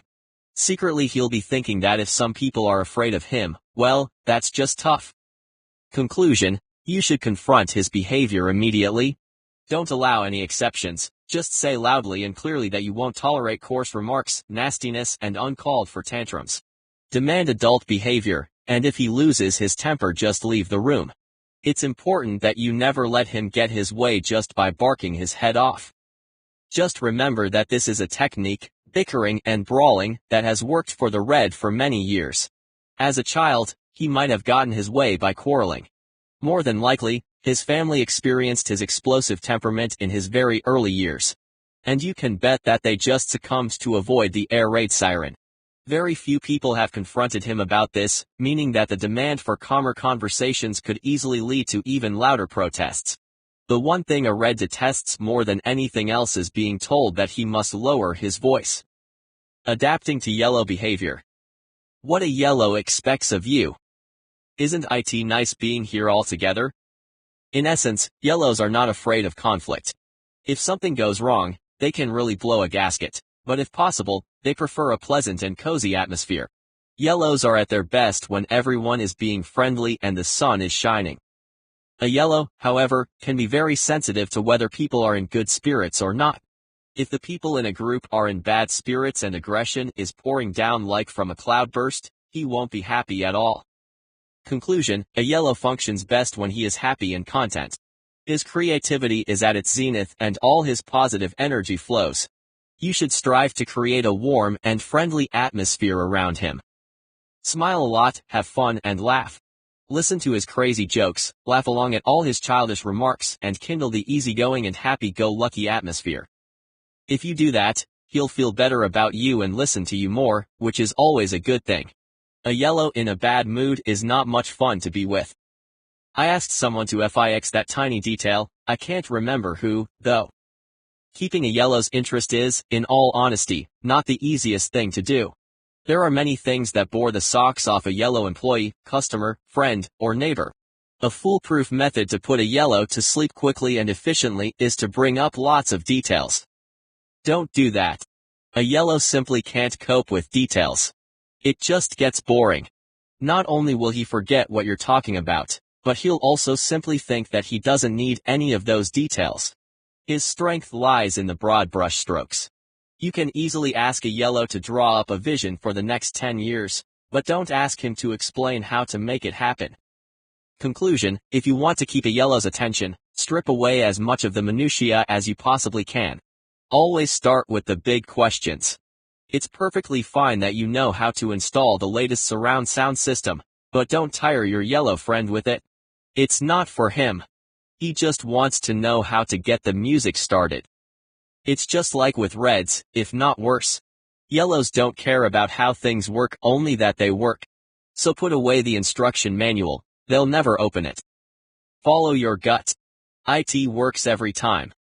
If I had $1 for every time a yellow has explained a totally crazy decision by saying that it felt right, I could be sleeping at the Ritz. There's a study that shows that some people make better decisions if they only go on gut feeling. Whatever you do, never mention that to your yellow friend, or you'll never hear the end of it. It must feel right. A yellow can readily ignore the actual facts so long as it feels right. Don't misunderstand this. A yellow understands perfectly well that some people look at facts and that this is important. He's not stupid. It's just that he's not interested. He wants to feel his way. Do you want to get a yellow to make a decision? Try to put the Excel spreadsheets aside, lean forward, and say with a broad smile, "How does this feel?" He will understand exactly. And you'll get an answer. Conclusion: just accept that a yellow feels his way. He has a high tolerance for uncertainty and isn't overly afraid of risks. Adapt to it. You can get through to him by showing him that you too follow your gut. No matter how wrong this might feel to you, this is the way to a yellow's heart. He'll recognize himself in you. You'll become the best of friends. The sun will shine on you. This car is a prototype. The concept completely untested. No one has ever done this before. Perfect. While a red focuses on speed, a yellow focuses on the latest and greatest. New is synonymous with good. All yellows know that. And why not? Without creativity and new inventions, all development would simply grind to a halt, right? Everyone likes having a little excitement in their everyday life. The difference lies in how we define exciting. For a yellow, new means exciting. Yellows are so-called early adopters, the very first to try out new things. Check out who is wearing the latest fashion, who is the first to drive a new and preferably unusual model of car, who has the latest cell phone, and who knows what restaurant will be the newest sensation in a few months. How can they keep track of all this? Don't ask me. They probably devote some of their time at work to keep au courant on all things new and interesting. But they're also early in implementing new work methods and new concepts to sell goods and services. It's just great fun. Conclusion: allow a yellow to devote himself to the latest thing. He'll love it. If you want to sell something to a yellow, use expressions like state-of-the-art, newly developed, and never before used. Your potential customer will really get into gear. No one else has ever tried this. I have to have it. He'll like you because you're so exciting and so interesting and, above all, innovative. Equip yourself with lots of energy, because it can be challenging to keep up to date, but yellows will adore you. However, be prepared to be replaced rather quickly if they find someone else who is even more knowledgeable about newer things. You seem interesting. Want to know who I am? By now we've established that yellows like other people. They function best if they surround themselves with a crowd. Of course, yellows don't like everyone they meet, but they will give the majority a decent chance. You need to show a yellow that you are just as open and friendly as he is. If you're way too closed and private, he'll feel unwelcome. Why didn't you reply when he spoke to you? Why didn't you smile at the funny story about his dog? Why doesn't he know anything about you? What are your dreams? Insufficient personal connection can result in a strong sense of insecurity, and your relationship won't develop in a positive direction. If you're red or blue, you need to think carefully about how to get this to work. If you want to, of course. Conclusion: become approachable. Demonstrate that you're available, smile a lot, be sure to have open body language. When a yellow wonders where you grew up, don't just respond with New York.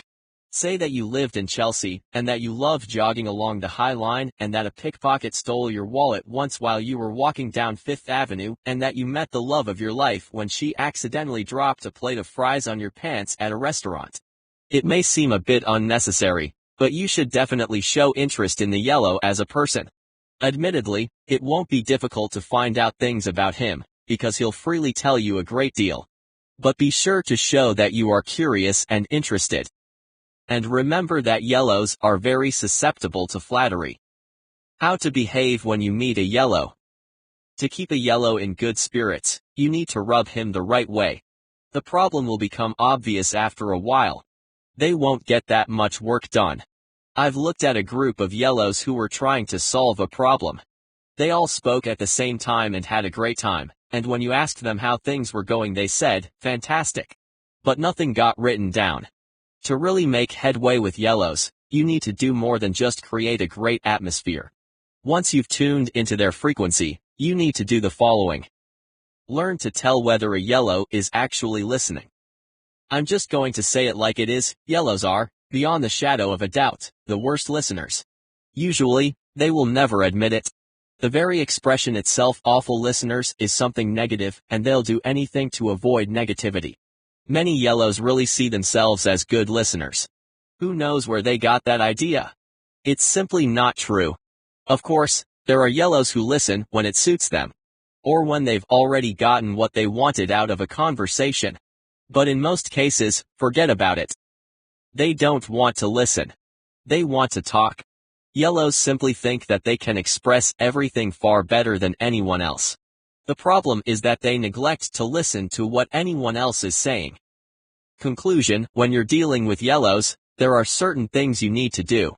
It doesn't matter if you're speaking to your partner about your summer vacation or to a colleague about an ongoing project, you need a plan of action. You need to have prepared yourself carefully. You have to know what your message is and exactly what response you need from them. You must persuade the yellow, happy person to answer your questions very concretely and hear him say, "Yes, I will be there at 4 just as I promised," or, "Of course I'll notify the customer exactly what we have agreed to." But, be prepared to follow up if it's important, because the yellow didn't write down any of it. Unless you manage to persuade him to write it on his calendar, of course. That would be the best way. But in all other contexts, you should expect that what you've said has gone in one ear and out the other. Learn how to respond to no problem. That won't take long at all. Yellows are optimists regarding time. That's just the way it is. Sure, your work can be done quickly, but rarely as quickly as a yellow thinks. This has to do with the fact that he simply can't plan or structure his life. I've personally worked with people who legitimately believed that they could manage 8 meetings per day, who thought that it only took 2 days to renovate an entire kitchen and that it is possible to walk across Manhattan in 20 minutes. These are typical manifestations of a yellow's optimism. The problem is obvious. It's impossible to accomplish everything a yellow wants to do, particularly because he doesn't even know how long anything takes. And even if he does ask someone how long it takes, he doesn't listen to what the person says, because what he's saying is wrong. After all, the yellow believes he probably knows best. The other problem is that he won't get into gear when he should. Do you know anyone who has taken a day off to paint the bedroom and at 3 o'clock in the afternoon, hasn't opened the can of paint yet? "I'll just do this first, then call so-and-so, then pop out for a bit, then." Sometimes I wonder if the people who schedule the subways are all yellow. There's nothing nasty in this, it's just about a total inability to have a realistic sense of time. And a genuine belief that this commodity is inexhaustible. I remember a dinner I went to with a few yellow friends. The pub had a policy of 90-minute reservations, which meant that if you got there 25 minutes late there wouldn't be time for an appetizer or for dessert because the kitchen couldn't manage it in time. My partner and I arrived 15 minutes early. We both have some splashes of blue in our profiles. We went to the table and sat down to wait for the others. Time passed. 40 minutes later, 25 minutes late, they arrived, joyfully joking about how they had forgotten the time. We managed to order just a main course, eat it, and quickly pay for it before the next guest wanted his table. The strange thing was that when we spoke about the incident afterwards, their recollection was that they were just a few minutes late. They had simply repressed the fact that they missed 30% of the dinner.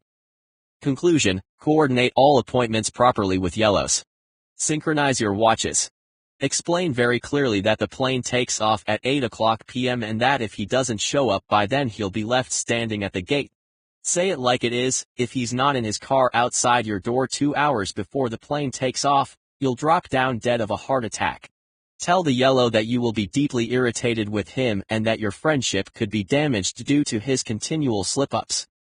If the dinner is due to start at 7 p.m., invite everyone for that time, but make it 6:30 for your yellow friends. They'll arrive last anyway. They'll come with very well-worded excuses. Be prepared for very colorful stories. But also know that yellows will emphatically deny that they are optimists regarding time. They'll insist that they most certainly kept an eye on the clock. It was just that something happened on the way. It looks like a hand grenade went off in here. The most cluttered desks I have ever seen have all belonged to yellows. Computer screens with so many post-it notes stuck to them that you can barely see the screen. The most topsy-turvy garages and the most overloaded attics belong to yellows as well. But this is only the visible. Ask to look at a yellow person's calendar or handbag. Don't even think about looking in a yellow's closet. And this is still only the purely physical. Meetings are moved or forgotten, things disappear, whole cars are lost in parking lots. Keys are gone without a trace. Furthermore, many yellows have no ability to plan their day. They can go to the supermarket 5 times in a row and buy 3 things at a time because they didn't write down what they needed. This can be because they don't know what they want until they get there, or because they're sure they'll be able to recall the 19 things they need to buy. Yellows have a very generous view of their own ability. They'll tell anyone who wants to listen that they have the best memory in the world. Conclusion: if you really want to help a yellow get organized, make sure he gets at least some structure in his life. Help out by creating a simple list. If you are going shopping, write down everything yourself. Your partner or pal will forget half of the items. Create a structure for him. Yellows are the ones who are most in need of structure in the form of diagrams and checklists. Paradoxically, they hate all of that. They won't let themselves be shoehorned into a system not of their own choosing. Be diplomatic. If you press too hard, you can get some powerful reactions. Why does everything have to be micromanaged?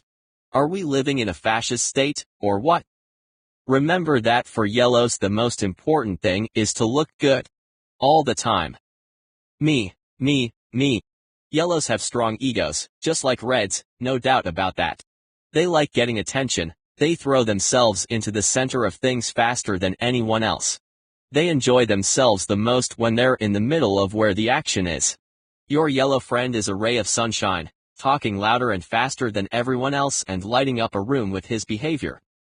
Shine all the spotlight on me. See me, hear me, like me. But this means that no one else gets any space. Many conversations end up with the yellow individual loudly and resonantly speaking about his experience or his opinion. No matter what you are talking about, war, starvation, dieting, cars, executives, gardens, a yellow will bring up a story in which he himself is the protagonist. If he doesn't have any story, he'll make one up. Their thoughts often begin with the word I. I want, I think I can, I know, I will. It's quite natural. They like other people, but there is one thing they like even more, themselves. Conclusion: yellows need to understand that there are other people in the room or working on the project besides themselves. You can never allow yellows to consume all the oxygen. They need to hear, from someone with courage and perseverance, that they have to let others enter the conversation, or whatever it may be. It's impossible to explain this in the midst of a conversation with others present. It won't fall on fertile ground. A yellow can be very offended by such criticism. He'll think things like, everyone else just thinks of themselves, or, I'm the only one who looks out for me. This type of feedback must be given discreetly and in a positive way. It depends a little bit on how yellow the person in question is, so you will probably need a plan. Be prepared for one thing: you may very well become enemies in the process. You're definitely taking a risk here. Hearing that you are egocentric and self-centered is extremely unflattering. Yellows will understand this, they're not stupid. But they will just think that your analysis is wrong. So you'll have to work a lot here. Or swap pals. All talk, but no walk. I might as well get straight to the point here to avoid confusion. Yellows talk more than they work. They have a penchant for talking about everything they need to do rather than actually doing anything. Everyone who knows a genuine yellow knows exactly what I'm talking about. Okay, so many people have trouble getting motivated to work, especially with boring tasks. But yellows find it particularly hard to leave the starting block when faced with uncomfortable tasks. It may be about having to call a dissatisfied customer, or getting an oil change, or going to the pharmacy. If it's dull and uninspiring, it won't happen. Their excuses for avoiding these tasks will be numerous and imaginative. Because a yellow's perspective on time is based in the future, they spend more time talking about the future than dedicating their energy to getting there. Seldom have so many crazy plans been drawn up or so many insane goals set as is done by yellows. Because they think aloud, people around them believe that these fantasies are going to happen. Wow. It sounds amazing. Conclusion: to help your yellow friend, you need to make sure that he puts his shovel in the ground and starts digging. Push him, but push gently. Treat him a little bit like you would treat a child. Be kind but clear. If he notices that you're becoming his taskmaster, things may become difficult. Yellows hate feeling controlled. They need the most help to get into gear, but that doesn't mean they like it. They are free souls and don't obey anyone else. So you need to be diplomatic. Softly and gently explain the value of actually doing the job itself, now that he knows what needs to be done. Take a moment to explain to a yellow how the great popularity he already enjoys can actually be increased even further if he just happens to get finished. Everyone will love him, and he will be more beloved than ever. Does that sound simple? It is simple. All you need to do is overcome your resistance to inflating someone's ego in such an obvious way. But it will work. Realize that yellows may see your lips moving but not hear anything you're saying. This could very well be a subtitle to a section on bad listeners, because these things are connected to each other. All of us make mistakes and no one is perfect. This is obvious to everyone, even to a yellow. In hypothetical discussions, yellows can agree that other people really need to get a grip, sort things out, and do better. They can even admit that there are no perfect people. So far, no problems. The problems arise when we try to make a particular yellow understand that he may need to improve. This creates a conflict, especially if the criticism is expressed in public. Yellow people find it difficult to cope with criticism. They don't like it because it doesn't make them look good. Imagine, there's someone who doesn't like everything they do and everything they say. I have individually sat down with yellows and given them personal feedback on their profiles. Everything goes fine until we get to the page with the heading areas of improvement, which is to say, weaknesses. Even if we're on good terms, the temperature in the room gets significantly cooler. Defensive walls pop up quicker than you can say poor self-awareness. Deep down, the yellow individual knows that he has weaknesses, he just won't consider talking about them. Conclusion: if you wish to get through to a yellow with negative feedback, you need to be persistent. Create a friendly atmosphere in the room and find the right tone so that your criticism lands where it should. You can always slam your fist on the table as hard as you can to really shake him up, lay down the cold, hard truth, and give it to him straight. I don't recommend this. Better to work slowly and consistently, repeating the same feedback until he understands.